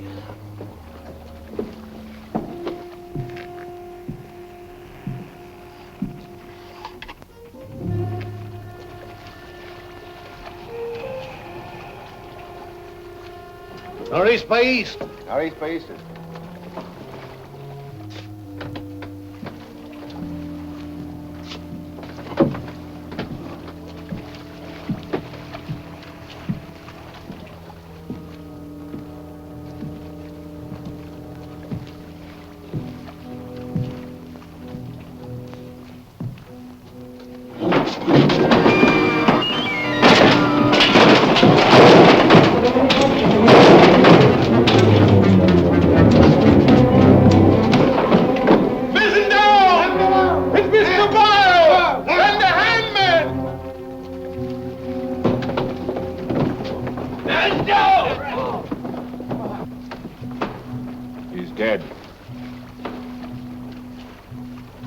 If I find the man that's responsible for this, I'll hang him.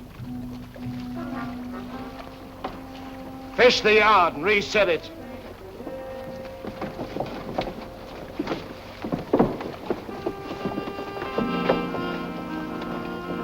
What do you suppose happened? Someone's been tampering with these lines.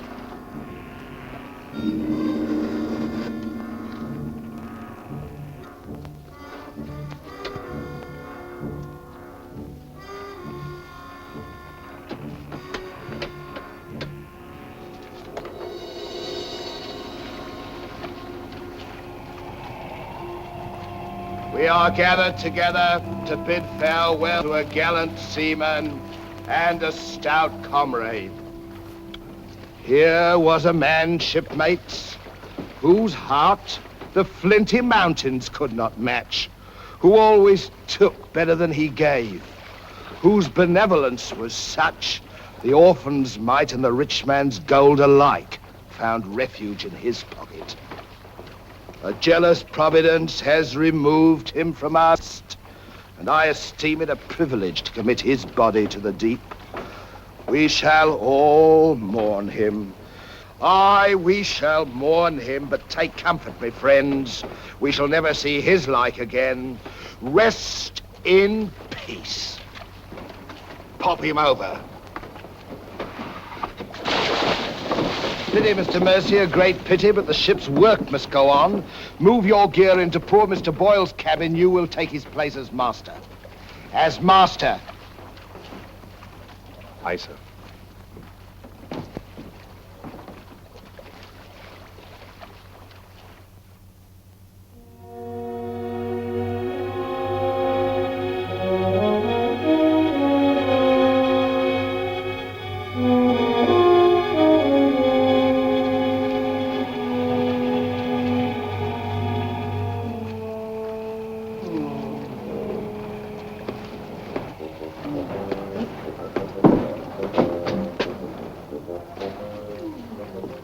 Why, Shadwell.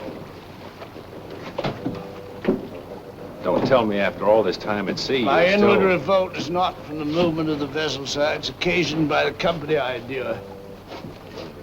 Their manners I say nothing of, sir. But I'm a Dorsetshire man.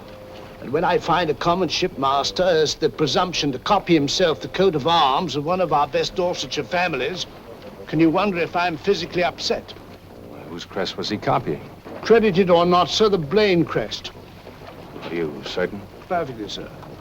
Crest is on a ring in his desk. Pardon me, sir, I must join the captain. He's inspecting the cast of pickled eels. With Mr. Lorenzo.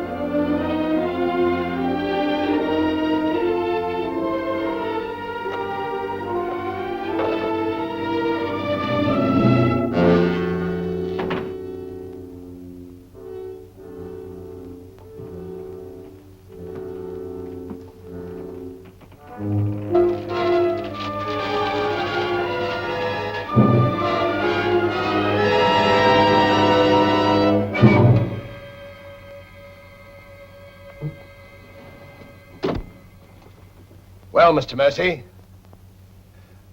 do your new duties include robbing my desk? Shoot me, Captain, and your head goes with it. I'm here by the King's orders. So he did plant you on board. Do you think he'd let a man sail with a crew and you get cutthroats and not keep tabs on him? And with good reason. If anything ever reeked of piracy, this does. And murder, Captain. Boyle's death was no accident. By the way, what ship was sunk here? The 12 Apostles? Why the 12 Apostles, Mr. Mercy? There's Blaine's ring. His name's on it, and he commanded the 12 Apostles. That'll make interesting telling in London when we get back, Captain. If you get back. When I get back, for if I don't. On the other hand... On the other hand, what? Since a man doesn't exactly grow rich in the King's pay... Oh. A crooked rogue. So you have your price. How much? An equal share in what's buried here. Share that with you, I'll be hanged if I do. You'll be hanged if you don't. Of all the slummocky blackguards. And if you do share Mr. King's informer, what guarantee is there that you won't still turn evidence for the Crown? If I go in with you, I'm equally guilty. And if we're caught, we hang together. But I can keep you from being caught. What more could you ask?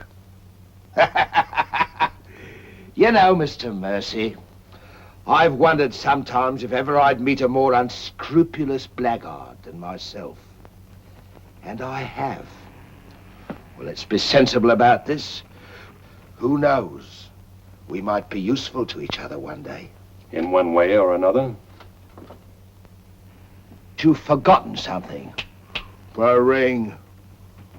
So I have.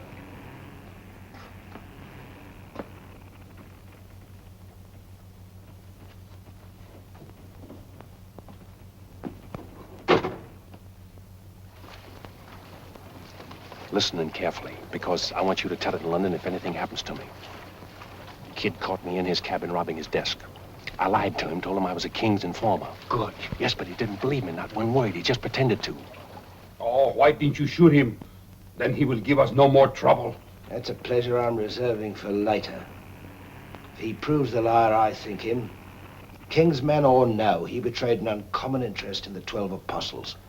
I didn't like them, Mr. Lorenzo, and I mean to find out why. Why, you could have charged him with robbery and turned him off at a yardarm, all legal and shipshape. We would have been rid of him once and for all. Let's not be impetuous, Mr. Povey. He can't leave us, unless he swims. It'll be rather amusing to find out what he does. You rest easy. Leave Mr. Mercy to me.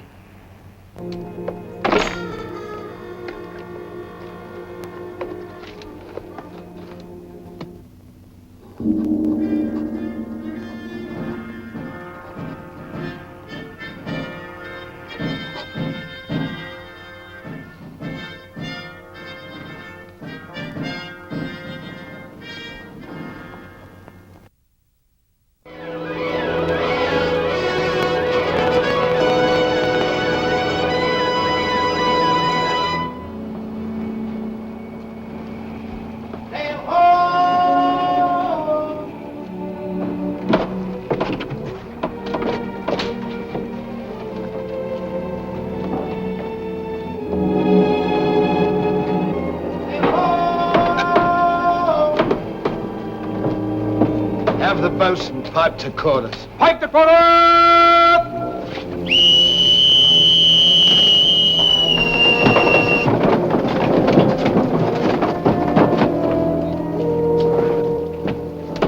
It's the Queen Merchant, sure enough.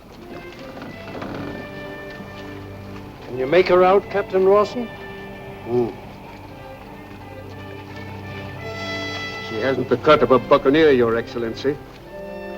Much too tidy for that, more like a king's ship. Yet she has the lines of a merchantman. Have the longboat ready and manned. Longboat, stand by!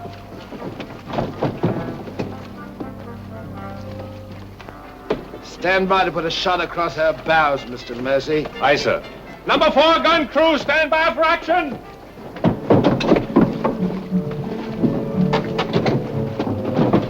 she's flying the English colors.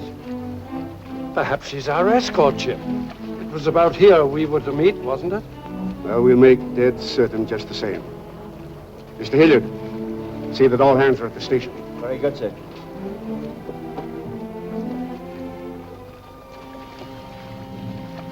Ready? Fire! For place, Mr. Mercy. Hard to starboard. Hard to starboard. Starboard she is, sir.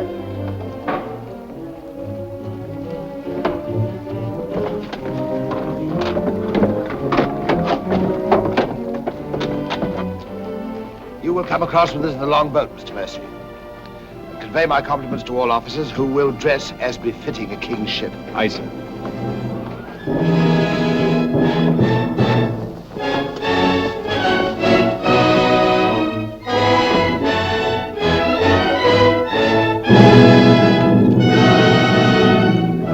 Captain William Kidd of His Majesty's Privateer Adventure at your service, sir. Mr. Povey, me surgeon.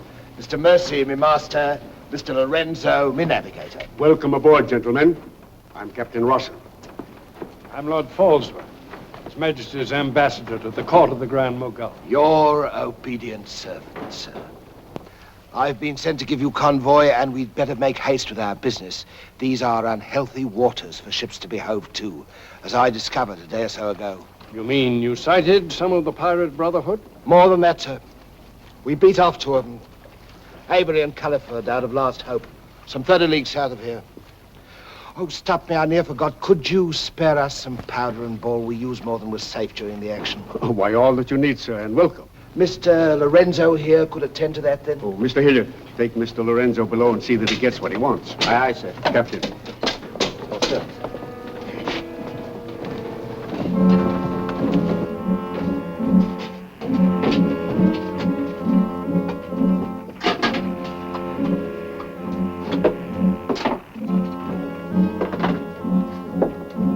Send for the master gunner. He'll take care of all your needs. Uh-huh.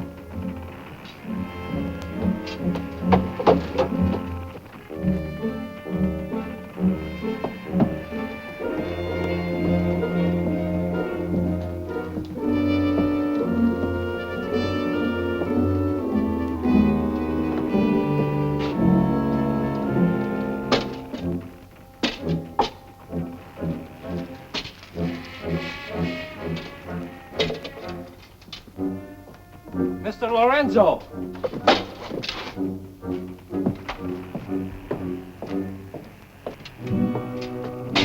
Take this powder and put it in the longboat. Aye, sir.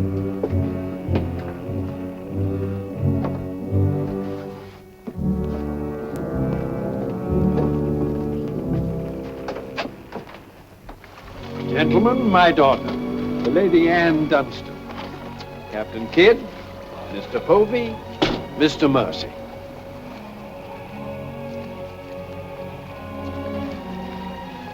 Haven't we met before? I think not, my lady. You remind me of someone I've seen. I think it impossible that we could have ever met. Perhaps. How do we proceed now, Captain? Well, I'm instructed to give you protection past Madagascar, and you'll be safe as long as we sail in company. But Avery will be a wolf at your heels, and if we are separated in darkness or storm... And what would you advise then, sir? Well, I suppose we could take Lord Falsworth and Lady Anne aboard the Adventure till Madagascar's astern, and then if we are separated and this vessel should be taken... What about the treasure on board? One silver chest alone. A present to His Majesty from the Grand Mogul. Contains precious gems valued at more than £1 million. May I suggest, Your Excellency? Now, why not transfer the treasure chest with yourself and Lady Anne on board the Adventure until we are out of danger? She's a kingship. That is a great responsibility. And although my instructions are that you are to trust me in all matters, I don't know if I could go so far as to... What else can we do? 3 of them against us, well, even 2, sir. We'd be helpless. It's the wisest course. I defer to Your Excellency. And now could we inspect the chests? We could have them slung into our boats along with the gear of Lord Falsworth and Lady Anne. Why, certainly. Come, this way, Captain. No trouble at all.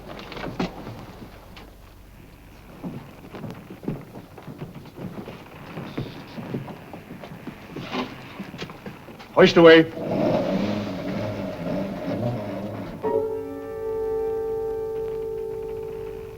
Mr. Povey. I've sent for the manifest, Captain.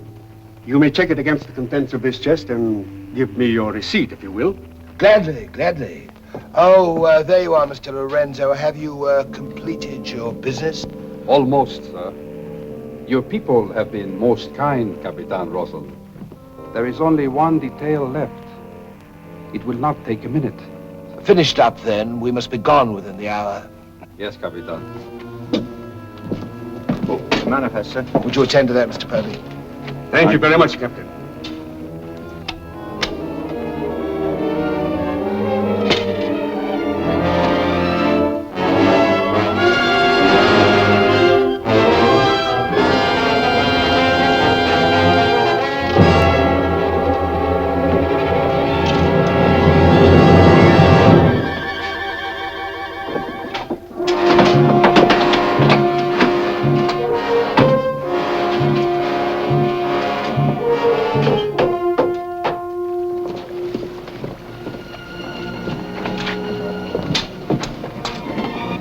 Come, Mr. Lorenzo. You've seen a lovely lady before this. A tribute to your beauty, ma'am. Did you finish your business below? Yes, Capitan. Then we'd better be underway. Mr. Mercy, you will see Lord Falsworth and the Lady Anne into the boat. Yes, sir.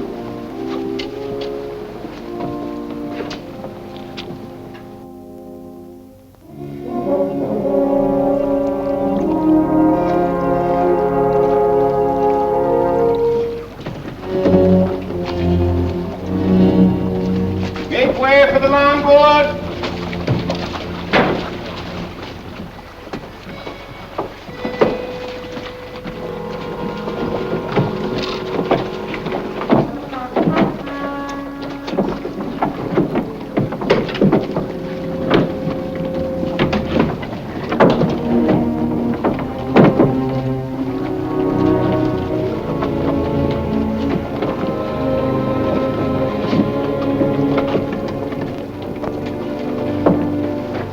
You will look after the loading, Mr. Lorenzo. I apologize, milady, for our poor accommodations, but my valet Shadwell will see that you're made comfortable. It's a pleasure to have your ladyship aboard. If you'll follow me, please.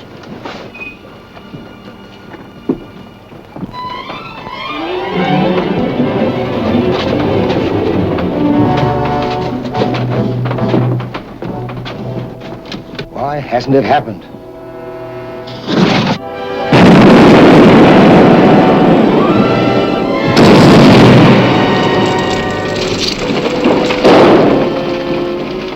She's blown up. Someone must have touched off the magazine. Send out your boats at once, sir. You can't ask me to risk men near that. Myself. Let me go, boy. Captain!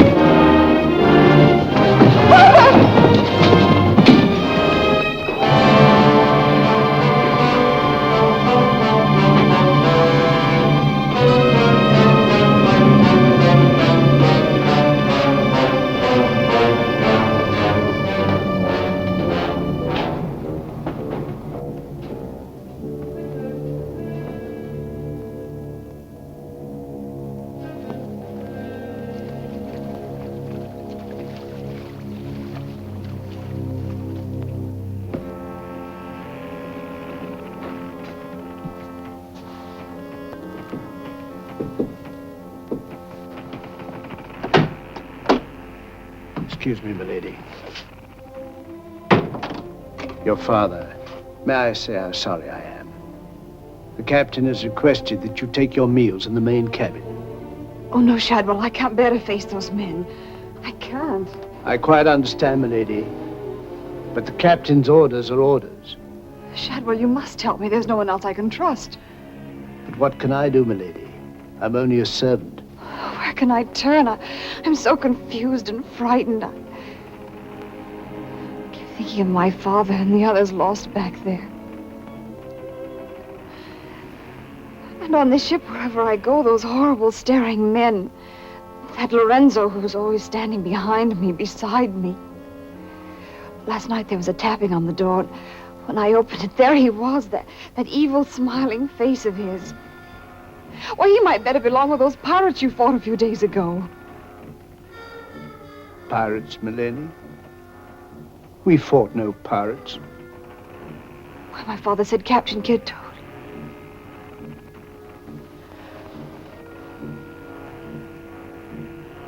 Shadwell, what manner of ship is this?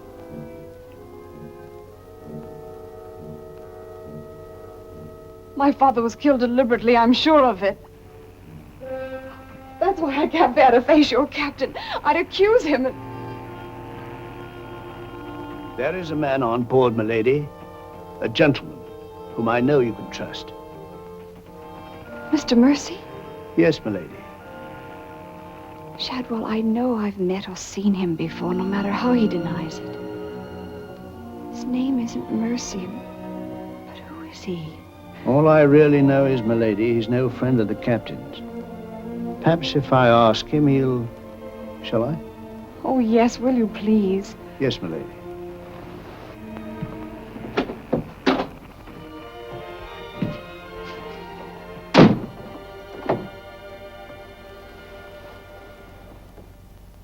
I am asking you again, very nice, my dear Capitan. Your fancy manners do not impress me, Mr. Lorenzo.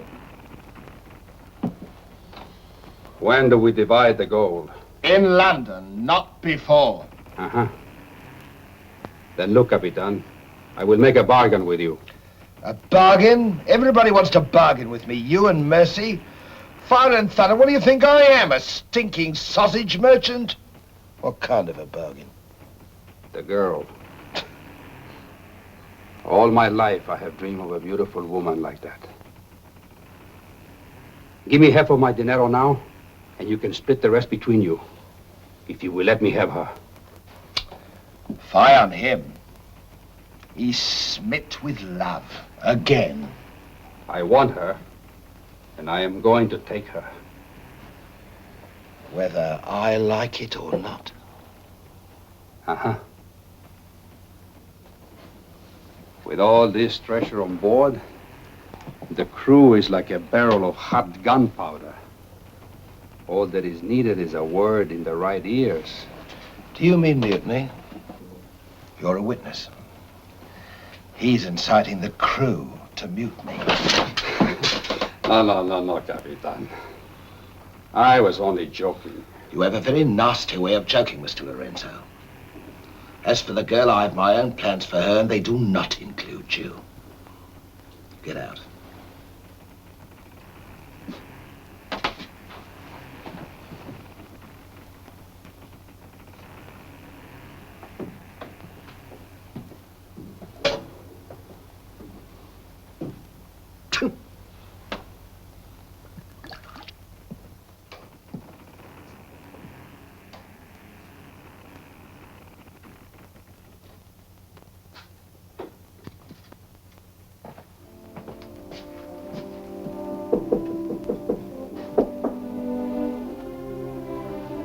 Who is it?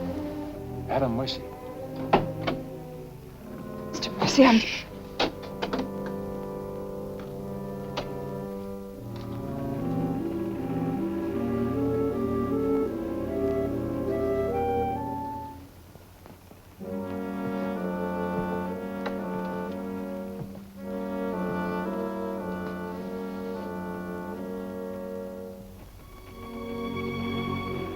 Thank you for coming, Mr. Mercy. My name's Adam Blaine. Son of Lord Blaine. I knew it.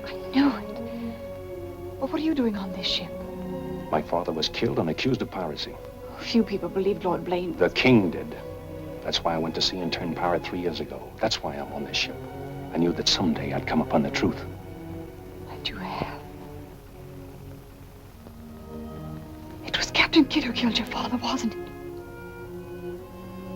Adam, I'm no fool. He did the same thing to my father. The fat butcher. It's taken me 3 years to track him down. 3 years of degradation. Now I've got him where I want him, and he knows it. You mean he knows who you are? He knows something. That's why you didn't admit to me who you were. Why you avoided me. If Kit knows we shared this, he'd kill you with as little compunction as he means to kill me, if I let him. What can I do to help? There must be something. Forget everything you've seen on the ship. Play up to him. Be friendly. That way you'll be safe. Now, when you get back to London, no matter what has happened to me, go to the Lords of the Admiralty and the King. You'll be doing me a great service as well as yourself. I will, Adam, I promise. You're going to have trouble with Lorenzo. The bleating of the lamb is exciting the tiger. His blood's getting too rich for him. He'd be the better for bleeding. Things are getting a bit complicated, my lord. The king may accept the elimination of the Queen of Merchant as an accident, maybe even the sudden demise of Lord Falsworth. But what about the lady? You said you had plans for her. Do they include... Mr. Povey, the little dear's as safe with me as if she was me daughter. My passion's power and gold. Since she suspects nothing, I'll deliver her to His Majesty along with his share of the Queen of Merchant's goods. I'll weep appropriately over the untimely demise of her pa. Receive the grateful thanks of me sovereign, and a peerage is mine, my lord. Laugh if you will, but that's what I'll have. And neither man nor devil shall stop me.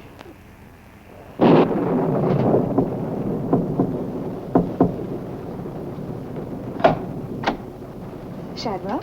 Senorita, milady, do not be alarmed. Now that she knows who I am and the kind of a ship she's on, I think we can count on her to keep ahead.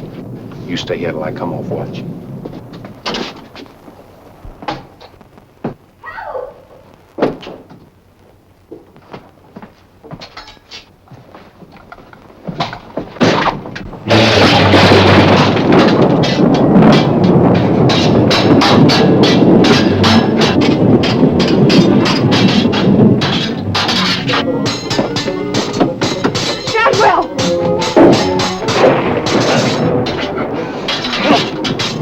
Use your head, Mr. Povey. Luck's with us tonight. Which of either of them would you like to see survive?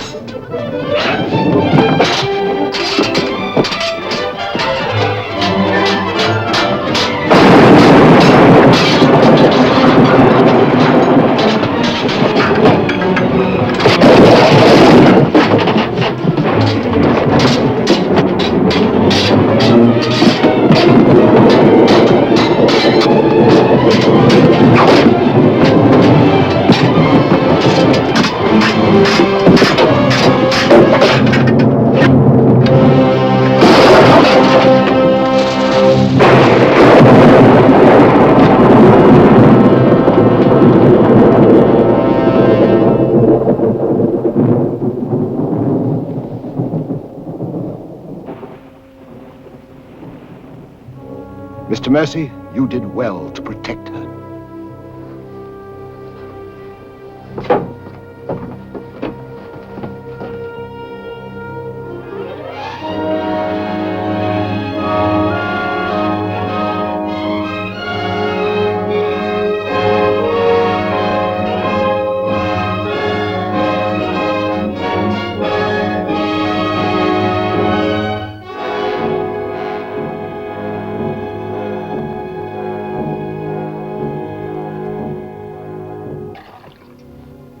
Sir? Yes, I'm all right. Look after Lady Anne.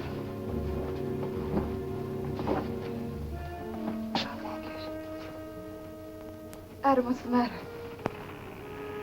My medallion, it's gone. Has the Blaine crest on it. Blaine. Perhaps I can find it for you, sir. No. It must have come off just before Lorenzo went through the port. Shadwell, take Lady Anne to her cabin. Oh, please, Adam, I can't go in there. You must, Anne. This is serious. It involves you. Remember, no matter what tricks he tries, you've never seen me before, and you don't know who I am. Shadwell, I think. Well, don't worry about me, sir. He never could get anything out of me, and he never will. It's the only way you'll be safe. Shadwell will watch out for you. What about you, Adam? What will he do? The same thing he's done to the others, if he gets a chance. Oh, Ed. Don't worry, Anne. I at least know what to expect. Go then. Shadwell, if anything does happen, remember you to stand by Lady Anne and see that she gets safely to London. I'll stake my life on it, sir. I know you will. Be careful, Adam. Please be careful. Come, my lady.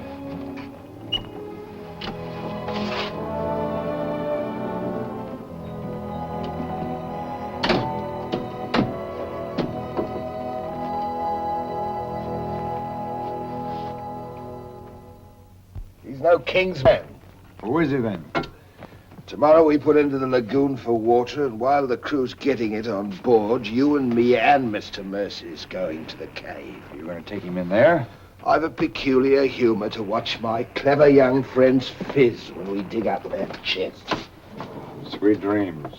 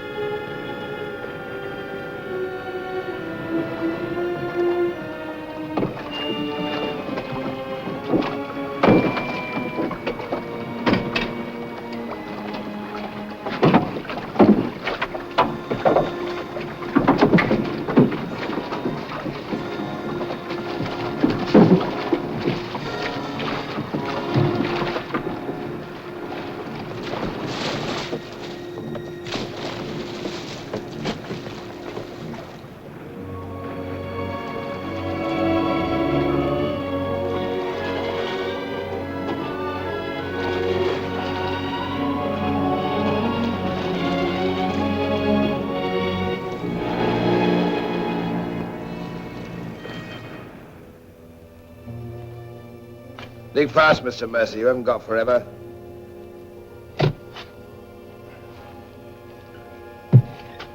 Who might this be? Perhaps a man that asks too many questions.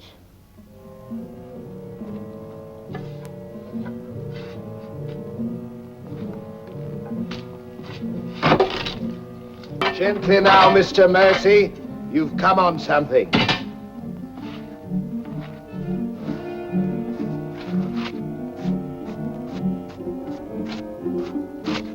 So it was the 12 apostles, eh, Captain? Yes, it was, Mr. Mercy. Open it up.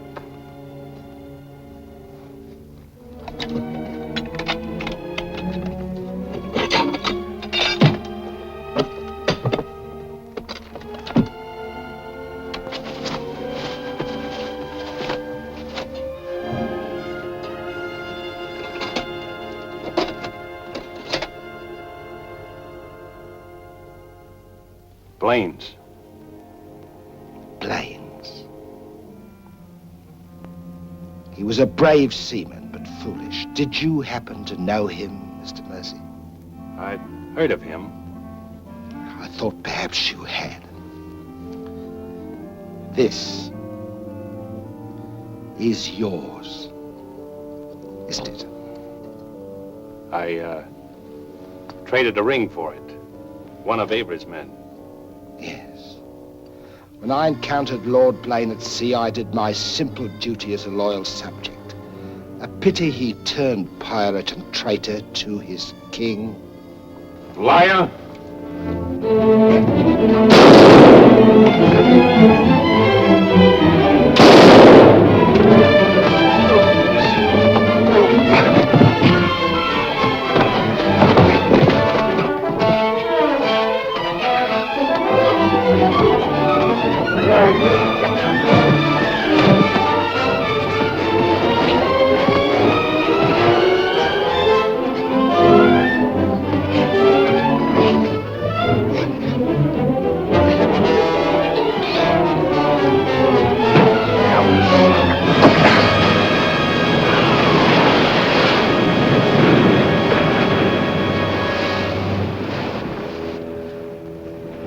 for the sharks now, Mr. Povey. Tide closes this place in half an hour. We've nothing more to fear. Oh, yes, you have, Captain. Lady Anne. It's a long voyage home, Mr. Povey, and anything might happen.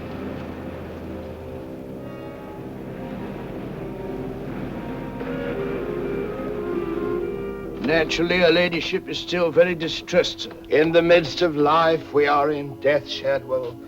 And though my heart bleeds... My heart, sir. My heart bleeds... Confound you, Shadwell. You drove the thought right out of my head. And it was an uncommon pretty one. I'm sure of that, sir. Go to her at once. Tell her she can't mourn forever, and I shall expect her to take her meals in the main cabin with the rest of us. Very well, sir. Poor lad. We turned just in time to see him go over the edge. Searched for an hour. Never came up. Well, here's to him. Wherever he is. You feeling ill? Yes, I'll go to my cabin with your permission. If you wish, it's been quite a trying voyage. What with one little thing and another, but bear up. You'll soon be home again.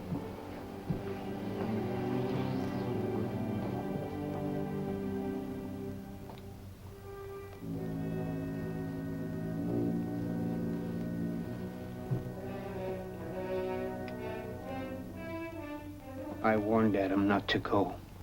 No one could have stopped him. It was cold-blooded, planned, deliberate. The same will happen to her ladyship unless we can...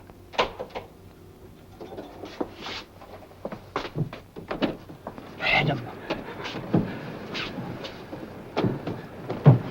Adam, how did you...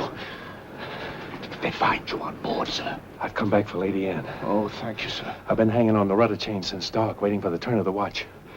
The jolly boat's moored astern. I waited alongside. It's secured right under this port.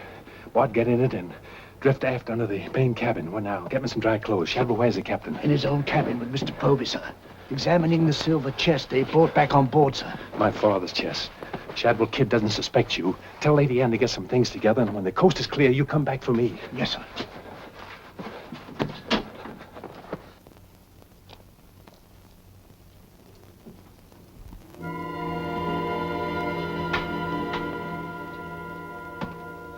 Bosun! Aye, sir? Rouse out both watches at daybreak. We're weighing on the morning tide. Aye, sir.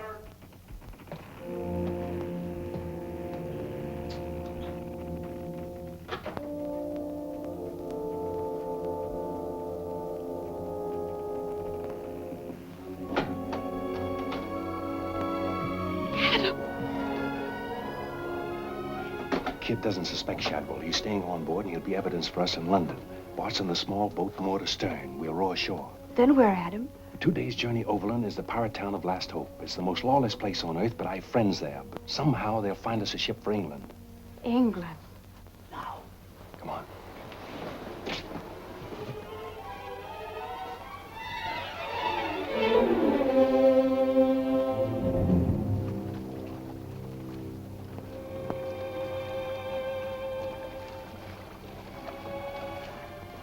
Get down in the bow.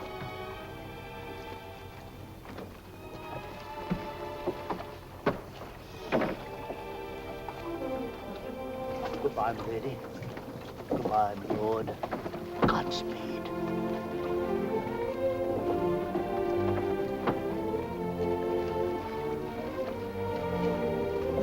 I'll see you in England. Ahoy there! Who's in that boat now? Come on!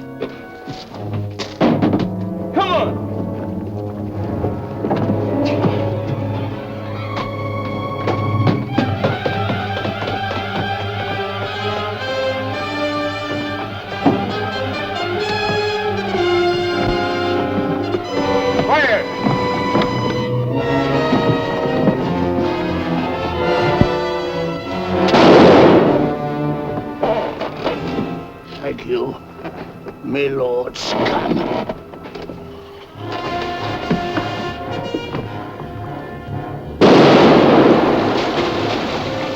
Fire!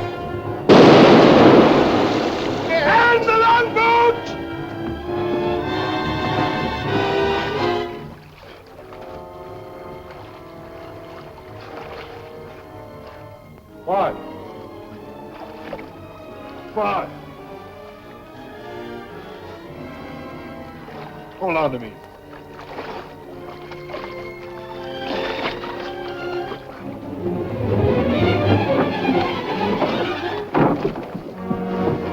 Take her away.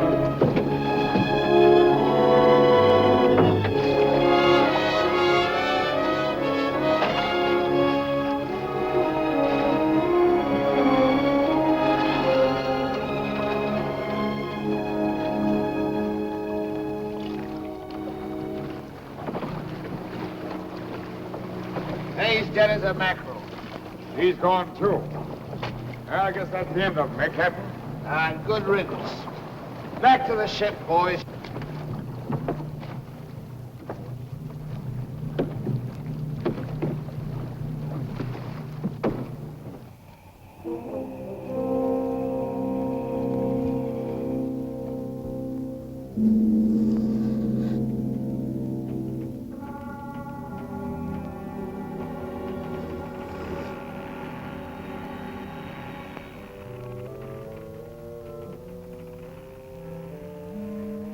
If you're thinking what I think you're thinking, my friend, forget it. There's a little matter of a letter I left in London. Spoil sport.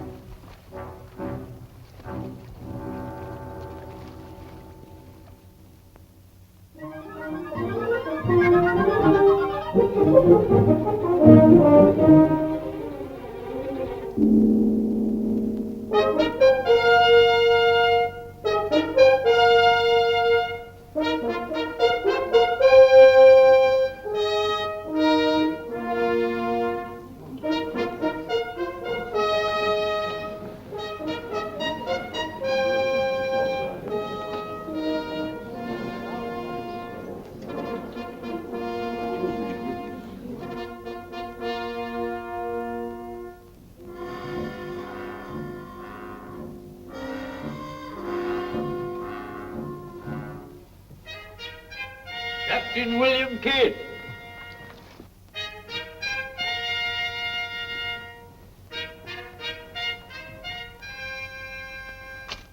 Greetings, Captain. What news have you brought me from the Indian seas? By your leave, Your Majesty, both good and ill, but mostly very good indeed. I returned by way of the American colonies, sire. So I understood. With the main points of your voyage, I am familiar. I wonder if you can enlighten me about the affair of the Queen's godchild, Lady Anne Dunstan, and your shipmaster, Mr. Mercy. Oh, that poor impetuous fellow, sire. Inveigled that bud of innocence he did into running away with him and catching him red-handed in defense of my very life. I was forced to dispatch them both. Rest in peace. Tell me, Captain, about the treasure and the Quida merchant. Unfortunate, sire. Most unfortunate. We'd ship but that chest when up she blew, and all souls went heavenward. Rest in peace to them. Ditto. I see. And about the 12 apostles and Lord Blaine, did you encounter any trace? Nay, sire.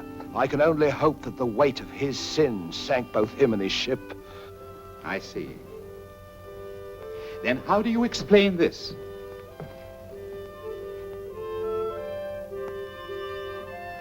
Whose might that be, Your Majesty? My officers found it on your ship at Plymouth after you left for London. It bears the Blaine crest, with which I believe you are not unfamiliar. I've always felt that Mr. Povey, my surgeon, a very wily fellow indeed, was hiding something from me. Hiding it in a secret lazaret in your cabin, Captain? I hope Mr. Povey has a proper explanation, sire. Mr. Povey was killed 3 days ago defending it. With his dying oath, he swore it was not his.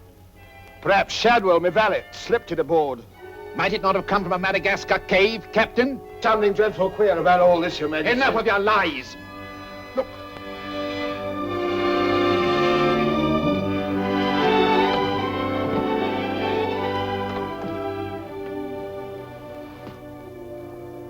Nightmare. Pity you overlooked last hope, Captain. We stood on the headland with my friend Avery and watched you sail by. May it please your majesty, I accuse this man of piracy and murder. Was ever a gentleman so misfortunate? Lock him up in Newgate. He is to be held for the next session of the Court of Courier in Termina, there to be tried for his life. Hands off me, you scum! All I done was to the credit and for the honor and glory of England! So here's me bequest to them what hunts what I have hid, and to their sons, down through the endless corridors of time. Greed that spawns murder, hatred that corrodes the soul, ambition, the foulest trumpet of all. Hey, Jack!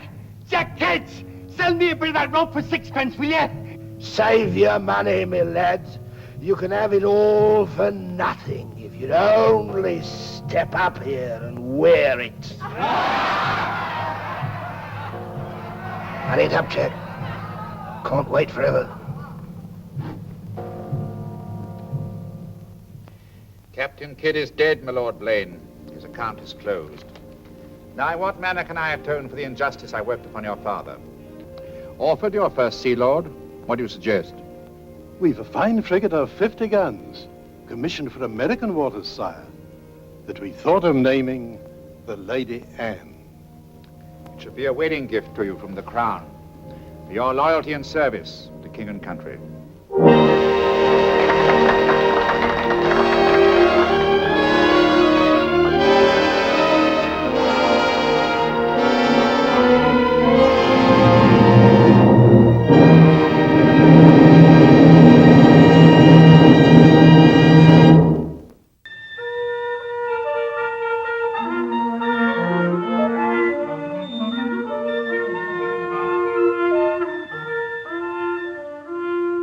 Ragazzi, 1, 2...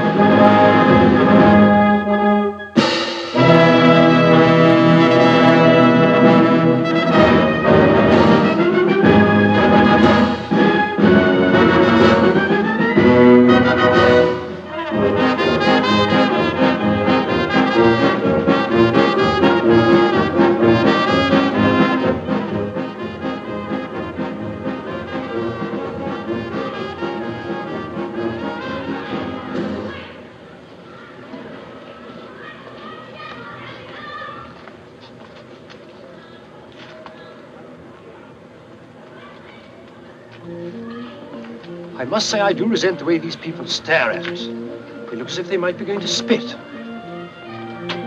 Gwendolyn, dash it all. Yeah, it's unlucky to have someone spit at you unless you spit first. What a filthy superstition. May yours be defiled. What's that about? These people may be thinking of putting a curse on us. You know, like, may your grandmothers be defiled. That's why I say it first, just in case. Where on earth do you get all this stuff? My old Spanish nurse told me. Surely you don't believe it now. You were only a child then. She wasn't a child. She was old. I always wondered why your parents left you in charge of such a dirty, ignorant old woman. They cared for nothing except to have me off their hands. I've told you that. They'd have sold me on the slave market if they hadn't been afraid of scandal. Besides, my father was incompetent. I don't suppose he knew just how to contact slave people. Don't believe a word of it. Probably they were quite fond of you, really. Stop it, Gwendolyn. Don't do it. You'll be sorry if we run into bad luck just because we didn't take proper precautions. Suppose when we get to Africa, we find there's a native rising and they're slaughtering all the whites. Gwendolyn. If you don't let me spit, I shall feel like standing here in the streets and just screaming with terror. Stop it, Gwendolyn. Look, those men. Well, they might be fellow passengers. Nonsense. Best thing for you. Fresh air is to the blood what water is to the limbs. Clean blood makes for a clear head. Clear head makes for straight thinking.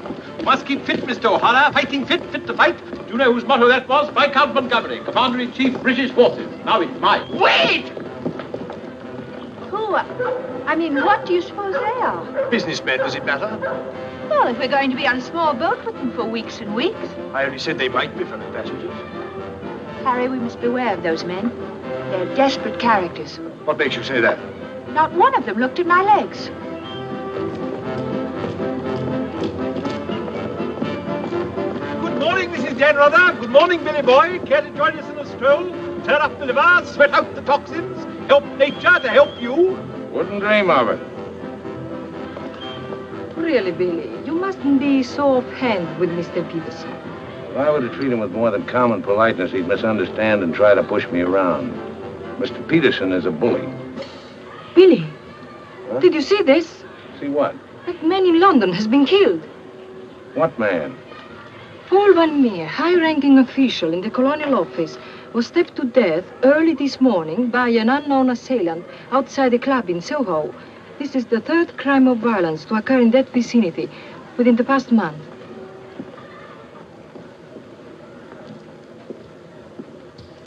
What is it, Billy?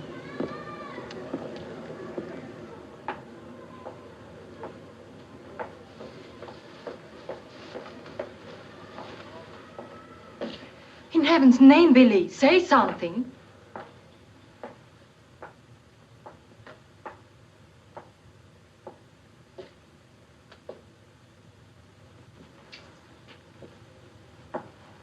You understand, of course, that Peterson arranged this. It seems there's been a lot of violence around there lately. Well, don't pretend to be a fool. But look, Billy, this happened early Tuesday morning. We'd all left London well before that. What about Jack Ross? What about the galloping major? But I thought he only stayed behind to get that phone call from Mombasa. If it came through, he'll be here this morning. Well?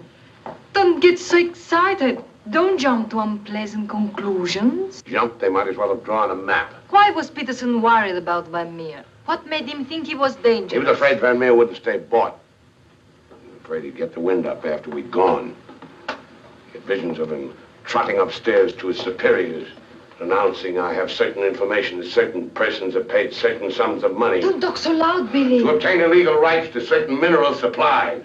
That Indian, that Raja or whatever he was, that you worked for in the old days, he killed a lot of people, didn't he? Ah, but he had a better style. Besides, he was out for a kingdom, half the size of France. What's the difference between that and millions of dollars? We must think of the future, Billy. This is our big chance. It may be our last. Except for Mr. Peterson, we couldn't even pay last night's hotel bill. Where are you going? Now to a cafe, drink a lot of Peril, and listen to the band. You won't make a fuss, will you? It doesn't do to make a fuss. You have to think of the main objective. Naturally, it doesn't do to be fussy.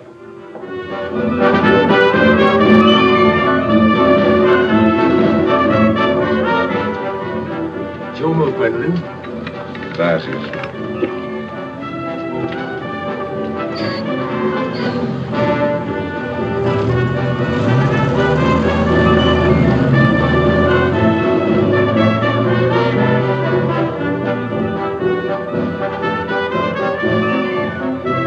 The luggage is in there.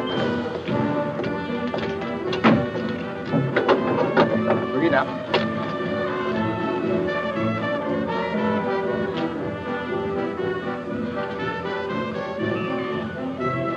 Harry, look, the desperados.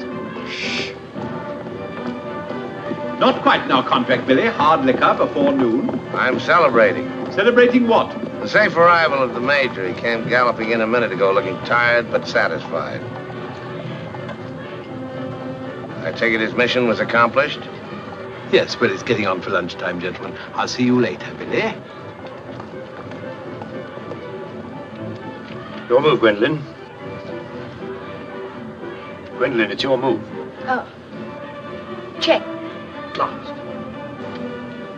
Are you sailing on the Niagara? Africa bound. So are we. Oh, my name is Chell. This is my wife. How do you do? My name's Dan Rutherford. How do you do? Are your friends sailing too? The whole kit and caboodle.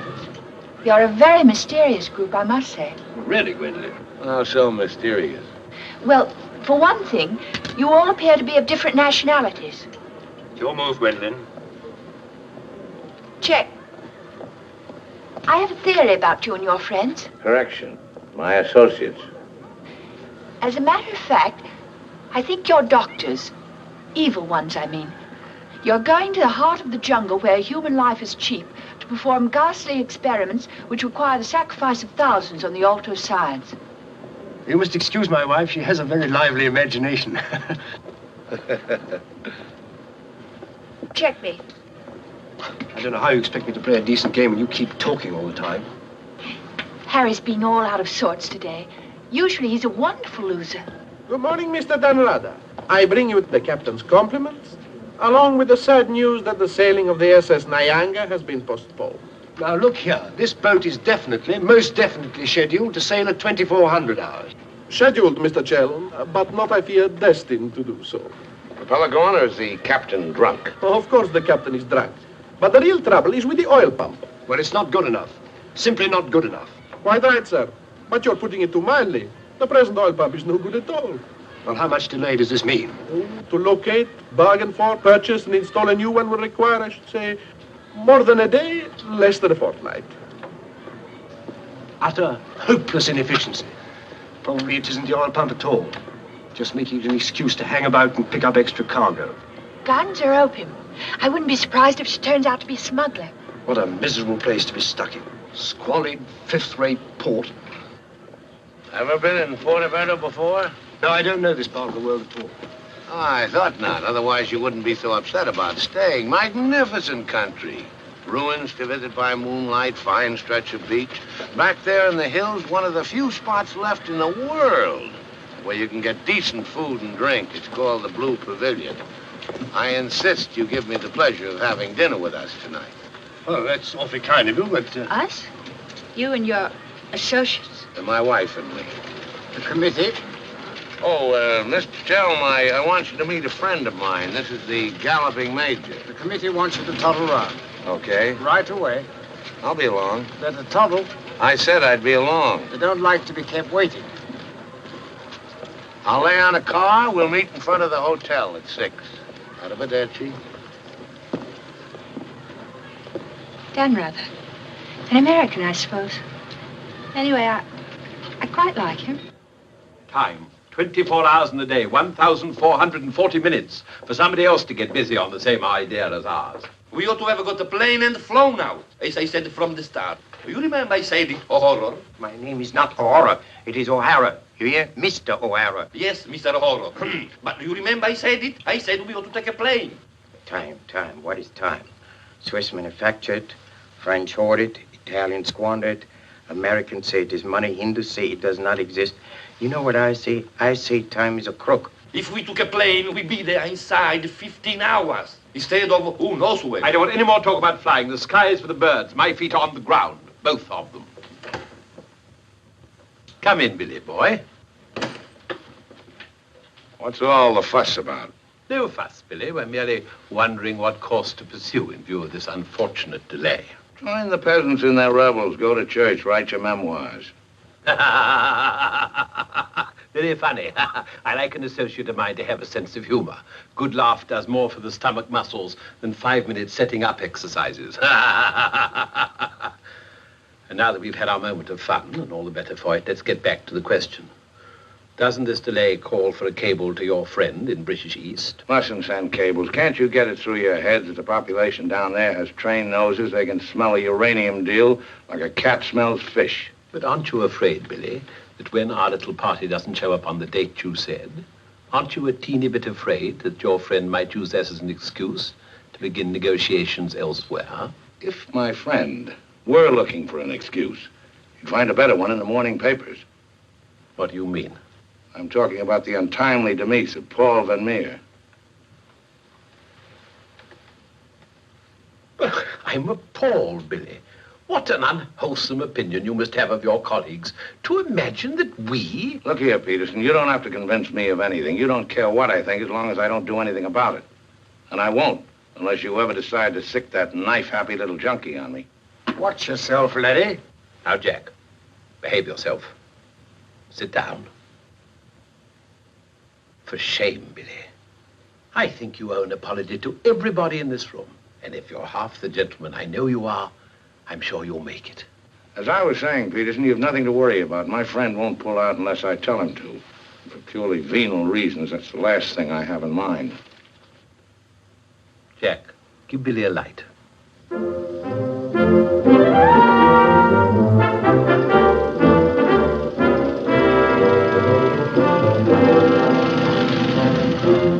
What a wonderful car. It looks as if it had won the Grand Prix d'Elegance many years ago. Oh, it did. It was built for Oraposo. You know, the bullfighter. He had it made this way so he could stand up and take bows. He only got one ride and bequeathed it to me on his deathbed. Well, here's to Oraposo. I hope you like champagne. You mean it's yours?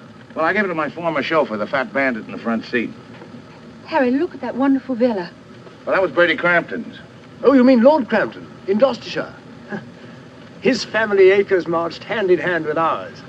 Gloucestershire, the cathedral towns, trout fishing, garden parties. What a beautiful life. You know England well? Emotionally, I am English. I serve tea every afternoon with crumpets, and I've always kept up my subscription to Country Life and to Tetla. Trouble with England, it's all pomp and no circumstance. You're very wise to get out of it. Escape while you can. Well, I'd hardly describe myself as escaping. It simply so happened that a relative of mine, first cousin actually, who died recently, happened to be the owner of a coffee plantation. Africa's the place now. You talk about the diamond boys, the gold boys. They just skimmed a little off the top. Potential mineral wealth of Africa's hardly been scratched. Now, there is a villa. Big. Well, that's the Villa Capriccio, famed in song and story, a 3-star attraction in Baedeker. Well, whose is it? Well, the bank's on it now. It used to be mine. Yours? Yes, I brought old Charles over from Fouquet's. You know, the old Fouquet's, to run it for me. Then when I decided to pull up stakes, I bought him this restaurant we're going to. Least I could do to show my appreciation. Well, here we are. Charles! Charles! Wait here a minute while I rout old Charles out. He doesn't even know we're in this neck of the woods. Charles! Charles! He must think we're extraordinarily naive. Knew all those people. Owned that vast villa. Bought this place because he liked the fellow's cooking. What utter balderdash. Oh, perhaps he did. I beg leave to doubt it. Did you notice his wife? She seemed to be rather a sensitive little woman. Really embarrassed by all that rot. I am sorry, signore. As you see, we are closed. We do not open for another 2 months. Charles, what the devil's going on here? This place is falling to rack and ruin. Place is closed. We shall have to dine in the hotel after all. Monsieur Dan. Monsieur Dan. Madame, why did you not let me know you were coming? You did not say you were with Monsieur Dan. Nothing is close to Monsieur Dan. It's good to see you again, Charles. It's been too long, Monsieur Dan. Not since the night you left the villa. Remember your farewell party. I've tried ever since to forget it. Remember how in the morning we escorted you to the train with violins playing and everybody cried like when a king you love very much leaves his country. Aren't you dressed yet? Do I appear to be dressed? Do dress, do hurry. It's the most wonderful day. And Billy wants us to drive out and see his villa. His former villa. Obviously, I can't go. I've got a chill on my liver. What a miserable place to be ill. And you forgot to pack my hot water bottle. You packed it. Gwendolyn, I distinctly remember. Hello. Oh, hello. No, I'm afraid we can't. Harry has this wretched chill. Give me the telephone. Chelm here. Yes. Quite. Absolutely. A hot water bottle. That's very, very good of you, old boy. Look here, Dan, rather, would you mind very much if my wife went alone? She enjoys this sightseeing sort of stuff, you know. Splendid. Splendid. I'll send her along. You know, Gwendolen, nowadays, one simply cannot afford to dismiss people just because they're not one's sort. One has to try and bridge the gulf. After all, it's a new world we're going into. One's got to take it as one finds it. Face it. Use it. Master it.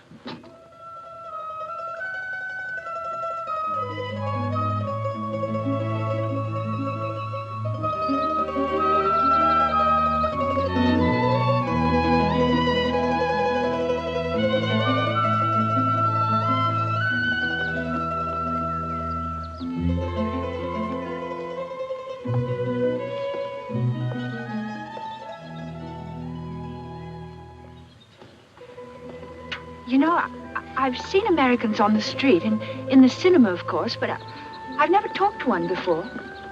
Are you a typical American? I think it's important that I should know. Why important?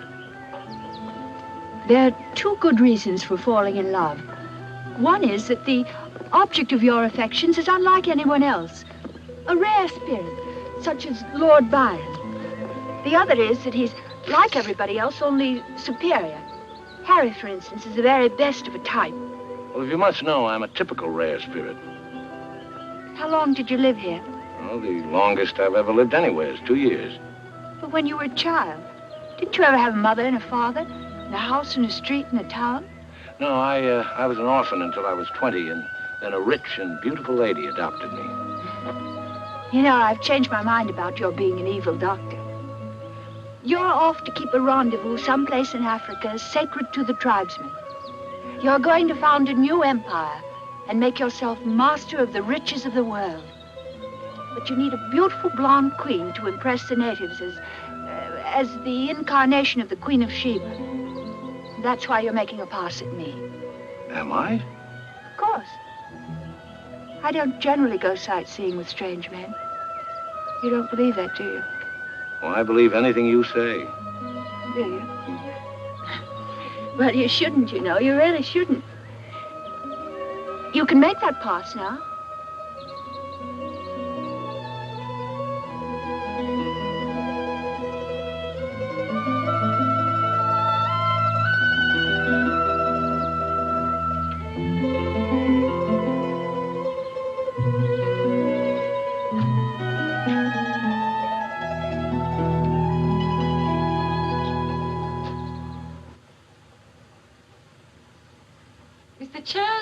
Yes? I, Mrs. Bernardo, Maria. Oh, come in. Tea for two and two for tea? Now, that's most awfully kind of you. You shouldn't have troubled, really. Billy told me you had a chill. Bit of one on the liver. 2 tiresome. Milk, of course. Of course.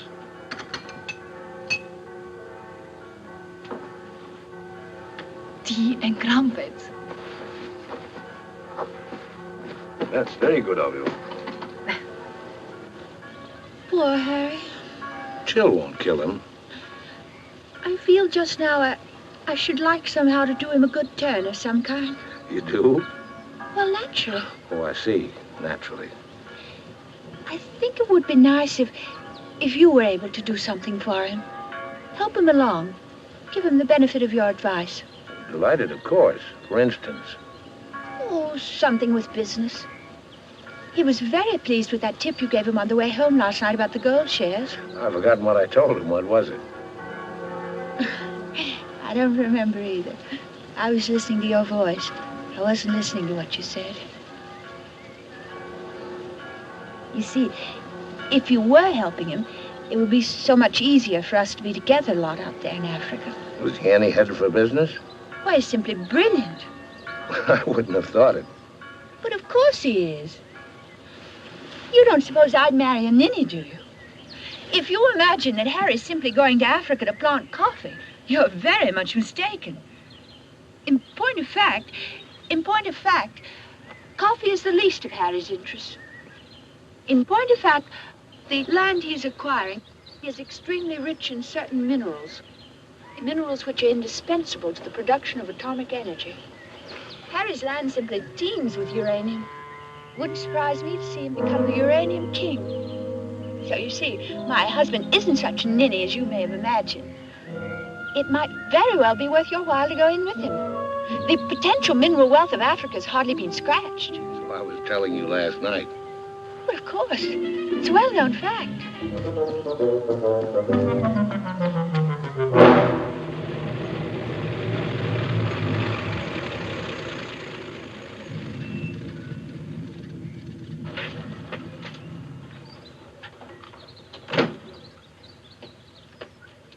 Billy boy.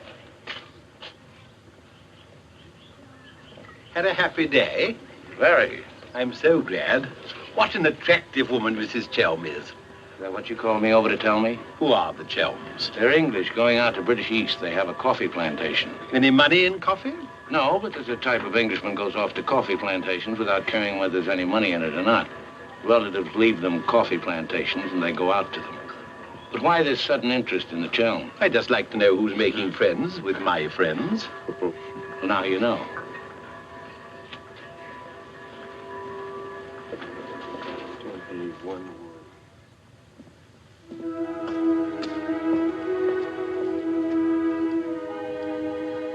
You know, if I ever leave you, it'll be for someone of the type of Harry Chell.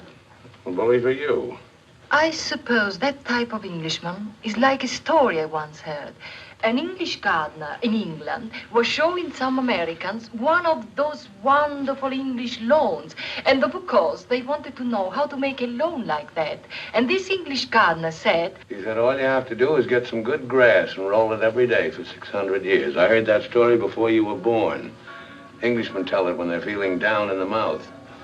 Just don't understand the child type. You're not even listening. You never do. Someday I'll say goodbye and you won't hear that either. One day I shall really meet my type and run off with him. And you'll be simply amazed. That's possible. George Moore said, I learned it by heart years ago. He said that each great passion is the fruit of many fruitless years. George Moore was a very distinguished English writer, you know. Except that he was Irish. Cheer up, sugar. If I make $1 million on this deal, I'll buy you an old English lawn, one we can roll up and take with us.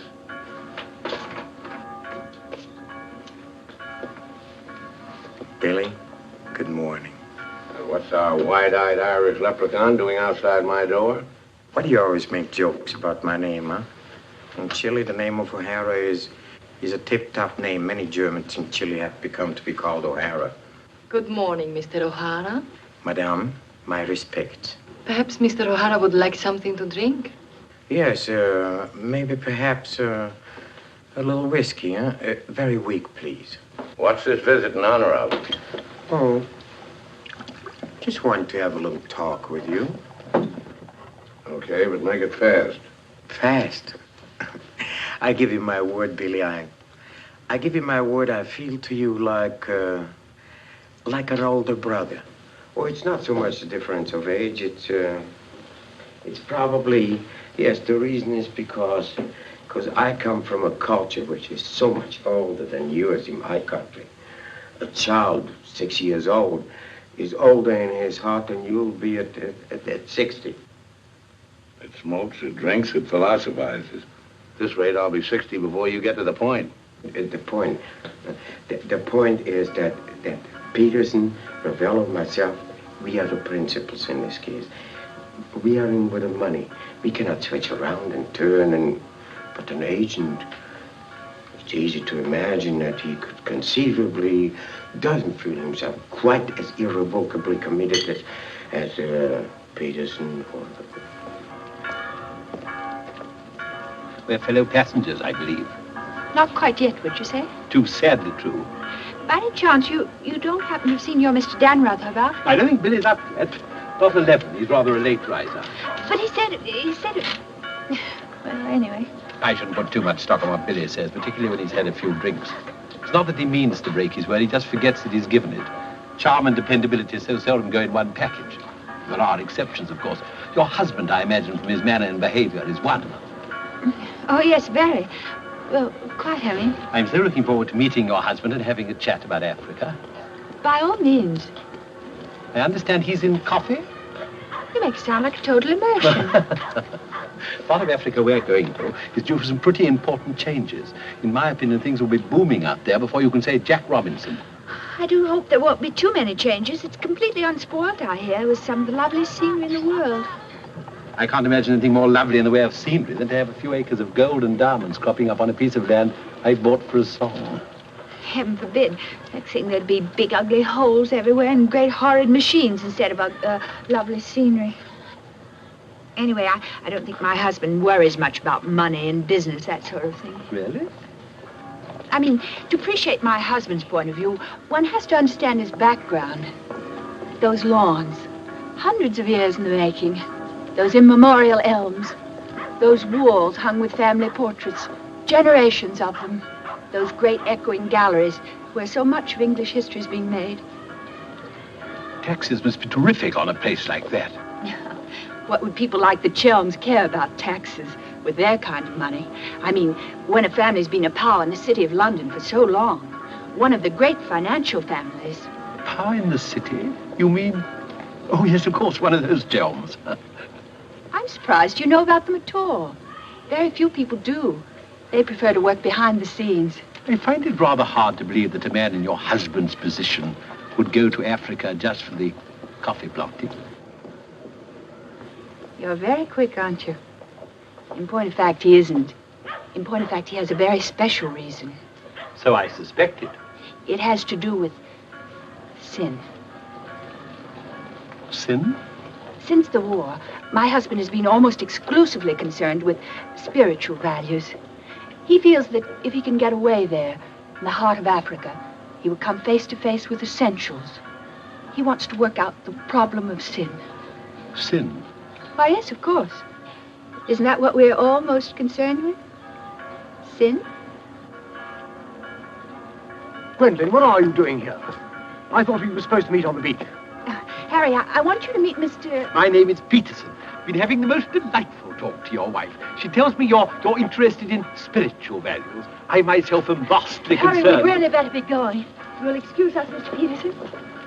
What have you been telling that man? Why, nothing, Harry. He got onto the subject of religion, and I just happened to mention that we usually go to church on Sunday. Billy, I think it is high time you take stock of yourself. Can you truthfully say about yourself, I, Billy Dan Reuter, have acted fairly and squarely to my associates, huh? But of course he can, Mr. O'Hara. Everybody knows Billy's the soul of honor. Shut up, sugar. Perhaps he is the soul of honor, and perhaps appearances are deceiving. You mind telling me what it is I'm supposed to have done? Nothing. It's your conduct. Your conduct doesn't... Your conduct does not inspire confidence, and confidence, Billy, is the most important necessity in an undertaking of our kind. One may be completely innocent, but if one's actions invite suspicion, one might as well be guilty. To be trustworthy is not more important than to seem to be trustworthy. Billy, have you done something you shouldn't have? Tell me, Billy. Tell me the truth. My conduct. Who do they think I am, their hired man? But you are, you know. You are the hired man. How good and kind of you to remind me. How good, how true, how kind.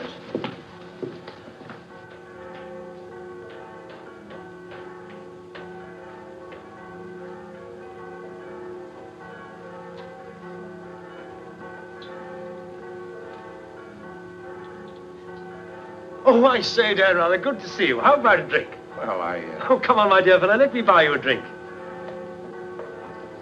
Oh, Gwendolyn, don't forget to send one to Aunt Beatrice. Can't understand it. Gwendolyn distinctly said she'd join me on the beach. Then I come back and find her sitting there in that cafe. Extraordinary creatures, women. Well, let's drink to them. Pano. Scotch. Come on, you tiny little wreck, have a drink. We're drinking to women. Take the drink, but won't join you in the toast. Glass of Irish. Women. Hitler had the right idea. Keep them in their place. Kleine Kinderkirchen, babies in the kitchen. Say what you want to about Hitler, he had his points. Come. Look here. This generation's had its chance. Hitler, Mussolini, those were the men. Now is the age of the barbarians. The world's going up in smoke. I say let it come, get it over with. Well, if you don't mind, I'd like another year or so of worry. Worry? Just 1 minute, laddies. I've just 2 or 3 words to say to you, laddies, and that's don't worry. Don't ever worry. I'm in a position to know secret information. The Rosicrucians, the Great White Brotherhood, the High Secret Orders. But you've no faith. You must have faith. Faith and power, secret power. Men who guard the trust from the deepest inside of the whatchamacallit. Mystic rulers, all one club, chained together by one purpose, one idea. Mankind's champions. Follow me, Billy? Oh, why, of course. This generation's had its chance. Hitler, Mussolini. I can't stand here and permit you... Are you interrupting me? Relax, Jack. Have another drink. I simply want to state that things don't happen to be what certain people imagine. An officer may find himself strapped for money, and he may undertake certain things which in other circumstances, no. Absolutely no. Absolutely. Absolutely no. In the old days, I should have simply told people of your ilk to buy their own drinks. Poor old Jack. I'll teach you. I'll teach you to insult an ex-officer of the Indian Army. Well, are you yellow? The bar. You're Major Ross? Right. Ross here. Right. Right again. Come along, the committee. Saved by the bell. I've never heard such rot in my life. Sin. Oh, sin. All I could do was to keep a straight face. No, I'm certain of it now. These are 2 very clever and dangerous antagonists. Sit here and help me close. But how could they possibly know what we're up to? Great interests like the Chelms have ways and means. Yes, and I'm convinced they're out to get us even before we get started. We must get ahead of them. Time has entered the picture in a new way. Never forget the time factor, gentlemen. It always enters the picture in the end. I'm sending a cable to London. I want full information on those Chelm interests. British Africa, too. Check up on his interest there. Every time the plane lands, I'll try and reach you by telephone. Keep me informed of the latest development. Dan Reuter, that lying, swinish, rum-swilling double-crosser. What pleasure it would give. No, you can't at the moment. We need him. Right now, we need that swine who's lying double... Did I hear my name? Rub-a-dub-dub. 3 men in a tub. Tub? Oh. Been a change of plan, Billy boy. You and I leaving for Africa. How's that?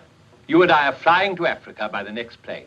Oh, what's happened, Peters? It must be something important to get you on a plane. Perfectly simple, Billy boy. The trouble with the oil pump and the general uncertainty about when the Nyanga will sail forces me to sacrifice my personal comfort. I prefer to fly rather than run the risk of arriving too late.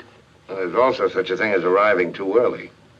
What do you mean by that? Well, the land doesn't come up for auction for a couple of weeks. My friend can't make his move until then. If we sit around British East all that time, somebody's going to start wondering who we are and ask questions. Is that your real opinion, Billy, or are you just looking forward to a long sea voyage with the attractive Mrs. Chelm as your companion? Or perhaps you have even other reasons. Such as? That's for you to know and for us to find out. You'd better get your packing done.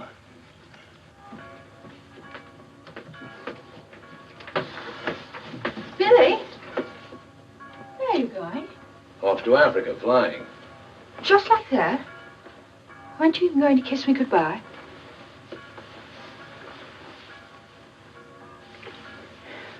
I wish. Don't say it. What? That you wish we'd never met. You'll be coming on the boat, and in Africa we'll get together and... I think I hate you. Letting those revolting men order you about. Don't deny it, I've watched them. They treat you like a servant. They say, hop it, and off you hop. I know what it is. They have a hold on you. Some black secret that could ruin you. What makes you think that? No, it happens all the time. My old Spanish nurse told me that half the people in the world would be ruined at once if everyone told what they knew. But couldn't you have them done away with? I mean, you must know plenty of people who could bump them off. It probably cost a good deal, but it'd be worth it, certainly. Oh, it's nothing possible, except that afterwards I wouldn't have any money. This way I stand to make a lot. Millions? Maybe. Then perhaps your connection with those men isn't quite so undignified as I thought. Those millions, would they be pounds or dollars? Well, either way suits me. No, that's very careless of you. The state of the pound is so uncertain. You must think in terms of hard currency. Maybe I should hire you to handle my affairs. You could do worse. I'm awfully intelligent, really. Come along, Billy boy. The car's waiting.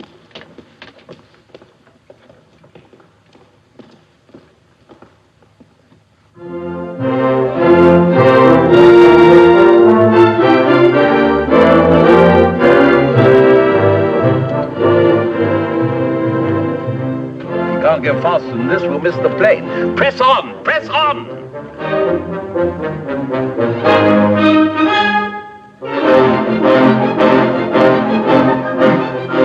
Try posting.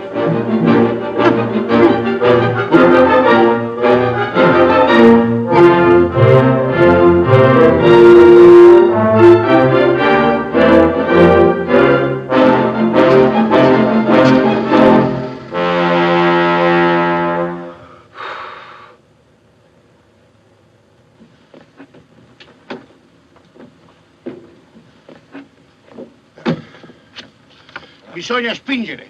Push, push.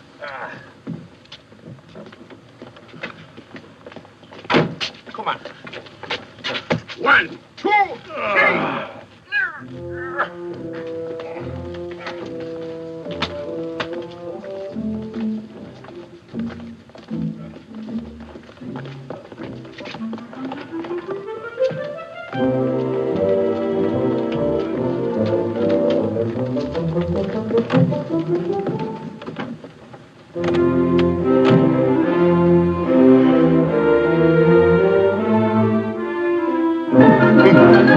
Driver! Driver!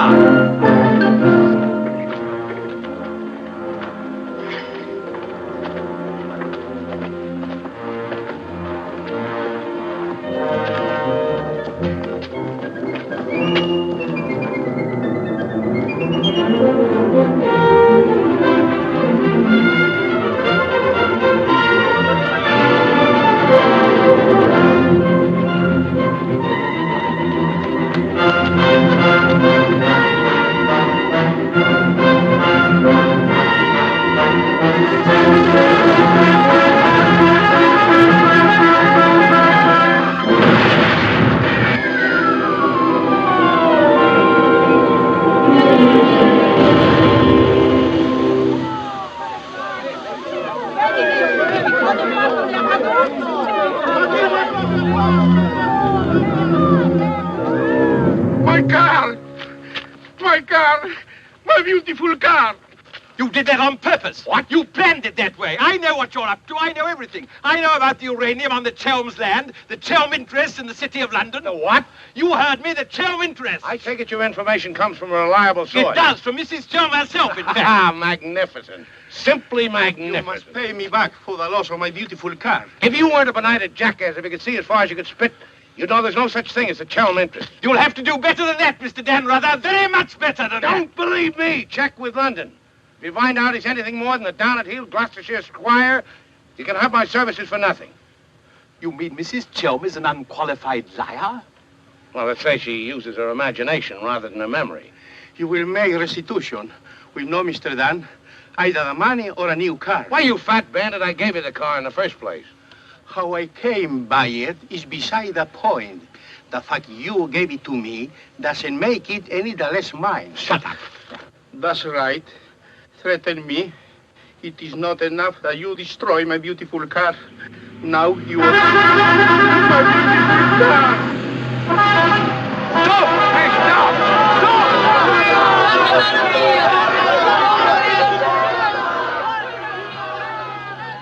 Stop! More than anything, I want Billy to make a grand success out there. As you care so much about money, I should have thought you would have left Billy for some rich man. I shouldn't think Billy would mind, really. I mean, neither of you are in love or anything. You are a strange girl. Of course I love Billy. Actually, I adore him. And Billy loves me very, but very much. That's why I trust him with his little unimportant amours. And what does he say about yours? But, darling, all husbands like their wives to seem attractive to other men. Be sure you explain that to Harry. I'm going back to the hotel.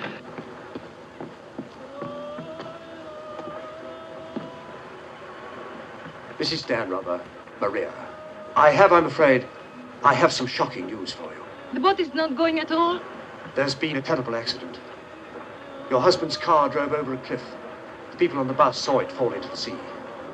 It seems almost certain that... What is it? What are you trying to say? He's saying that Billy is dead. It's become necessary to redistribute the stock in our company. Stock. What good is the stock now? We can't deal with the radar's friend. Not without the radar. All the effort, the money, everything went over the cliff with that car. Ravello, you forget the English are very sentimental people. I tell you, there is nothing that Billy's friend will not do for his widow, and in black, she's a very touching figure. Poor Maria, you really have had a wretched time of it. You are very understanding. If only there was something I could do. Just now, if you could bring me an aspirin. I have a headache. Don't move. Just you wait there. I'll be back in a moment. Mussolini, Hitler, and now Peterson. A great man, a great loss. I'm going upstairs and reading my Bible. Why all the gloom? Maria has a headache. What's the matter with you? Go away. My dear girl, I'm as sorry about Dan Ruther as you are. But after all, it isn't as if he was one of our oldest friends. I was in love with him. He was a very pleasant acquaintance. What did you say? I was in love with him. Really, darling, have you no control over your romantic fantasies? I loved it. Can't you hear me? I love you. I love you. Oh, rot. You're just dramatizing again. By George, you were right, after all. I did pet it. Oh, what shall I do? I feel so I was drowning. He's dead. He's dead, and I'm left in a fool like you. I tell you what to do. Have a bit of shut-eye. You wake up in an hour feeling your real self again, and there'll be no more silly stories about falling for a middle-aged roustabout. So? Oh, please go away. I'll just take these to Maria.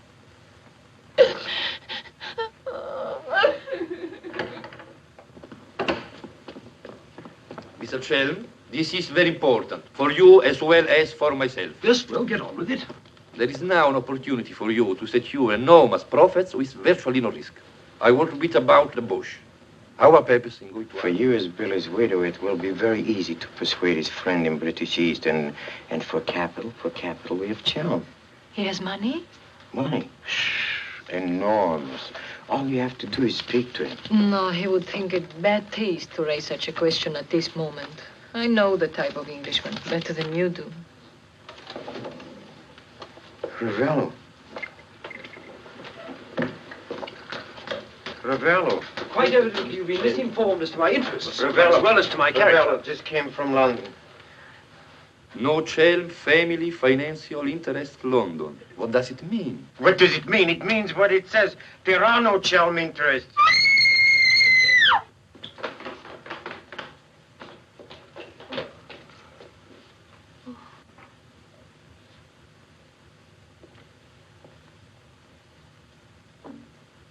What's the matter with all of you?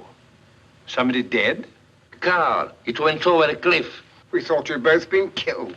Dan Ruther, I'm delighted to see you're alive, but your wife is in a fainting condition. You mean you're not dead at all? Obviously, I'm not dead. Please come to your senses. What have you got here? Oh, I knew you weren't dead. I knew it. You couldn't be. I counted 13 backwards 13 times. My old Spanish nurse said if you did that, a miracle would happen. And you see, it has. Ladies and gentlemen, I bring you the glad tidings. The captain is sober, and the SS Nyanga will sail at midnight. Go!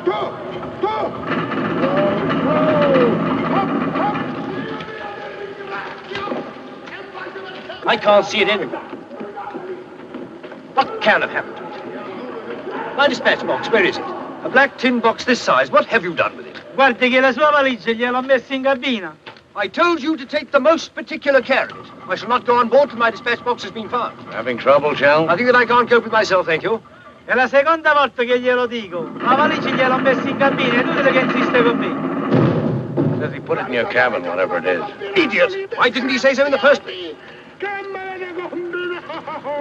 look. What's happened to Harry? He's been giving me the fisheye all evening. Oh? What is it? Perhaps it's because when I thought you were dead, I told him I was in love with you. You what? I couldn't help it. It made you seem less dead. And? Oh, he didn't believe me. He thought my nerves were upset. Sort of delirium. He thought it quite a joke. The idea of my inventing a love affair with a middle-aged roustabout like you. That's what he called you. Well, now that I'm back in the flesh, you'll begin wondering about that delirium of yours. I suppose seeing you alive is different from thinking of you dead. You're just great cooped up on that tub with a suspicious husband.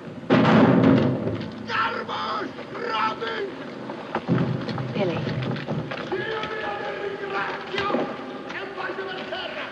Let's not go. What do you mean? I'm asking you to run away with me. Now. What about the millions in hard currency? What's happened to you? I thought you were my shrewd little manager. I've changed my point of view. I thought we'd get to Africa and you'd make your fortune and everything be wonderful, but now I think it's all too risky. Too many things can happen. I want us to cut and run for it right now. You really mean that? With all my heart. Oh, no, that's impossible. Why? Well, for one thing, Mrs. Danrother might not go for the idea. She's not quite as sophisticated as you are. Please, Billy, listen to me. I've thought it all out. We'll take the bus and catch an express No, or somewhere. the shot's not on the table. You're not in love the way I am. If I loved you 1,000 times more than you say you love me, it still wouldn't make any difference. I've got to have money. Doctor's orders are that I must have a lot of money. Otherwise, I become dull, listless, and have trouble with my complexion. But you're not like that now, and you haven't any money. It's my expectations that hold me together. You really mean that, don't you, darling? Sure, I mean it. And your main reason for wanting lots of money is so that you'll be ever so attractive and I'll love you more and more. That's right, baby. I'll help you, Billy. I can, too. I'm something of a witch. My old Spanish nurse said I could have been a professional. We don't look now, but they're raising the gangway.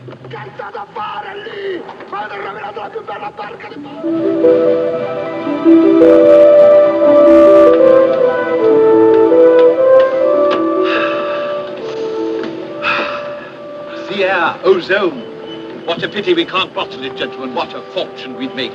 Neptune's mixture. Now breathe deeply. Remember, every breath is a guinea in the bank of health.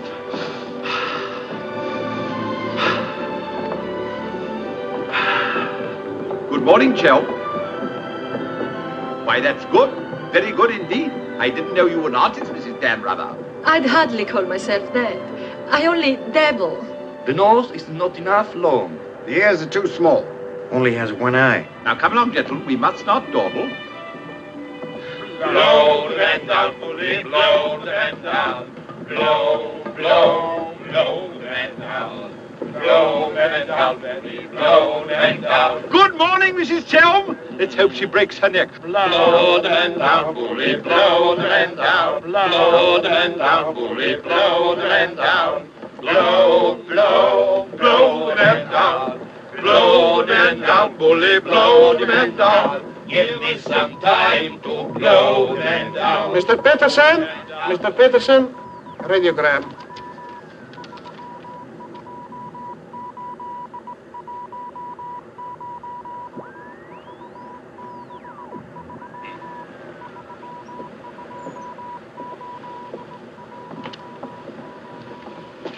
No Chalmers State, Gloucestershire, stop. No Linda Gentry, Chalmers.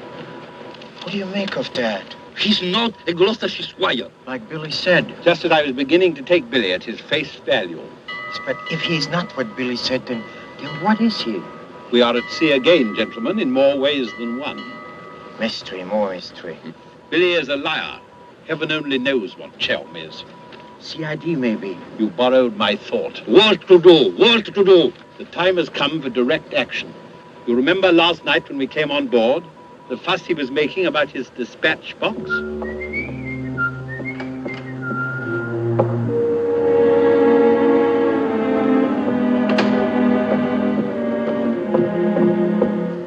I love colors. Working with them is an endless puzzle. Your face, for instance.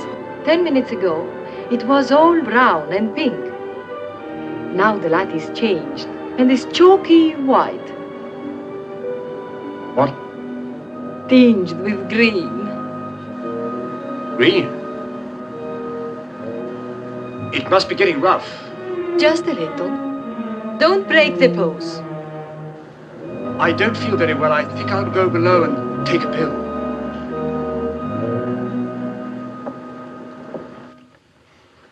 It's incredible. Harry Chelm is just Harry Chelm. nothing. Nobody. A ruddy refugee from Earl's Court. With a hot bottle. Look. And the letter of introduction to the secretary of the governor. The secretary, mind you. Disgusting. Purser! My box! Beat up and down, isn't it, sir? It's gone. Oh, yes, indeed. Major Ross took it. I saw him sneak it out of your cabin. I like to keep my eye on what goes on aboard the ship. Where did he take it? I believe Mr. Peterson's cabin. In fact, I'm sure.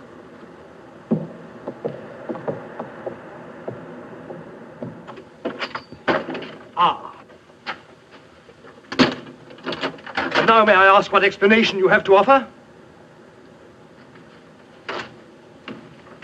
He forgot his hot water bottle.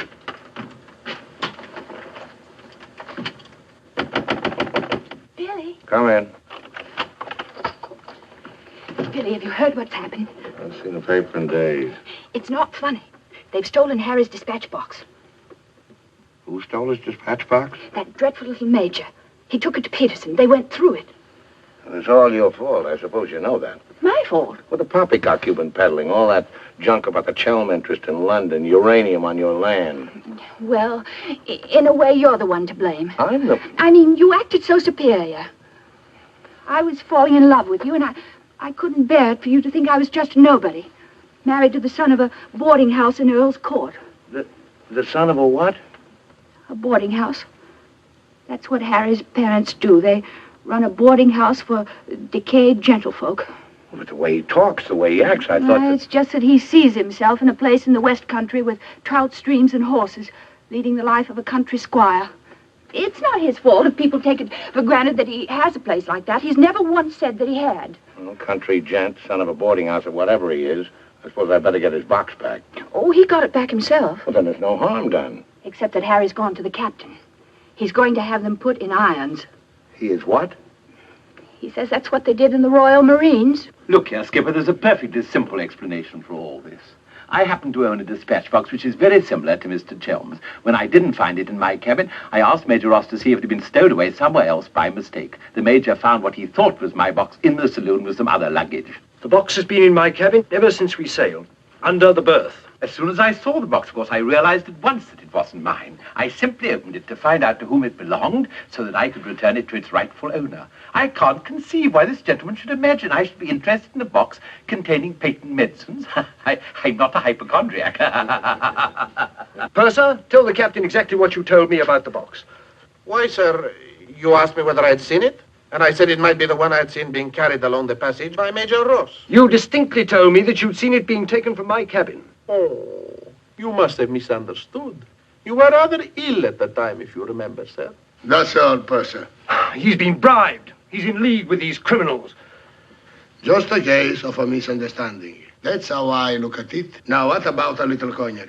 To wash away any ill feeling. I don't care for a drink. And let me assure you that this matter is far from settled. While rifling through my personal effects, I feel certain that you must have noticed I had a letter of introduction to the secretary of the governor. I suspect he'll be much more interested in what I have to say than this gin-soaked so-called ship's captain. You mind your tongue! Any more intelligence? You're the one I put in irons.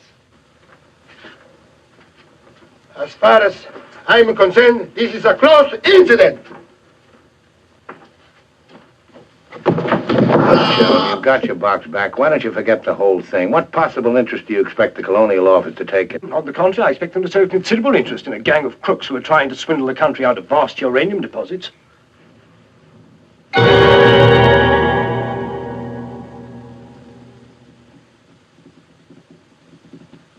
Just one moment, sir.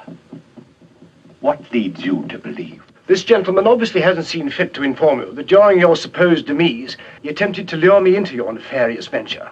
Unfortunately for you, he acquainted me with all the pertinent facts. Facts which I intend to communicate to the proper authority at the very earliest opportunity. I thought you were dead. That's what they told me. Everyone told me you were dead. And if you were dead, we head to a fresh capital. Didn't we? You, Ravello, my own partner, sneak up behind my back and try to cheat me. The milk's spilt. It's no good crying over it. Get after him, Billy. Calm him down. Talk to him. See if you can't get him to change his attitude. I'll try, but I don't think it'll do any good. I don't know why we have to worry about Chelm's attitude. Talk's no good. Conversation never convinced anybody. I say put an end to words. Shut up, Jack. Time factor has entered the picture again. This time, fortunately, it's working on our side. 2 weeks before we reach port. That should be plenty of time to convince our friend, Shell. I beg you, please end all this trouble. If things go on, either you will be done away with before we ever get to Africa, or you will leave and denounce Peterson to the authorities, and that will be the ruin of all my plans and hopes. In the long run, you'll do much better to get clear of these people. They're thoroughly undesirable. The long run. I'm tired of the long run. I am not even thinking about them or about myself. It's only you that concerns me, Harry. No need to worry about me. Ever since I met you, you fill my thinking. You are becoming an obsession. Don't you understand, Harry? I am deeply in love. Maria. My dear.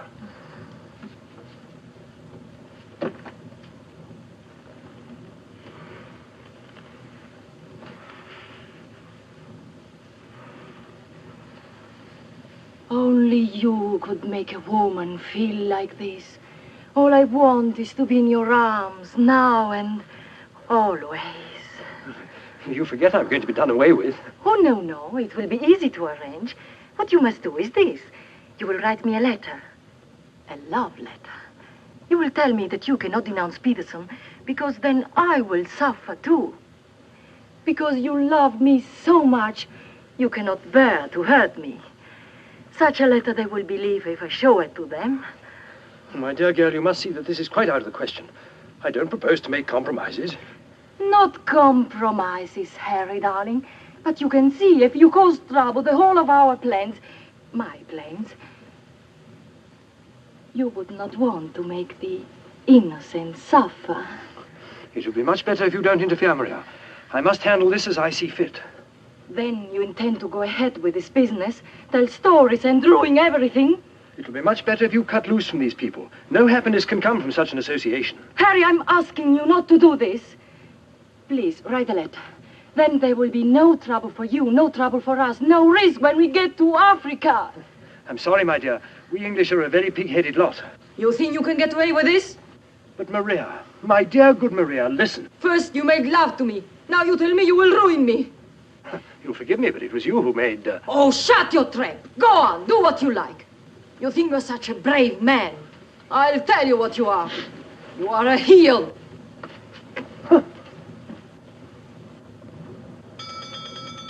What the blazes now? What's happening? What's going on here? The oil pump's on the blink. The electricity's failed. Utter folly. A ship lying in darkness this way? We might well be rammed at any minute. I'll tend to this myself. Which way is the engine room? The passengers are not... I'm sure your chief engineer will welcome the advice of an ex-officer of the Royal Marines. Ma cosa fa? Le rompe tutte cose! Non stai a toccare niente! Lo scasse tutto! Lo rompe tutto! Non stai a toccare niente!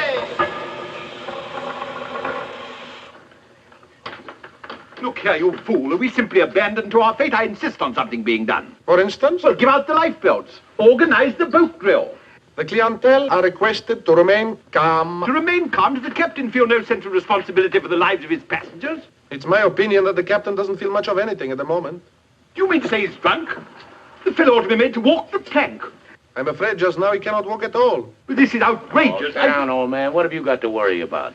We're only adrift in an open sea with a drunken captain and engine that's liable to explode at any moment. Perfectly ordinary situation. Happens every day.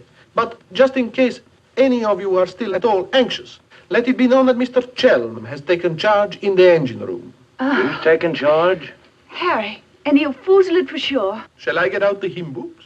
Your husband claims to have learned all about engines and such things when he was an officer in the Royal Marines. If he ever was.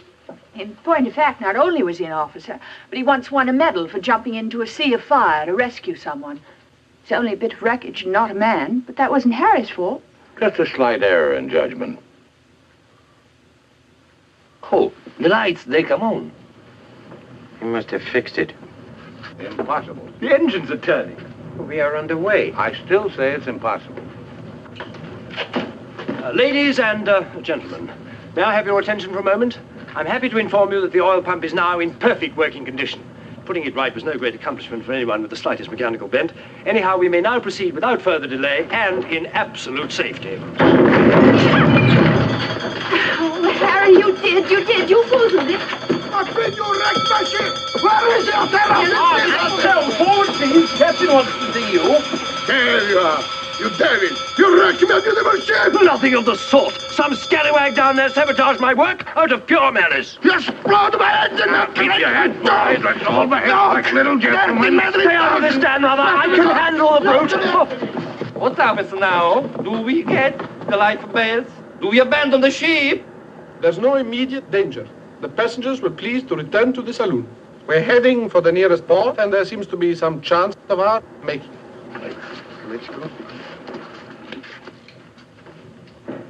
Come along. Now, who was last down? Last.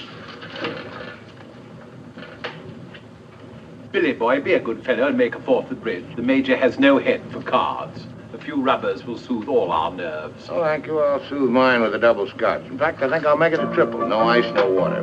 Right, sir. How about you, dear Mrs. Dad Rubber? Little bridge? Oh, so sorry. I have the most fearful headache. I think I'll go to my cabin. Oh, what a shame. Well, boys, we'll have to make it cutthroat. What about Harry here? Maybe he'll take a hand. That, under the circumstances, is a most unsuitable suggestion. Gwendolen, I must ask you to either move to another table or else leave the saloon. Oh, Harry, for heaven's sake. I don't care for my wife to associate with an associate of criminals. Don't be absurd. Billy's not a criminal. He's the best friend we have on this boat. We're not in need of such friends. You need any friends you can get. The only thing standing between you and a watery grave is your wits. That's not my idea of adequate protection. Purser, how much longer before this ship reaches port? If we ever do get to port, it should be within 14 or 15 hours. That's a long time. Sit down, make yourself comfortable, have a drink. Enjoy the Major's piano recital. Come on, Peterson, buy us a drink. I'm afraid I can't accept hospitality from persons whom I intend in a few hours' time to denounce in a place of justice. 2 spades. I admire your sang-froid, Mr. Peterson. Or perhaps you don't think I'm serious. We shall see. 3 clubs. Double.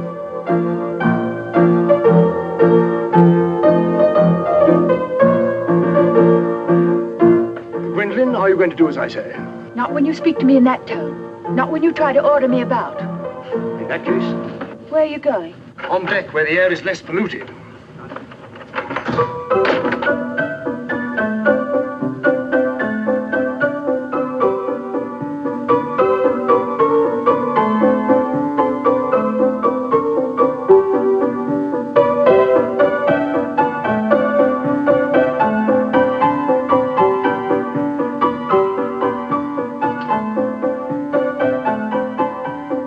Purser, 4 tonics.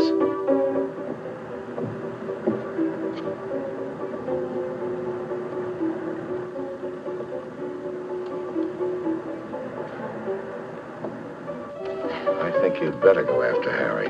Why should I? If he's going to be so childish and unreasonable. Take my advice, go to him, stay with him. I suppose you think we should keep up appearances. The loyal wife at her husband's side. No, Billy. I'm experiencing something that is rare and beautiful. And I shall not deny it, either by word or by deed. I love you. Let the whole world know it. I love you, I love you. Yeah, well, keeping up appearances isn't exactly what I meant. Why do you want to send me tagging after Harry? He's being such a deadly bore tonight. Deadly, but not dead, not yet. What do you mean? They killed one man just because they thought he might try to get in their way. Now, handsome Harry here is certain to blow the whole thing wide open. They killed a man? Really? Who? Just a man. all Harry's being too tiresome and my loving you to distraction, I still wouldn't want to see him done in. He has some perfectly darling traits, really.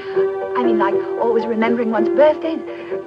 No, we simply mustn't let anybody murder Harry. Well, keep him in your cabin. Never let him out of your sight. Keep him under lock and key.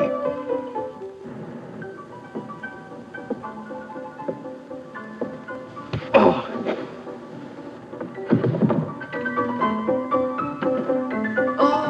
Billy, that awful music. It's so loud, it comes right into our cabin.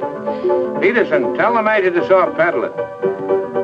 And while he's about it, he might change the tune. Oh, don't you like it? It's one of my favorites. I'm afraid he doesn't know any others. Do you, Jack?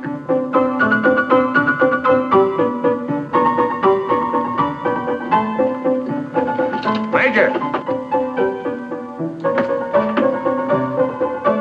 I love the tinny sound of a player piano. It reminds me of the days of my youth.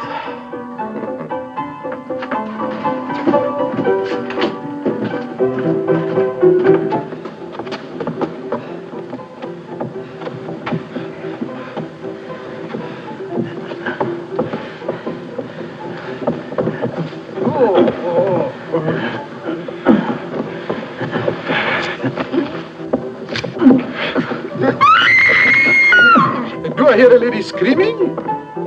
One down. Captain! Captain!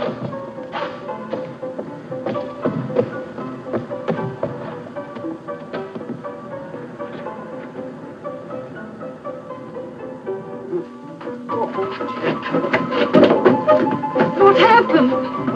Oh, Billy, all that screaming. I thought someone had been killed. Someone nearly was. Indeed they were. Look at the Major. Better get a new act, Peterson. The curtain's going down on this one. Every time I turn my back, someone makes trouble. The passengers break the engine, they beat each other to feet, they throw each other overboard. That man attacked me. Are you? You again! If I struck him, it was in self-defense. He came sneaking up behind me and tried to run me through with his sword. Is that true? Well... It's no use, Billy.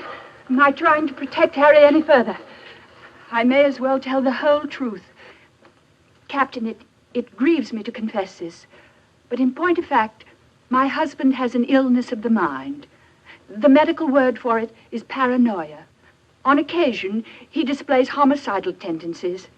The psychiatrists say it's because he believes people are plotting against him, and so he strikes back and tries to kill them. Gwendolyn, for heaven's sake, woman, what's the meaning of this treachery? Believe it or not, Harry, I'm doing it for your own good. He knows. He saved my life. He'll tell the truth. I wouldn't contradict the lady. You wrecked my ship! You tried to kill the passengers! But I'm not a sane person on this ship. That's why you're against me. Let me go. I'll kill the lot of you. I warn you, Captain. When I kill you... Oh, Harry, it's awfully sad. We've tried everything to cure him. Take your hooligans off. How dare you lay hands on me? You hooligans! I'll have you put in irons.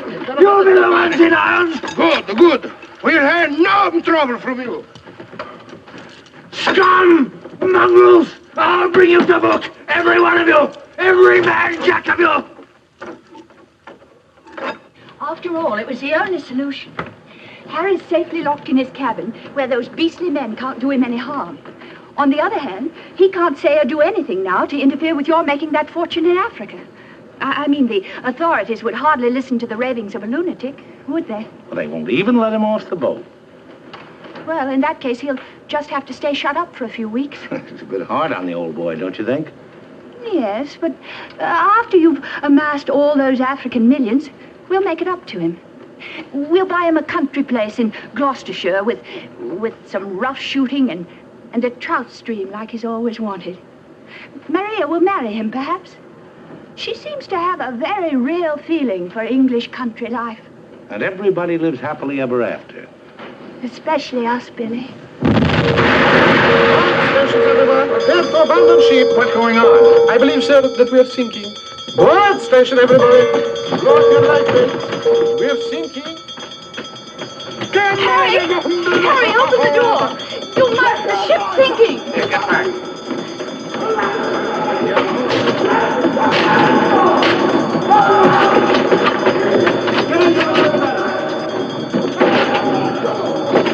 Get to the bottom!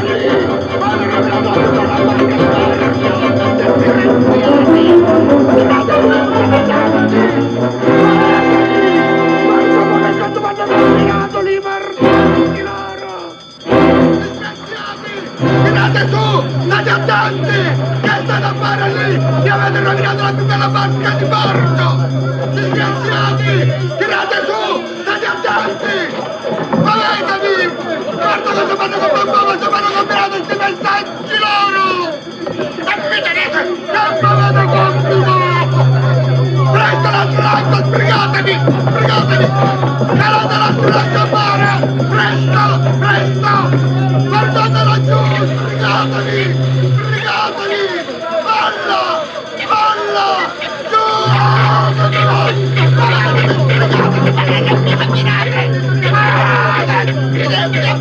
Presto! Presto! Deve attendere laggiù! Mi portate questi maledetti! Calate l'altro lato a mare! Guardate la scena! We simply can't leave without finding out what's happened to Harry. Maybe we'll run across him out there. He's a strong swimmer, isn't he? I don't say we will, but it's possible. Anything's possible. Silenzio a voi! John! Bill! Rush! Dio mio, ti ringrazio e vado per terra! Speriamo che incontro un branco di pescecani al sbarcare in un'isola fra i cannibali! Ah, fino al Harry!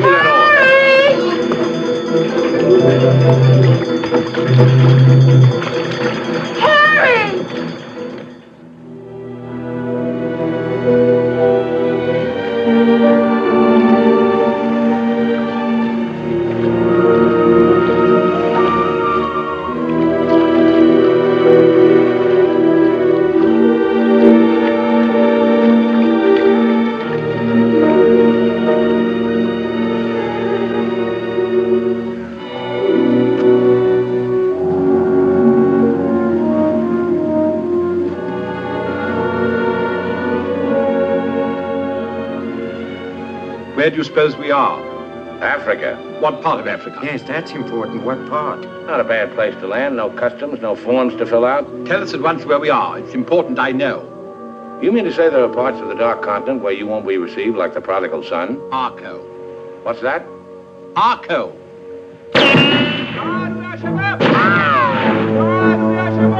Better get down, everybody. Oddio mamma mia, Adams! Oddio mamma mia! Get rid of your passports, boys. Mrs. Tell, Billy Boy, my identity must remain a secret.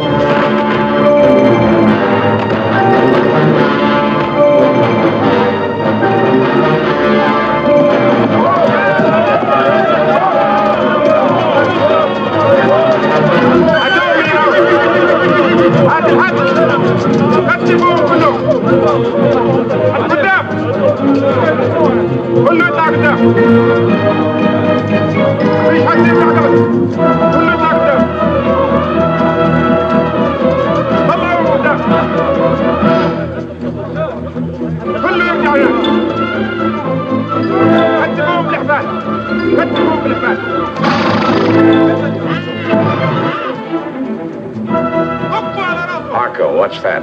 It was a company that sold arms to the Arab legions. Wait a minute, that rings a bell.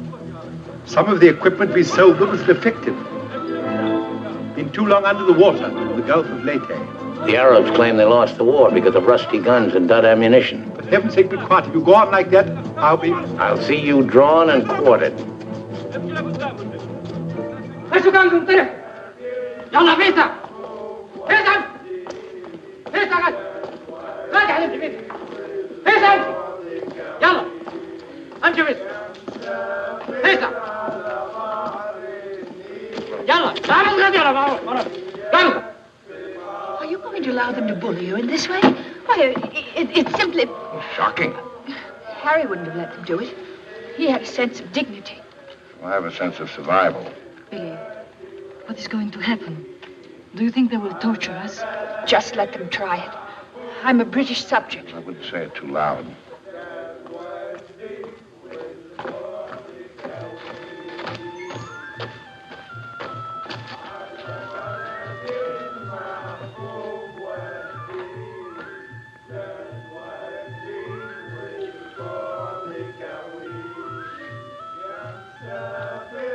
We shipwreck. Big boat, go down. Bottom ocean.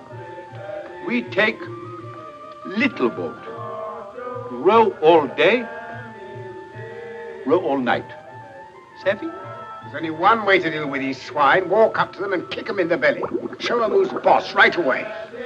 We sight land. Your land. Praise Allah. Come ashore. Suddenly, boom, boom, boom. No good way to treat shipwrecked people. You will please to hand over your passports.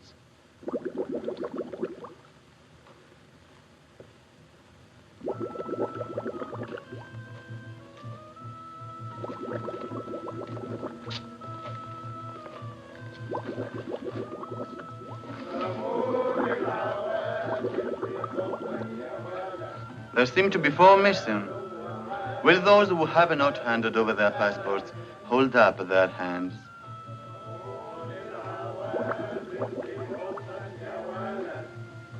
All left on board ship, Your Excellency. A terrifying experience. An incompetent crew, a burning ship, put overboard in a small boat at dead of night. What was the name of the vessel? The SS Nyanga. She's a Portuguese ship. I will investigate whether such a ship has been reported lost at sea. Well, does it stand to reason, Your Excellency, we should come to this shore in a small boat if we'd not been shipwrecked? Our country is in a state of unrest. Oh, I am sorry. Agents of certain foreign governments sometimes try to enter it by stealth, hoping to fan the flames of revolution. Therefore, we check carefully on the activities of strangers. But surely, Your Excellency, in our case, one look is sufficient to convince you of our innocence.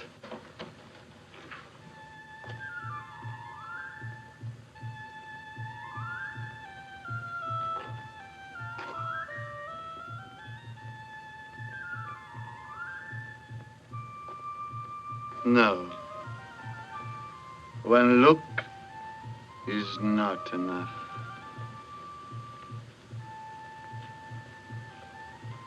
If you think we're the enemies of your country, the logical thing is to boot us out.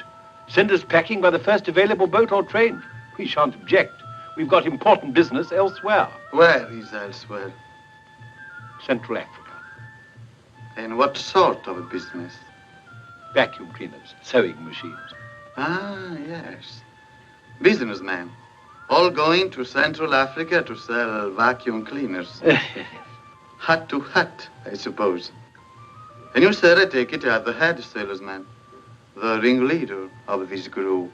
Oh, no group. We met for the first time on board ship. Complete strangers to one another. Liar! The others all look at you each time I ask a question. I am a keen observer. You 4 are together. Oh, no, my fat-gutted friend. I'm not the illiterate, simple-minded native you're fool enough to take me for. I am a great man, a serious man. I spit on you, too. I spit on you and all your life. Off to the wrong star, Peterson. There's only one way to deal with these swine! Swine! You'd better be careful. My husband, my late husband, who was drowned in the Niagara disaster, happened to be one of the most important figures in the British government, Sir Harry Chelm. In point of fact, we had letters from the Prime Minister and the Queen telling everybody to be particularly courteous to us and our friends. So you see, if any harm befalls us at your hands, it will become a major international incident. Would you instruct that one that in my country a female's lips may move, but her words are not heard? Harry. If only you were here. And now, sir, you will stop abusing my intelligence and tell me who you really are and what is your actual purpose in being here. I'm a sick man. I've got a bad heart. I mustn't talk anymore. You refuse to answer. Well, that is interesting. It makes of it a contest in a game at which we excel. We of this country have had 4,000 years' experience in asking questions and getting answers. Who are you? Why are you here? Don't hit me again. My heart, I have an attack.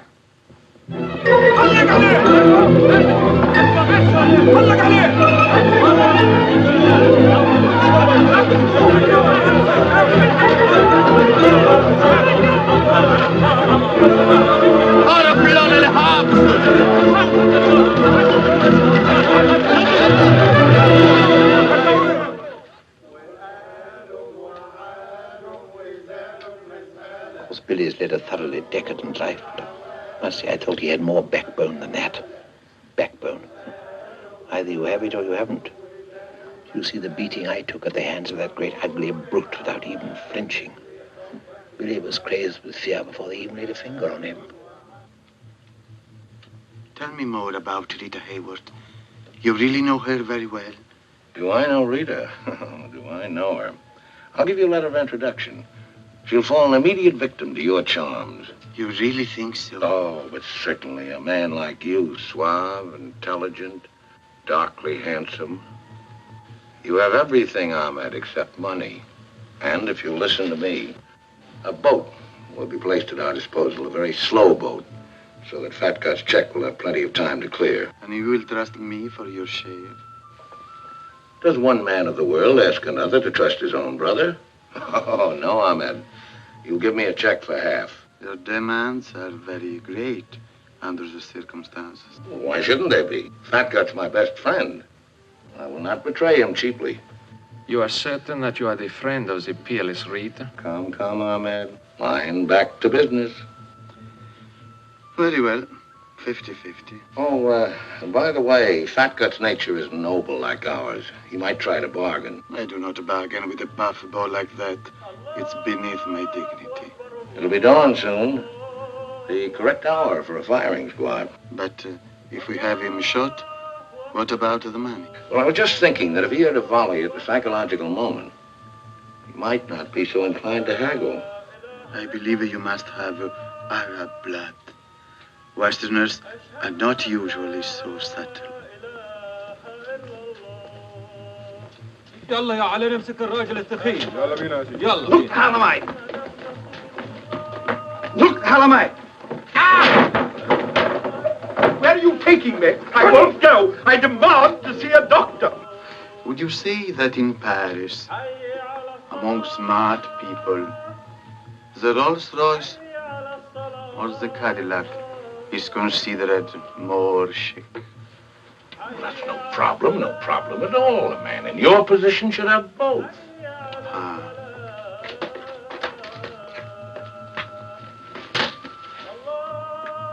Mr. Dunrather, I believe, would like a word with you. Billy. Sit down, Peterson.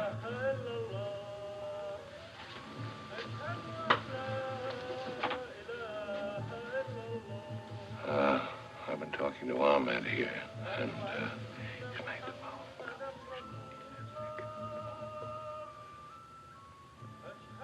It's blackmail. I can't pay.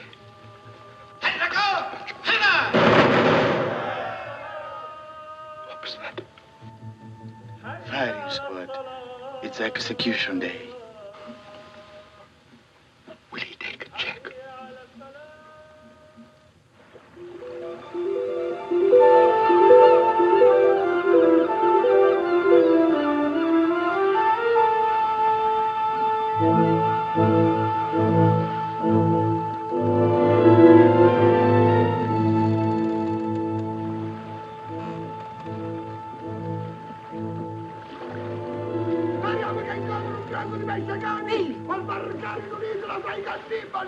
Billy!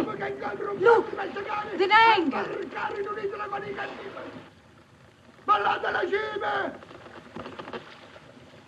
Stay away! Stay away from my ship! If you try to come aboard, I will shoot you! I will shoot you! Get to my gun! Get to my gun! Give it to him. Maybe he'll shoot himself. My gun! My gun!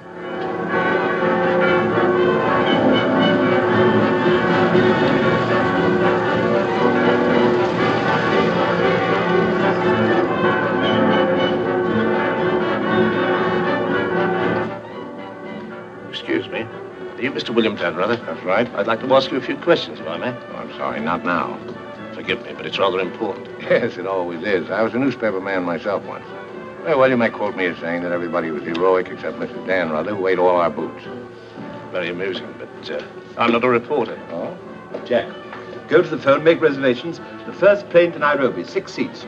Yes, and if they don't have any, talk to the right man and tell him if he kicks other people off the plane, we'll make it worth his while. I always said we ought to take a plane. You remember I said that, Mr. Horror? I said we ought to take a plane. Mustn't dawdle, Billy boy. Great deal to do and not much time. Those were the other members of your party? Yes, I'd like to talk to them too.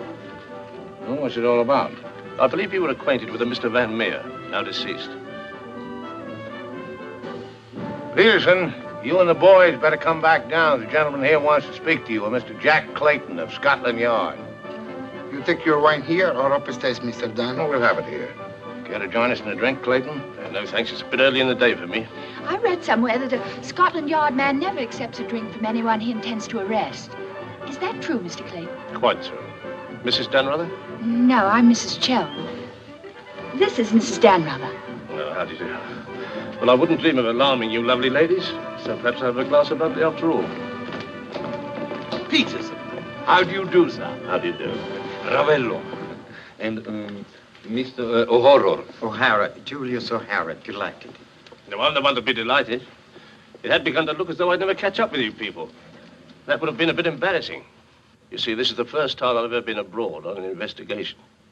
I've spent quite a lot of money. And my chief can be very sarcastic about the money one spends, particularly if you fail to deliver the goods. Mr. Clayton is presently interested in the Van Meer murder case. The Van Meer murder case? Oh, yes, yes. That fellow in the Colonial Office. Yes, I read about that in the paper. It was a shocking affair. According to Mr. Van Meer's appointment book, Mr. Peterson, you had lunch with him at the Savoy a few days before his death. That's quite correct. Mr. Van Meer was an expert on African matters. We wanted his advice about affairs in British East. Do you recall the subject under discussion? Vaguely. Crop yield, the native labor situation. Inches of rain. Vaccination, shorts. How long had you known Mr. Van Meer? Oh, a couple of months. We met half a dozen times. Did he ever make mention of any enemies, business or otherwise? Did he say anything about romantic attachments? I mean, did he name any women? No. I should have been very surprised if he had done. Mr. Van Meer struck me as being every inch a gentleman. Oh, of course, of course. Well, that's all. Unless somebody has anything further to add. I have. I think you ought to know that the business of one of these businessmen is murder. I beg your pardon. Major Ross, I mean. I can't guarantee Major Ross murdered this Van Meer person. I assure you, however, he attempted to murder my husband with a long, thin dagger, which he always carried about in what looked like an innocent swagger stick. Go on, Mrs. Chell. You see, Major Ross is employed by Mr. Peterson there to do his dirty work.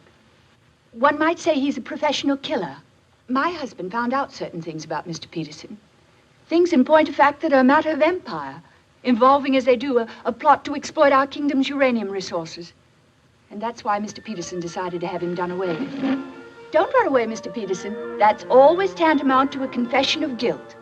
Tantamount is what I call it. More champagne, Clayton? No, thank you.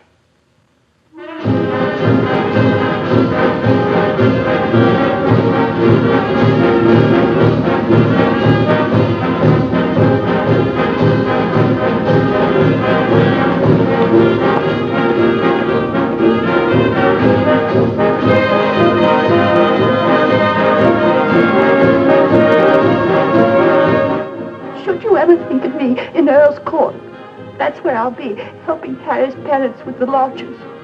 Should you ever think of me, try not to let it be too harshly. You kiss her too, Billy, and tell her she's forgiven. Sure, sure. Goodbye, Billy. Bye.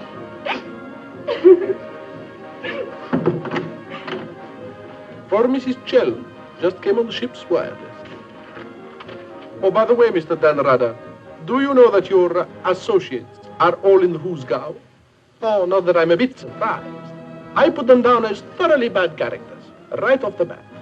But then there are so many bad characters nowadays. Take mine, for instance.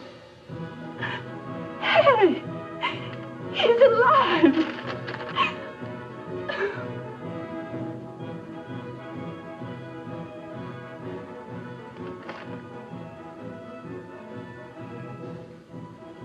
Oh.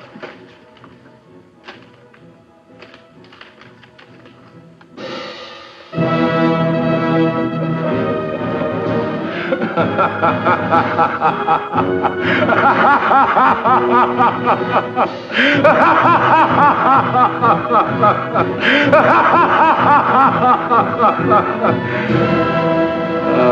this is the end. The end.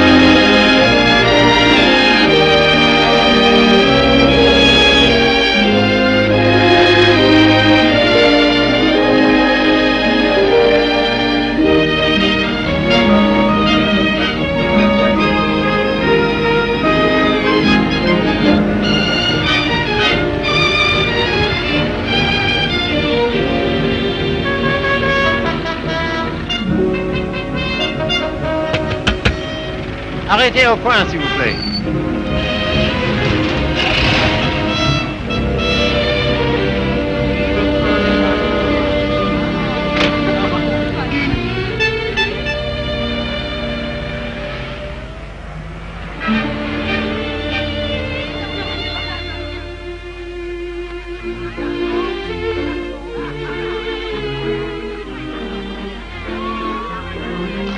Monsieur Fournet.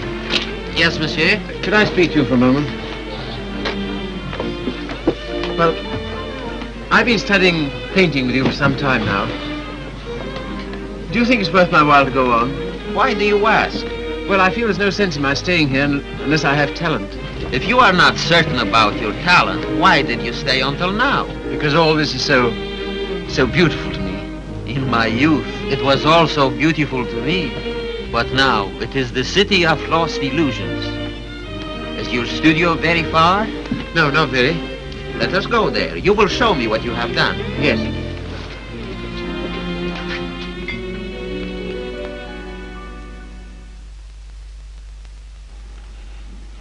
Have you any money? A little. Not enough to live on.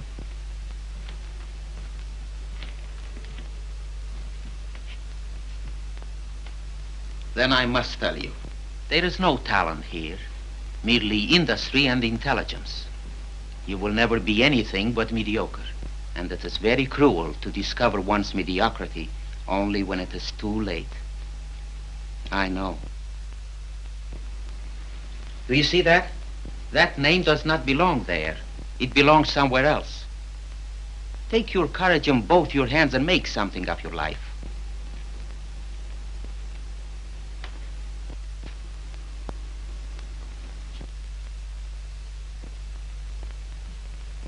Have you anything in mind? Well, you see, I have my limitations. My father was a doctor. I've always been interested in medicine. And if one can't be great, at least one can be of some use to people.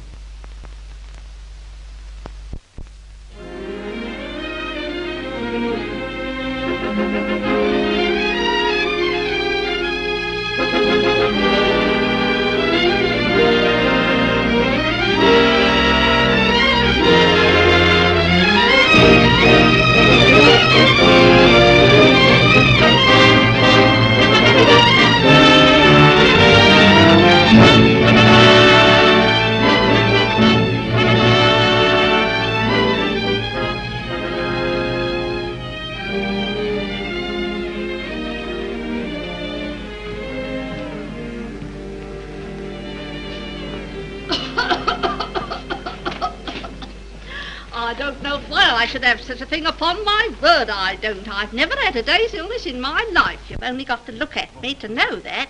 It's what we call a winter cough. A great many middle-aged women have it. Well, I never. That's a nice thing to say to a lady. No one's ever called me middle-aged before. Oh, it's time you got used to it. All the same, you're a nice one, dearie. Unfortunately, I can't say the same for you. Good day, madam. That'll be all now. The rest you come back tomorrow. Get him ready. All right, sir.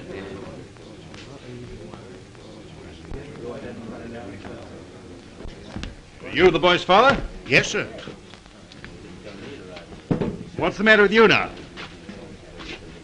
You see well enough what the matter is. The boy has a club foot.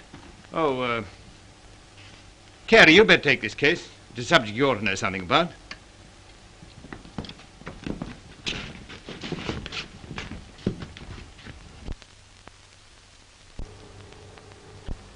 It's only for the looks of the thing, you know. I don't find it no trouble. Don't you? That's wonderful. I always did. Oh, that's because you let them go on at you. You seem to be a little slow, Carrie. I think I'll have to instruct the class. There are many varieties of club feet. This is one of the less interesting.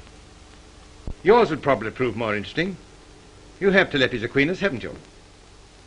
Yes, I believe so. Don't mind taking off a sock, do you, Carrie?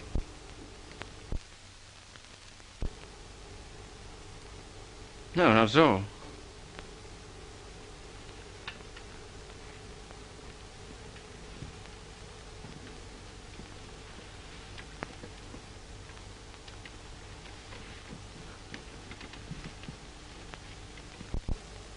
Keeps his feet nice and clean, doesn't he? Yes, just as I thought. Telepes equinus. Malformation requiring you to walk on the outside of the foot. A very interesting example, I must say. Do you mind if I have a look? Congenital club foot. In simple language, a foot twisted inward. The cause of this twisting is not clear. Hereditary influence plays a part here, as pointed out by Dr. Little, who traces recurring deformity through 4 generations. Well, when you've quite finished. I say, old man, I like that. French, isn't she? Yes, she was a model in Paris. You know, I can't for the life of me understand why you gave up painting.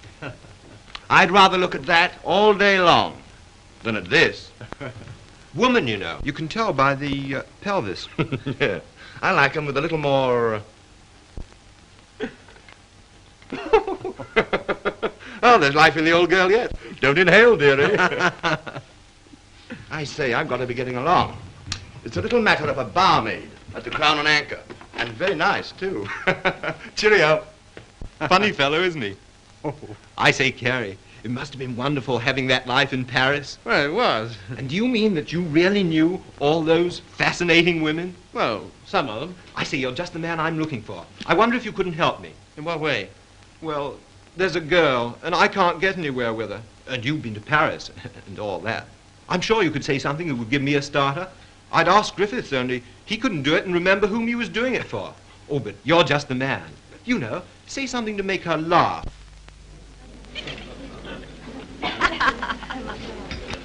What? You don't believe it? You are too suspicious.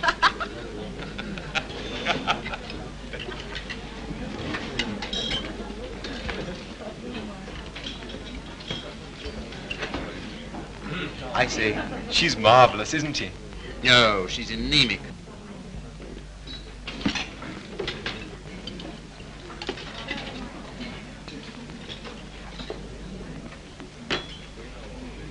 You don't suppose she likes that bounder, do you?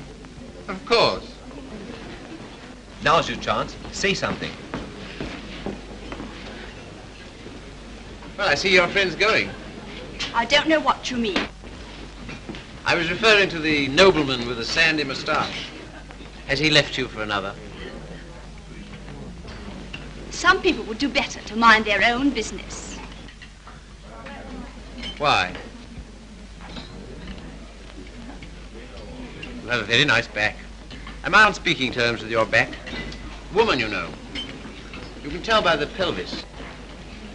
And that calls himself a gentleman.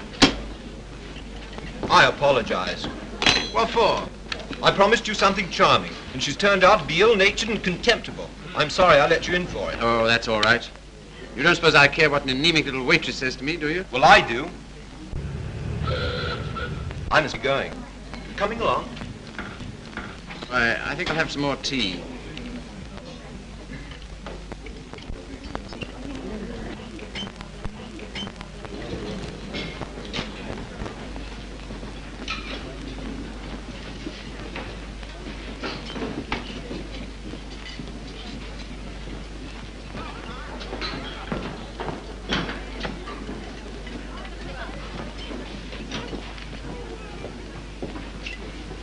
Anything you want?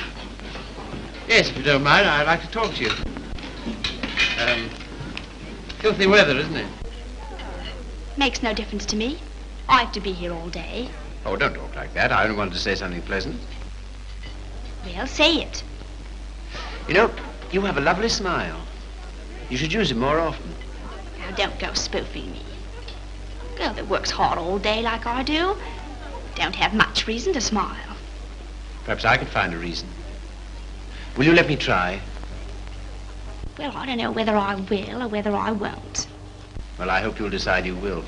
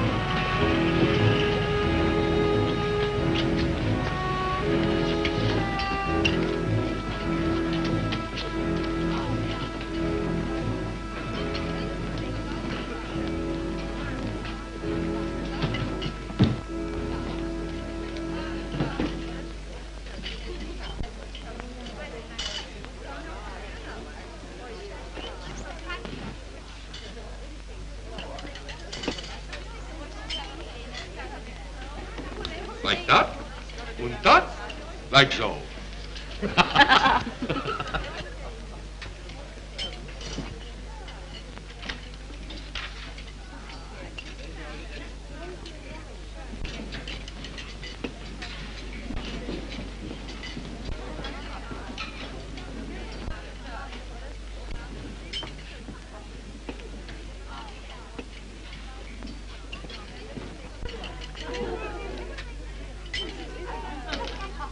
That is a nice little hand.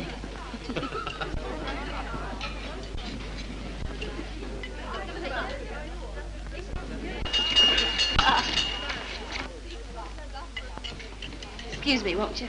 Yeah. How do you do? You seem to be in a great hurry. Well, I've been waiting 10 minutes. I didn't know you could draw. Didn't you? That meant to be me. Looks like you, doesn't it? Well, if you look at it that way. Tea? You are a strange sort. I say, will you dine with me sometime? And we'll go to the theatre? I don't mind. When will you come? I'm off Thursdays. All right, shall we say Thursday? 7 o'clock, Victoria Station.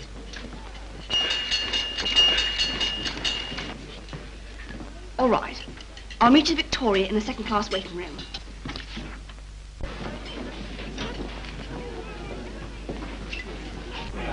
All tickets, please. Show your tickets. All tickets, please. Show your tickets. All tickets, please. Show your tickets. All tickets, please. Boat train, platform 19. All tickets, please. Show your tickets. All tickets, please. Thank you. All tickets, please. All tickets, please. Show your tickets. All tickets, please. Show your tickets. All tickets, please. Show your tickets. All tickets, please. Boat train, platform 19. All tickets, please.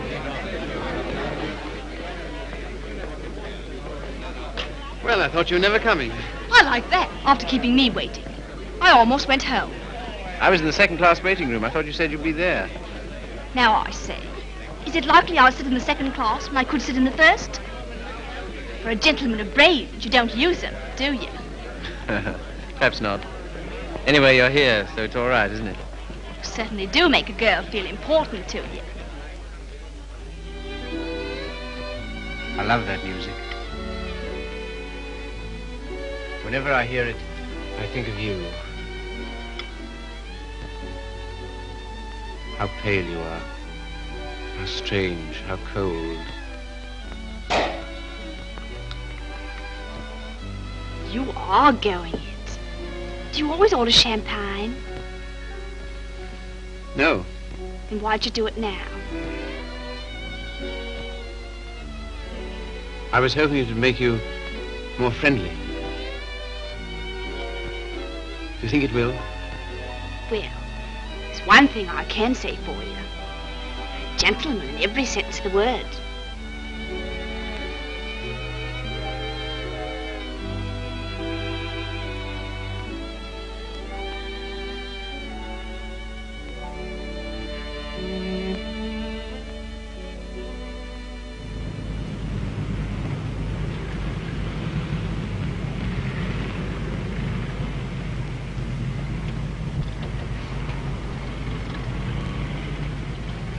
May I see you again?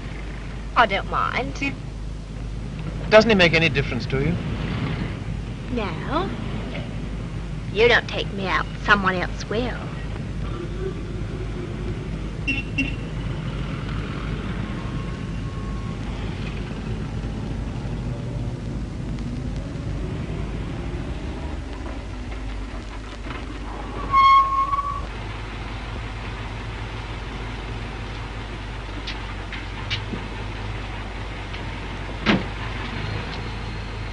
I'll say goodnight here. Won't you stay for a moment? No. Why not? Why, people would think I don't know what all.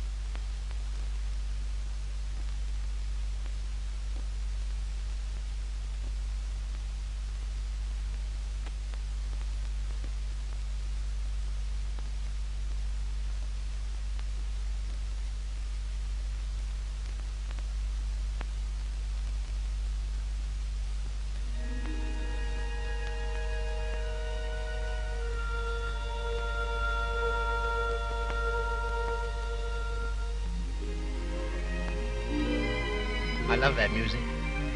Whenever I hear it, I think of you. Whenever I hear it, I think of us.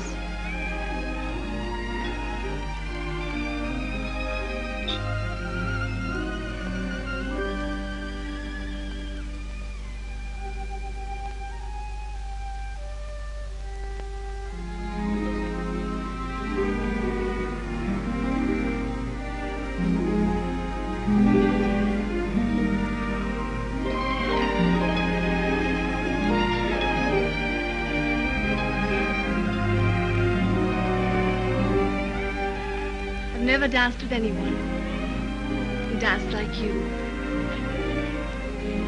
I've been looking for you all my life.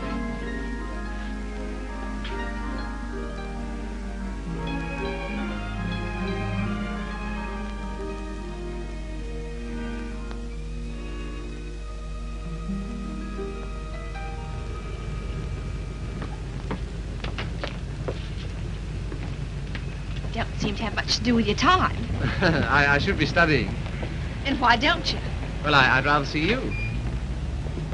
Any of the girls notice you're waiting for me? I don't know. Why, what difference does it make? They all laugh at you, you know. Oh, do they? Why? Say you're in love with me.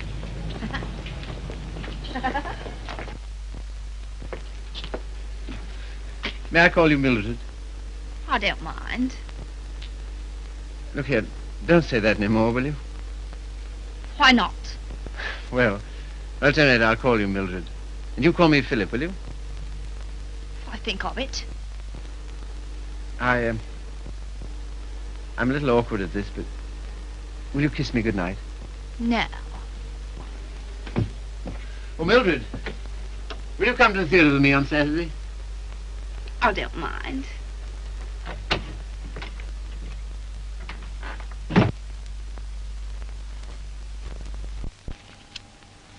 You're sure they're for Saturday? Certainly.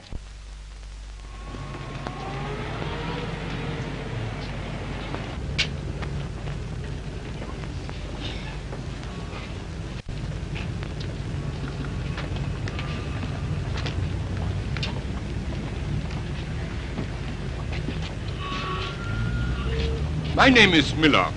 Emil Miller. We should know each other. Why? Well, we are both interested in the same thing. Thing? My dear young man, you are so artistic. You should be more like so. Thanks. Thanks very much. That's all right. Hip change?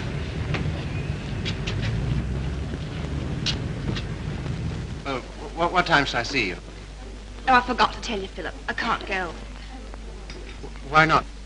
My aunt's ill. Oh. Well? What's the sense in that? You don't suppose I want to go by myself, do you? I only got them for your sake. Well, you needn't go on about it.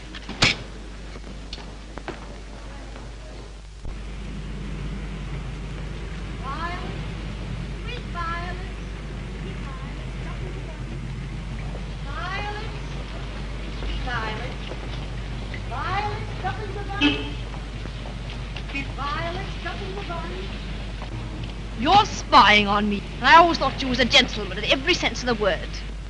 Are you going out with Miller? No. Well, what if I am? I can go out with him if I want to, can't I?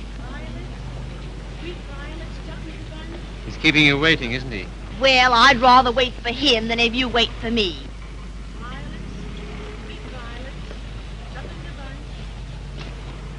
Won't you change your mind? I'll get some more tickets and we'll... No.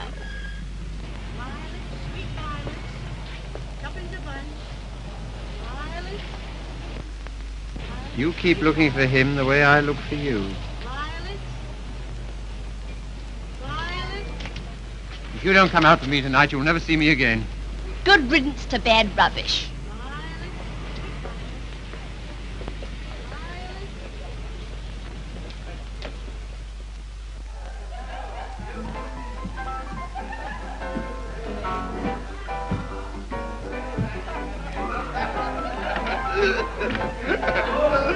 Drink? Desire?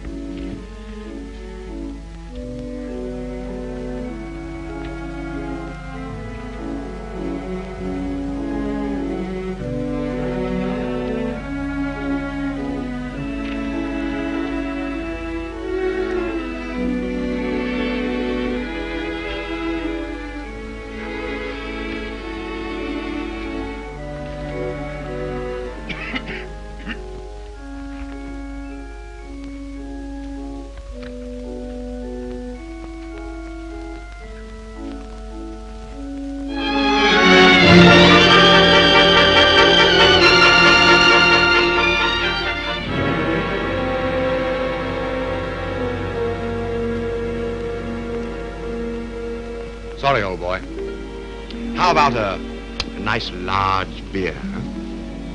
Wouldn't help. Well, what would?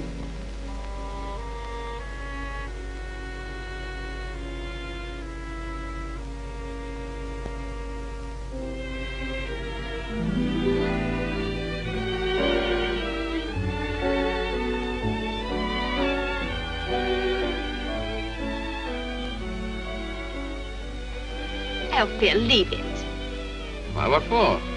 Shows the waiter who you are. He knows who you are. And so do I. What do you mean? I'm sorry, I didn't mean... You're a bit too superior for me, my fine young friend.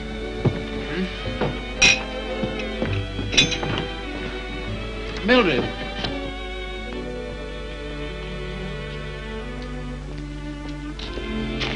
Of course you don't like me. I'm a cripple. No, Phil, it isn't that. Oh, yes, I felt it all along. Foolish. Mind my hat, silly. You are clumsy.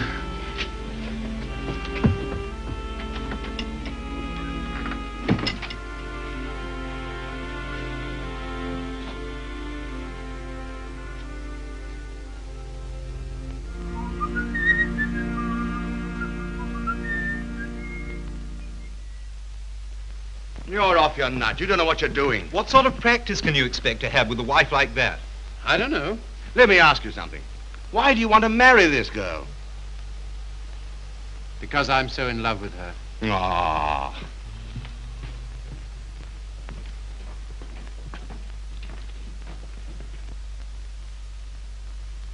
That ring with the little design is very popular, sir. We sell a great many of them. They're 30 shillings. Thank you, sir. Philip, were you surprised by asking me to take me to dinner tonight? I was delighted. Were you? Yeah. Why? Oh, I don't know. You've been so sweet to me all day, and I've got something to ask you, and it makes it so much easier for me. Makes it easier for me, too. I've something to tell you. No. Let me tell you first. There it is. I want you to marry me. I'm so sorry, Philip. That's just what I was about to tell you. I shouldn't have waited so long. Fact is, I'm going to be married. Are you? To whom? A man I know. He earns very good money. Yes, I'm sure of it. Now, you won't go on about it, will you, Philip? All right. I'm getting on. 24. It's time I settle down. The gentleman earns £7 a week and he's got good prospects. Well, this is goodbye. I hate to eat and run, Philip, but... Well, I have an engagement. I'm going to the theatre with the gentleman I'm going to marry.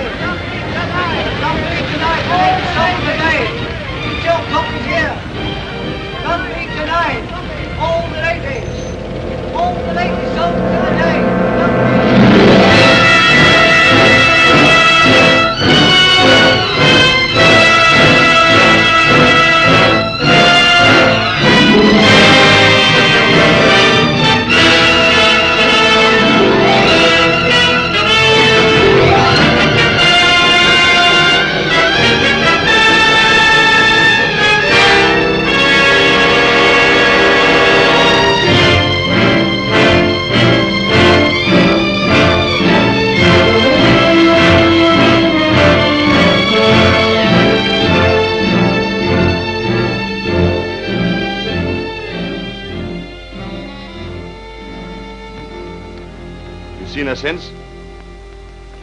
No. Well, London is the largest city in the world, and you know the cure for one woman. Another. Right-ho.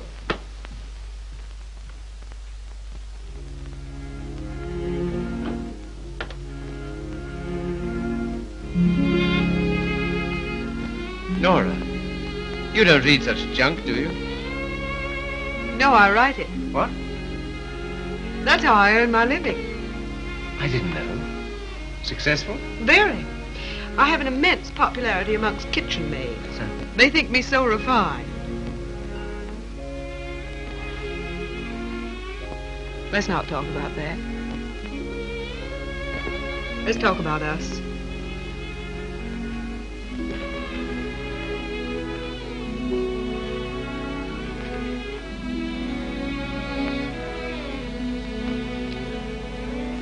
Nora, you're not really fond of me, are you? Clever boy. You ask such foolish questions. Oh, my dear, it never struck me that you could be. Pleased?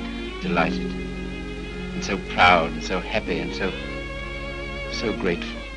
I wish you hadn't been in love with... What was her name? Mildred.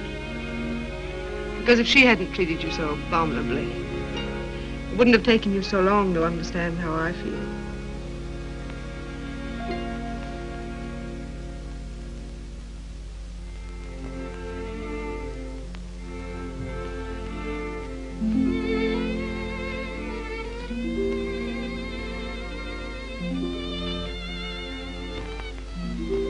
I saw you.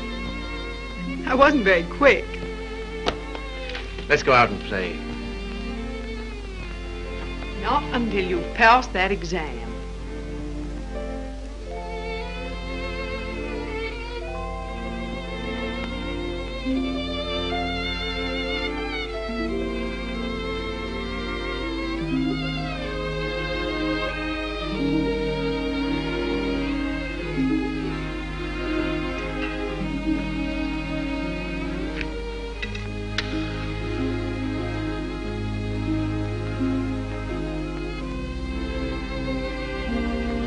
Tell me, darling, what do you get out of this? You'll never know. I'm afraid you don't get much fun with me. I wish... If only I could take you dancing. I know how you love it. Philip, it's very silly of you to be so sensitive about your foot. You know, other people don't think about it nearly as much as you do. They notice it when they first see you, and after that they forget all about it. You know, I only speak of it because I love you. And I don't want it to make you unhappy. Now, will you please stay here and go on cramming for that exam?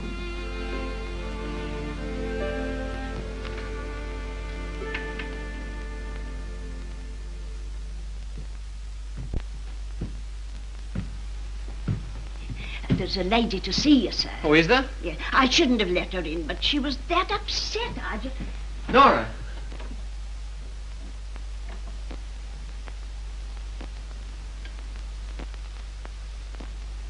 What do you want? I didn't think I'd ever see you again.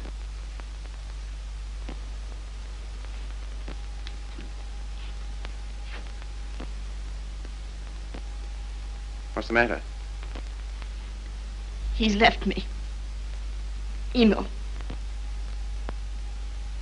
Oh, has he? Yes. Because I'm going to have a baby.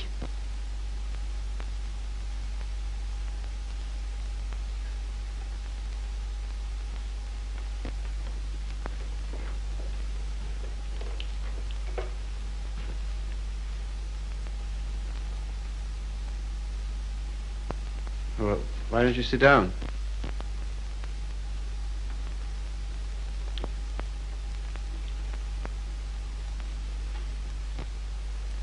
I suppose you want him back. He'll never come back. Why not? He just won't, that's all. Well, you're his wife. He has to provide for you. He won't give me anything.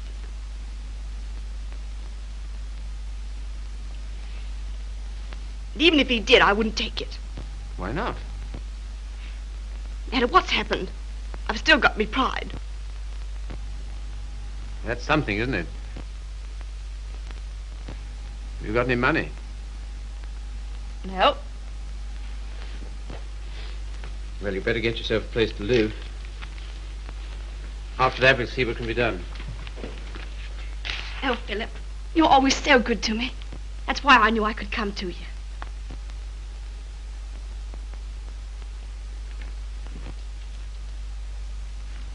Now, look here, Mr. Miller. I'd like to know what you intend to do about Mildred. I? What you expect me to do? Well, I expect you to take care of her. You married her, you know. I? I married Mildred? Ach, I married, diesen one.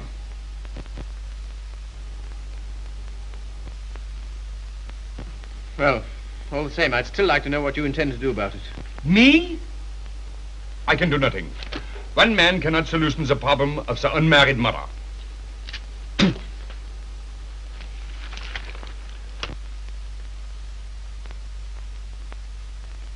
Why didn't you tell me?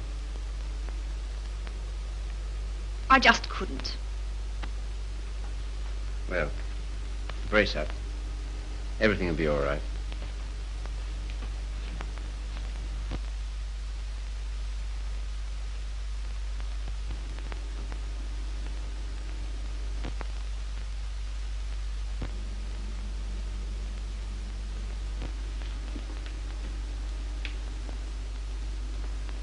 Philip, do you still like me? Really? Strange as it may seem, I always have.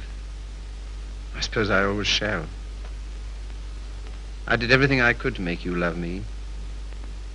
I thought you were incapable of loving anybody. It seems horrible to think that you were willing to sacrifice everything for that man. I'm awfully sorry, Philip.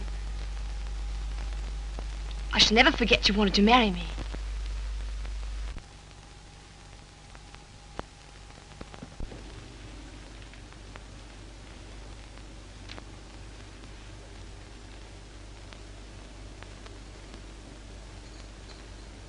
Philip. Yes? You've been so nice to me. I'll do anything you want. Will you? Why? Why, I owe it to you. Oh, do you?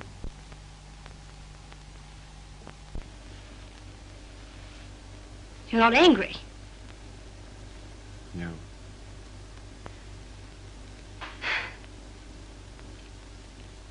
Then will you stay and have some dinner? Yes, if you want me to. Of course, Philip. Nothing could delight me more. Just a moment and I'll have everything ready.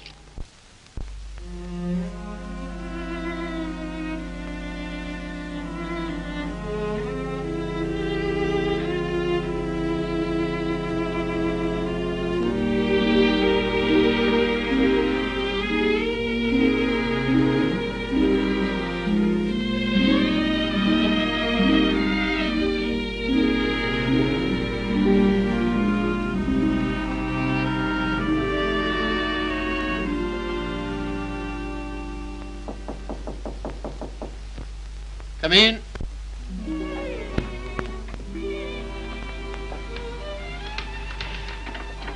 Hello, darling. Nora. How did you happen to come? Just passing by. I wanted to rub my nose against your door. Philip, why haven't I heard from you? I was just going to write. Why haven't you come to see me? Well, I've been busy. Why so silent? Well, you see, Nora, I've got something strange to tell you. You've been so good to me, it only makes it harder. Philip, what's wrong? I'm sorry. It's just over. You mean you don't care for me anymore? I'm afraid so. What have I done? Nothing. You've been wonderful to me. It's just that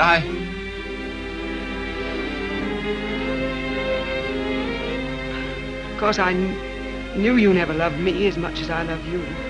Yes, I'm afraid that's usually the case. There's usually one who loves and one who is loved. Oh, it's always the same. If you want a man to be nice to you, you have to be rotten to him. If you treat a man honestly, you...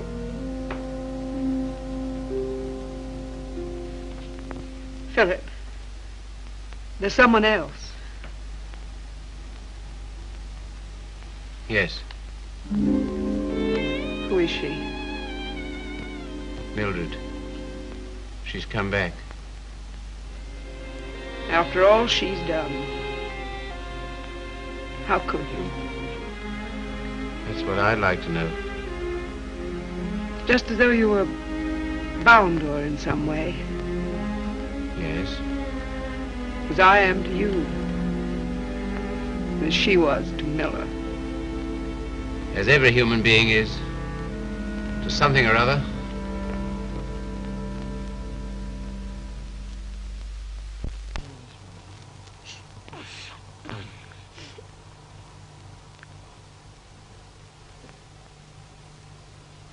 Funny looking little thing, isn't it? I can't believe it's mine. Now, if you'll excuse me.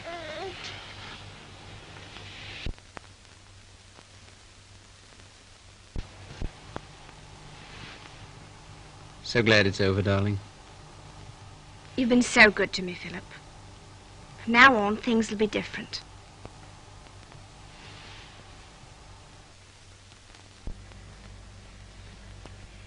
Now, you will take good care of her, won't you? That I will, Mum.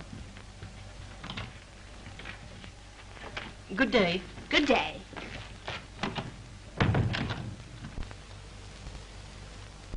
I know you don't like it, Philip. I can't do anything else if I'm going to work. No, I suppose not. But be sure and go over on Sundays and see the babies properly taken care of. I will. What we're going to do this afternoon? I asked Griffiths to come over. Oh, did you? Why? Well, I know you find him amusing, and I'm always afraid of boring you.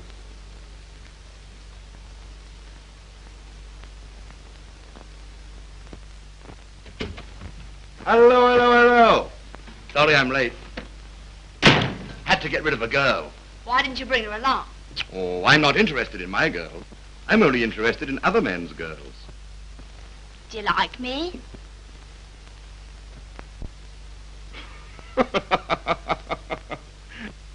Really, I'm too hungry to know. But I think I like you lots. I'd like you a lot more if you got him to take us out to dinner tonight. And if you do, I'll tell you some funny stories. And you'll laugh and think you're having a wonderful time. What'll he do? Oh, pay the bill.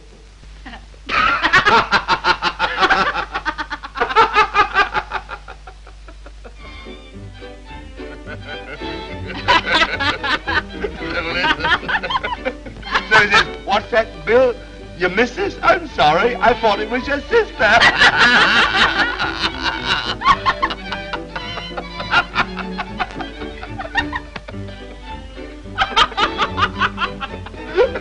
Well, alley-oop. Alley-oop. I thought it was your sister. Yeah.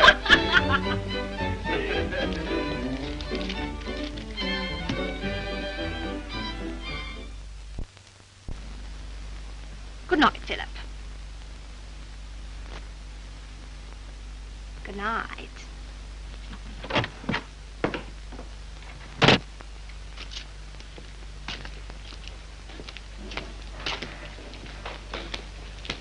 Just a moment. Are you in love with Mildred? I?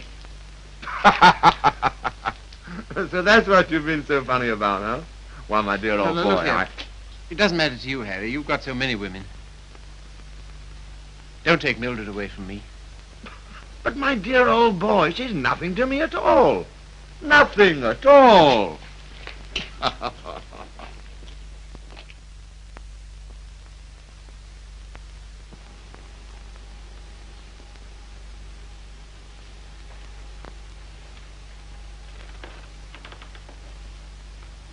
Do you like it, Philip? Very much. So nice of you to give it to me.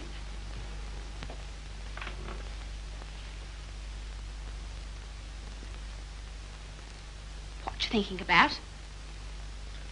You were having quite a flirtation with Griffiths last night. Yes, I was, wasn't I? As a matter of fact, well, I'm sort of in love with him. Ah, I'm not surprised. Why, what do you mean? Well, Griffiths is good-looking, he's amusing, he says the kind of things that make you laugh. I'll thank you not to make fun of me. You're a bit too superior for me, my fine young friend. Oh, good heavens, Mildred, I wasn't making fun of you. Well, you certainly don't act as if it's serious. Well, I don't think it is. Oh, you don't, eh? Why not? Because Griffiths isn't in love with you. How do you know? I asked him. Would you like to read a letter I got from him this morning?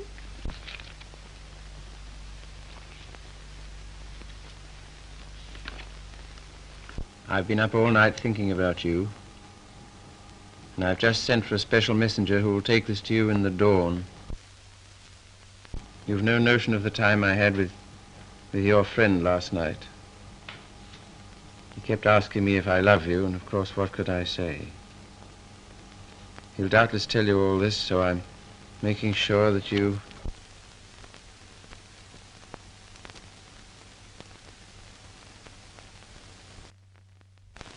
Well, I can't help it if I love him, can I? No, I suppose not, but... Then what's you going on about? Nothing. Only I was fool enough to think that you cared for me. I do, Philip. As a friend. Not in any other way. But you do care for Griffiths in the other way. But you're rather cold. That sort of thing doesn't mean anything to you. That's what you think.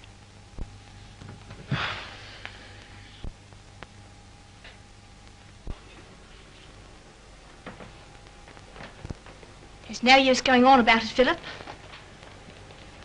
Said yourself I couldn't help it if I'm in love with him.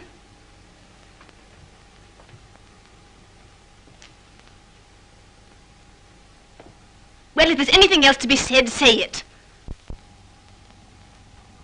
That's a nice dress you have on, Mildred. I couldn't afford it, but I paid for it. You have a nice apartment. I couldn't afford it, but I paid for it. You're a gentleman. Do you think you'd throw what you've done for me in the face? Do you think it matters to me whether I'm a gentleman or not? If I were a gentleman, you don't suppose I'd care for a cheap, vulgar little... I'm sorry, Philip.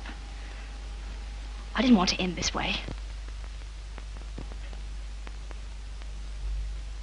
Harry's waiting for me. What do you intend to do? We're going to Paris. Get out. Get out!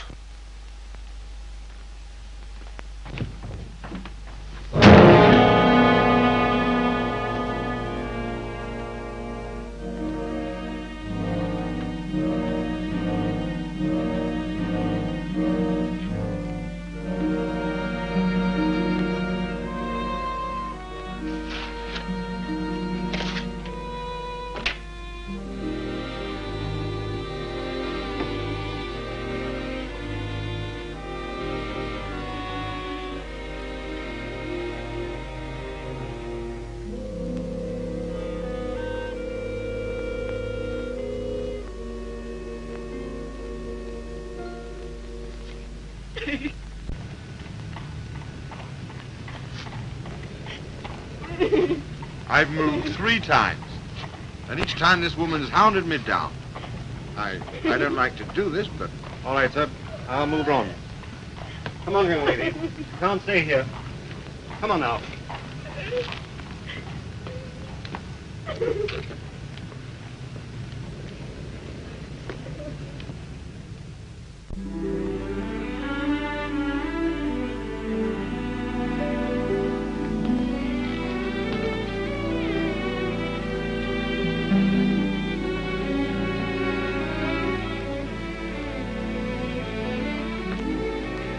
Look here, Carrie. Mildred and I are all washed up.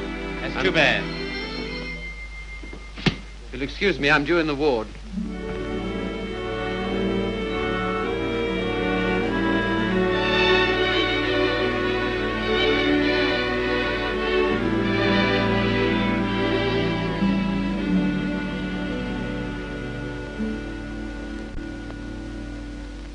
Anything interesting, Carrie? I was just thinking what an unusual name you have. It's a very old Yorkshire name. Once took a day's riding to cross our estates. And here I am in a charity hospital because my father loved fast women and slow horses. How the mighty are fallen. Hello! Hello, Father.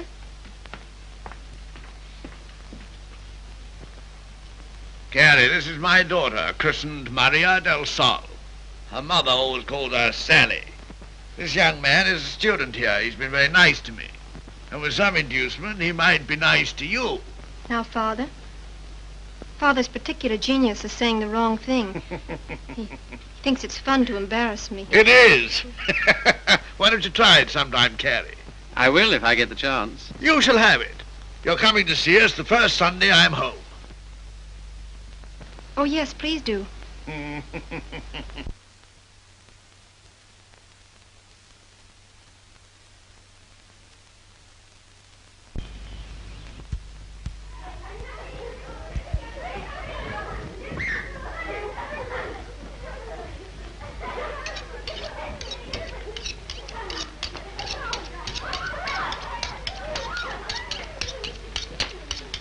What a quaint house. Yes, it is, but it's not very sanitary. Sanitation be hanged. Give me art. I've got 9 children and they thrive on bad drains. Look at that now. I am, with great admiration. Shall I bring the ale, Father? Right, my girl. The sooner the better. I hope you didn't have the table in here on my account. I'd have been quite happy to have had dinner with Mrs. Athelney and the children. Oh, no.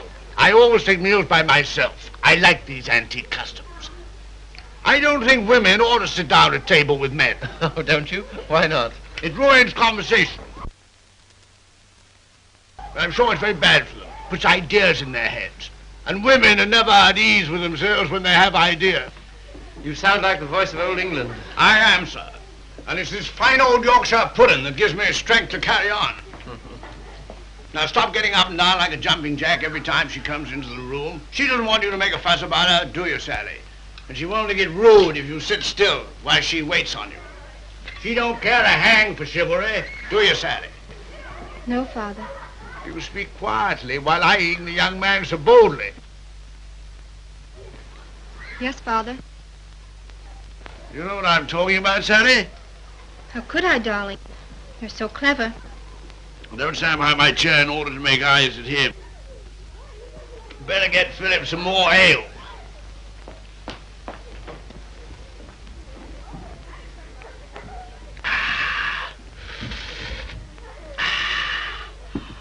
My word, is there anything better than English ale? Let us thank God for simple pleasures, a good appetite, roast beef and beer.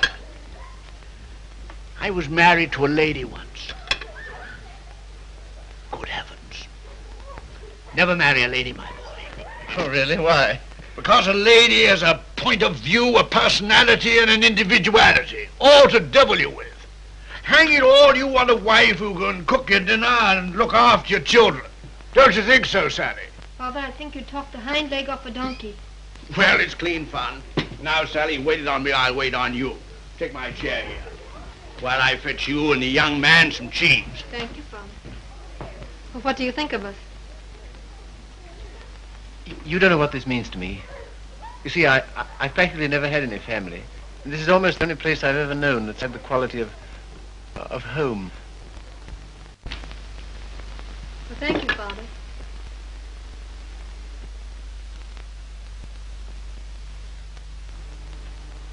It's no use mooning over her, Carrie. Sally never kisses a gentleman until he's been here twice. You must ask me again sometime. Do it yourself. Why don't you come next Sunday?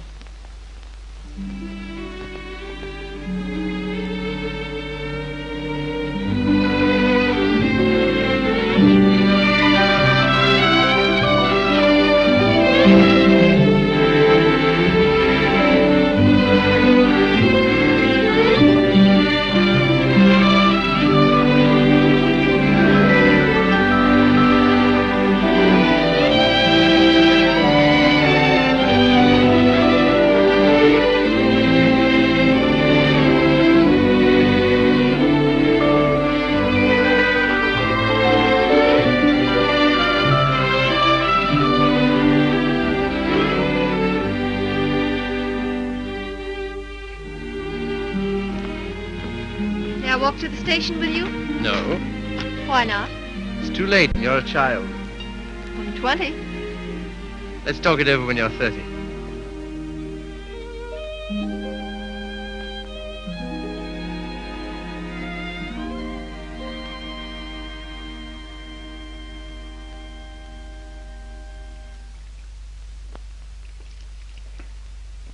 Did you hear what I said, old man? Yes, I heard. Sorry if I brought up a painful subject, only I thought you'd be interested to hear about Mildred. Sorry she's had such a bad time. I gave her all I could, but you know me, always stony broke. I thought perhaps you'd want to... I can't do anything. Got another cigarette? No. I don't blame you. I wouldn't have told you, only she asked me to give you her address. Gave me a bit of a jolt, I can tell you, seeing her lugging that baby around and asking for something to eat. She has the baby with her? Yes. It's not difficult to imagine her next step.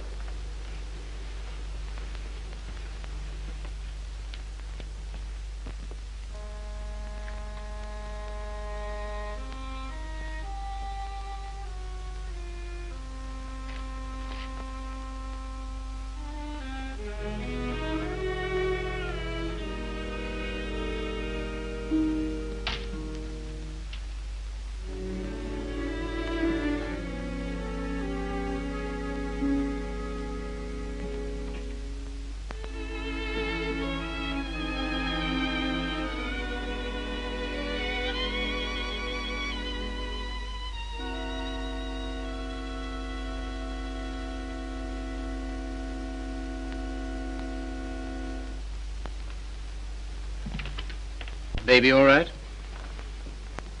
I'm very grateful to you, Philip. If I could afford it, I'd have given you a place of your own. As it is, you're welcome to my room. I don't know what will become of me and baby. You hadn't taken us in. Oh, you'd have got on, I expect.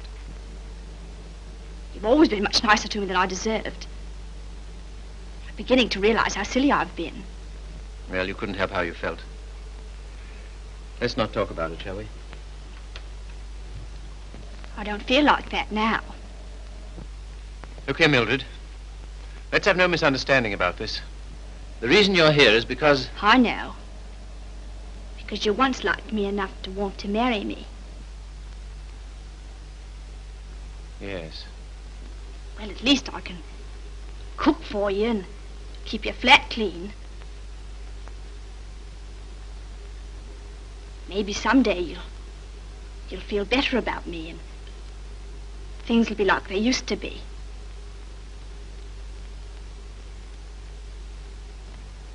Oh, thanks. I'll smoke it later. Well, good night. Good night.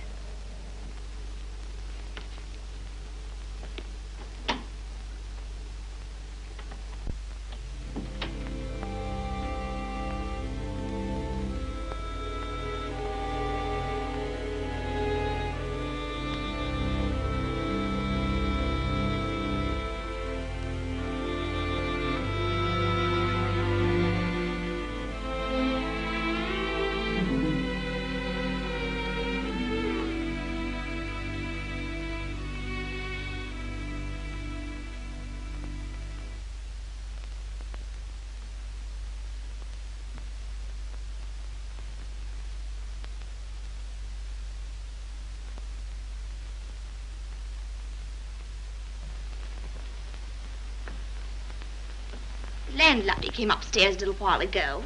She said, "Mrs. Carey," she said, "how can you stand it?" Well, what's the matter with them? They're indecent. Disgusting, I calls it. To have drawings of naked people about. If you want to know what I think, I've half a mind to take them down myself. You do nothing of the kind.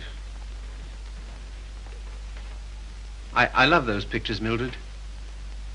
I love them for what they were meant to be.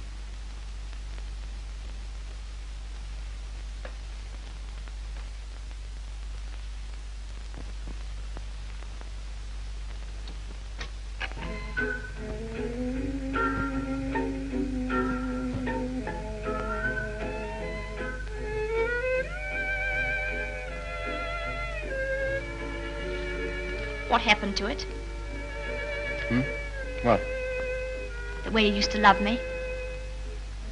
Oh, I don't know. I was disappointed so often and hurt so much. Besides, what difference does it make anyway? Nothing, only... Remember how you got when I was so cold to you? Getting me that way. You're so cold to me. No one else is, though.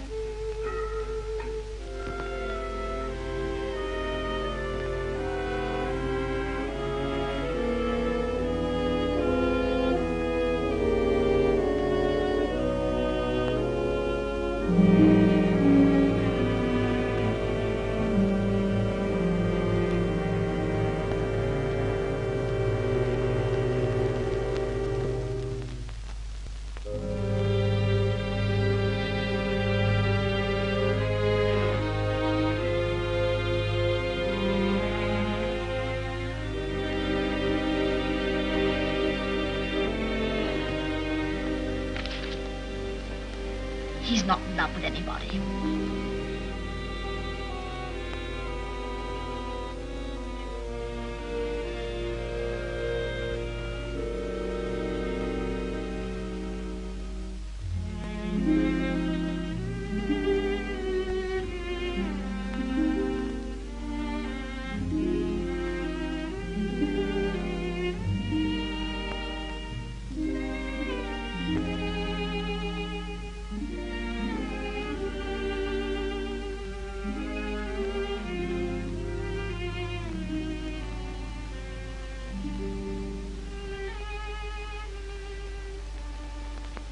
Where were you?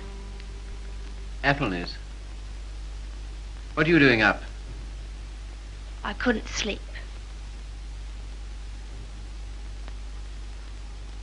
Hadn't you better put on something warmer? Oh, I'll be all right. Just let me stay here.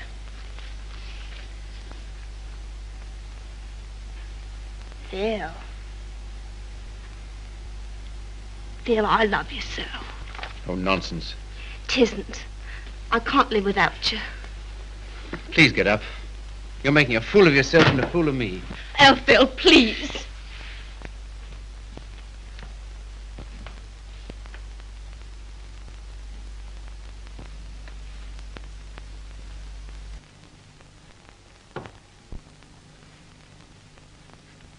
I can't go on like this. Nonsense. You haven't anywhere to go. Stay here as long as you like, but with the definite understanding that...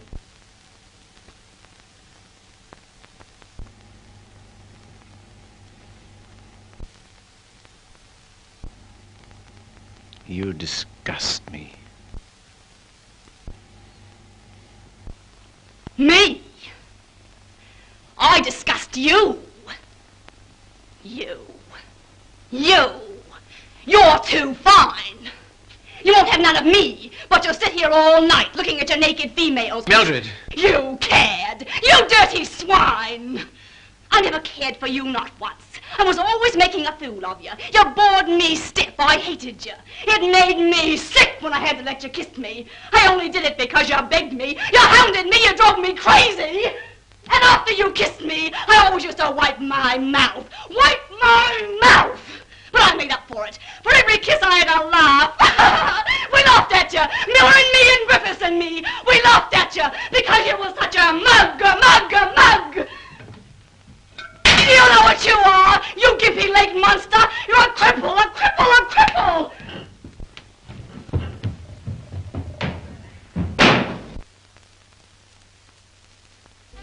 You love these things. You love what they were meant to be. Well, here's what they were meant to be.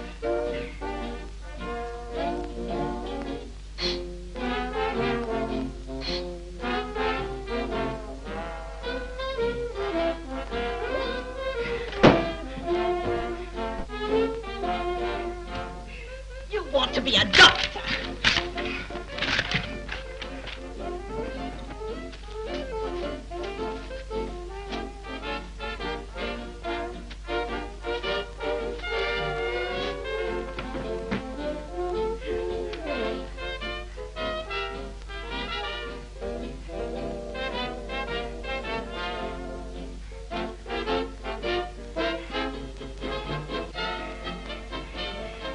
take you through medical school.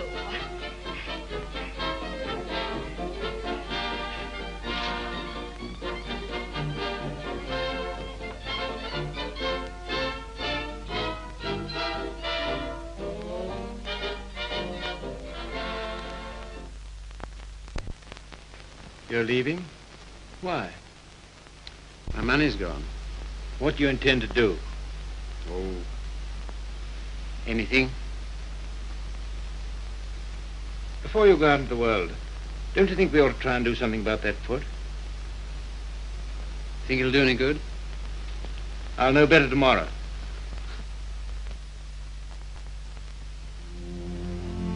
How are you, Philip? I'm all right, Sally. How's the foot? Well, let's try, shall we? All right. Careful now.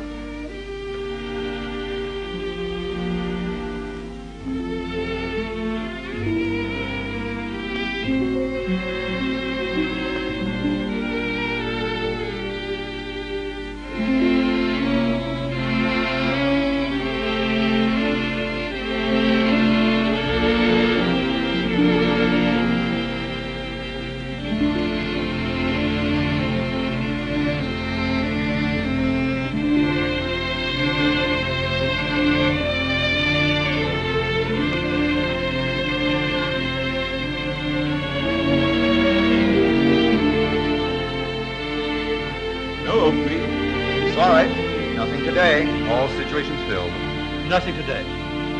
No experience? Can't use you. Nothing today. All situations filled. Sorry, no vacancy. Nothing today. No opening. Nothing. Nothing. Nothing. Nothing. Nothing. Nothing. Nothing. Nothing.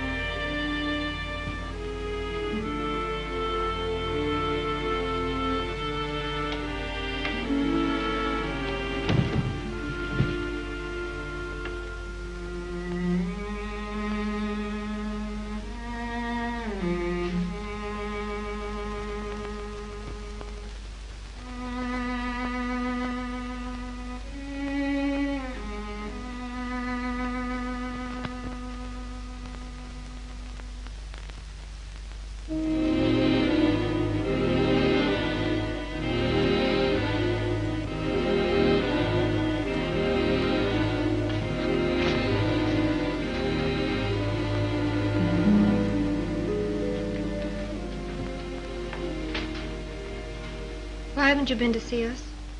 Well, I don't know. I've had things to do.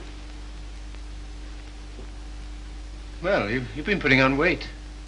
I'm sure you haven't, Why do you say that? the way you look. Oh, that's only my look. I'm afraid it's more than that. I sent you a note last Sunday, and when you didn't answer, I went round to your room. Your landlady said she had to put you out. Hello, Philip.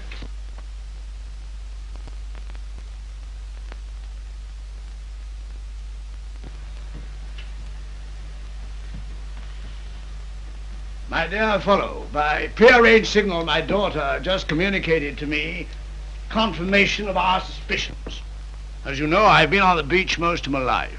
In fact, in Tahiti, I was president of the Beachcombers Union, and as such, I should like to inquire into your amateur standing. Where have you been staying? Oh, anywhere. Why didn't you come here? False modesty, I suppose. Now stop being an Englishman. When a man's on his uppers, it's time he came down to earth. We want you here with us. Well, thanks very much, but I... Don't talk trash. You ought to stay here until you get your bearings. And I want no more fine talk about it. It's all arranged. Well, here goes my amateur standing. I really have no place to go. It's awfully good of you. Nonsense. As you know, the house is completely unsanitary. You'll probably wind up with some foul disease. Now let him alone, Father. I want to talk to him. Well, I suppose youth must be served, but I must say I'm sick and tired of serving it. 9 of them. Will that do? Looks as if it might.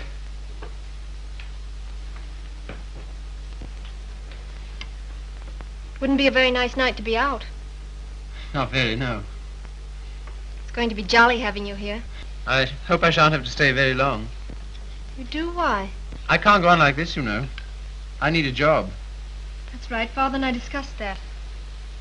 There isn't much you've overlooked. I have to sew that on, too. And Father has a job for you. Has he? Where? Where he works.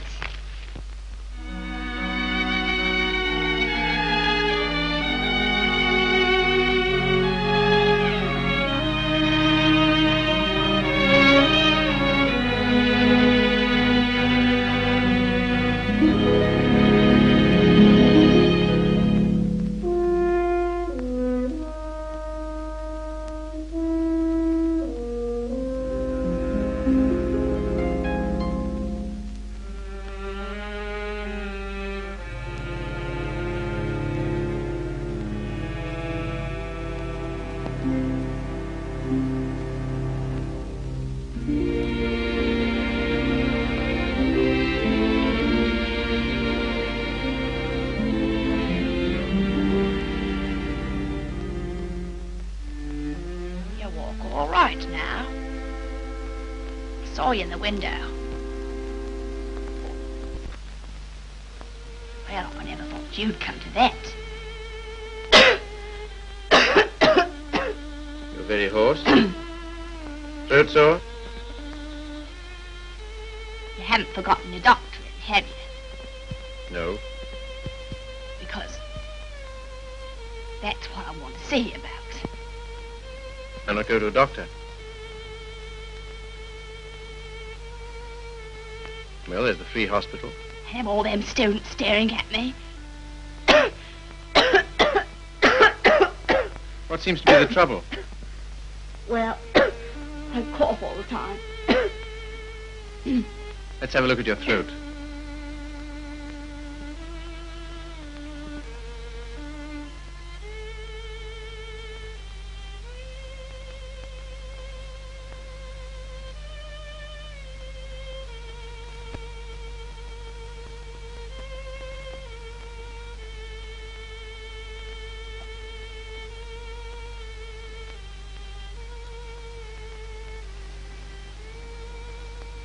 Phil, it's not my lungs, is it?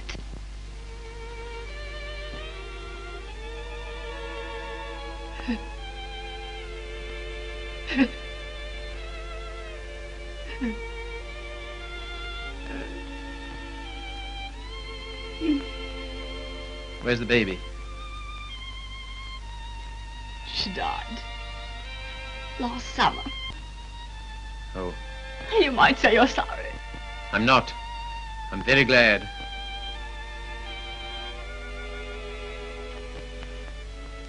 Afraid I can't help you much.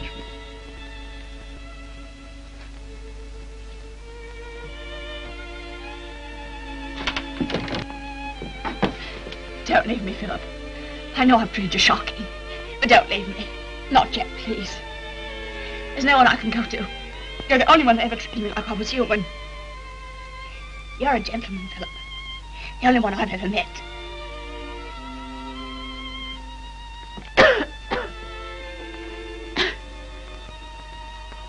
Some things you'll need.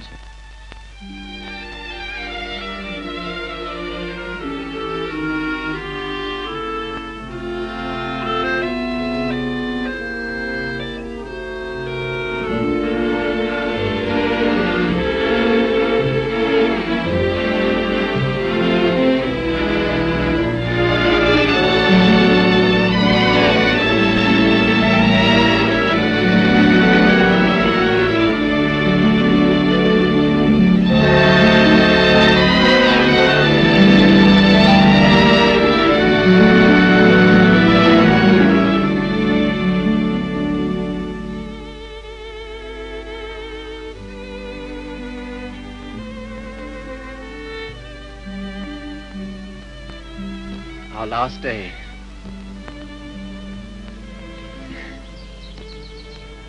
Why, Sally. Darling. I was so determined not to let you see. Well, that's sweet of you. To care because I'm going away.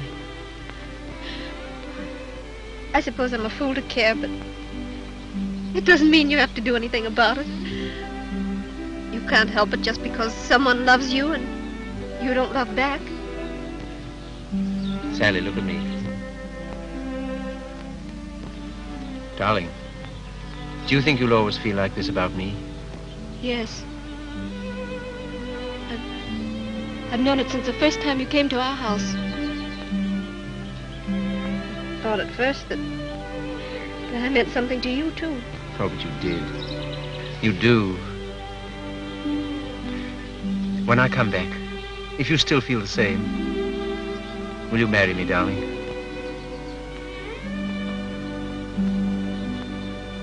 Don't you mean if you still feel the same?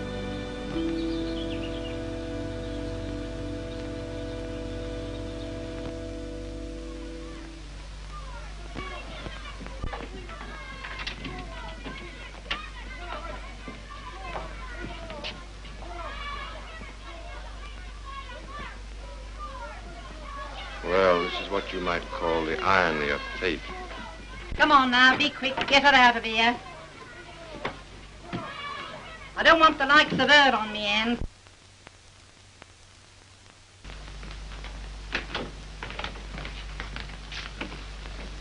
I understand there's an interesting case. Look here, old man. Don't go in there. Why not? If you please. It's no use.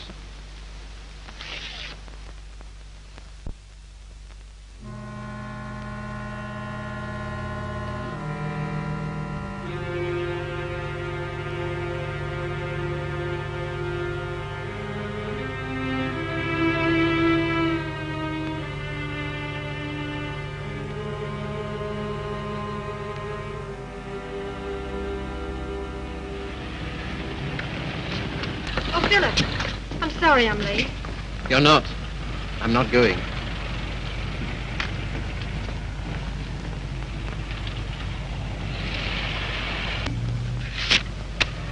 What's that? My wedding present to my wife.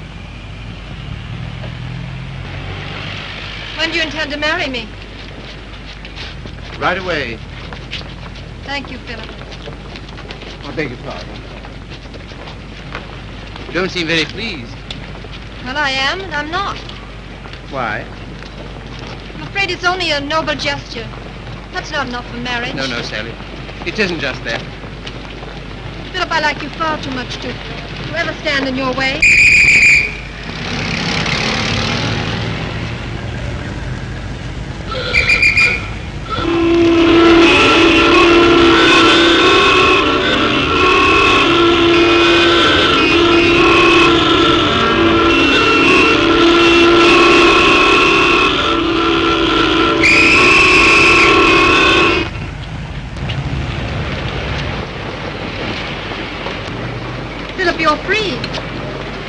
Yes, but suddenly there's nowhere to go. Taxi, sir? No, thanks, no. I had to be free to realize that.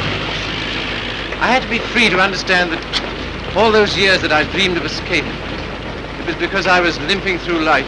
Taxi, sir? No, thank you.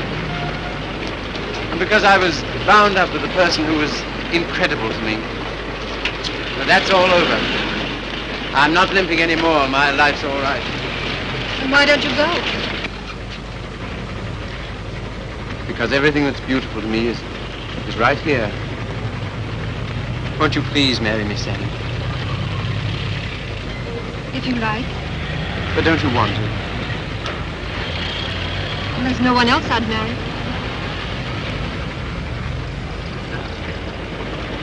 How about a taxi, sir? What? How about a taxi?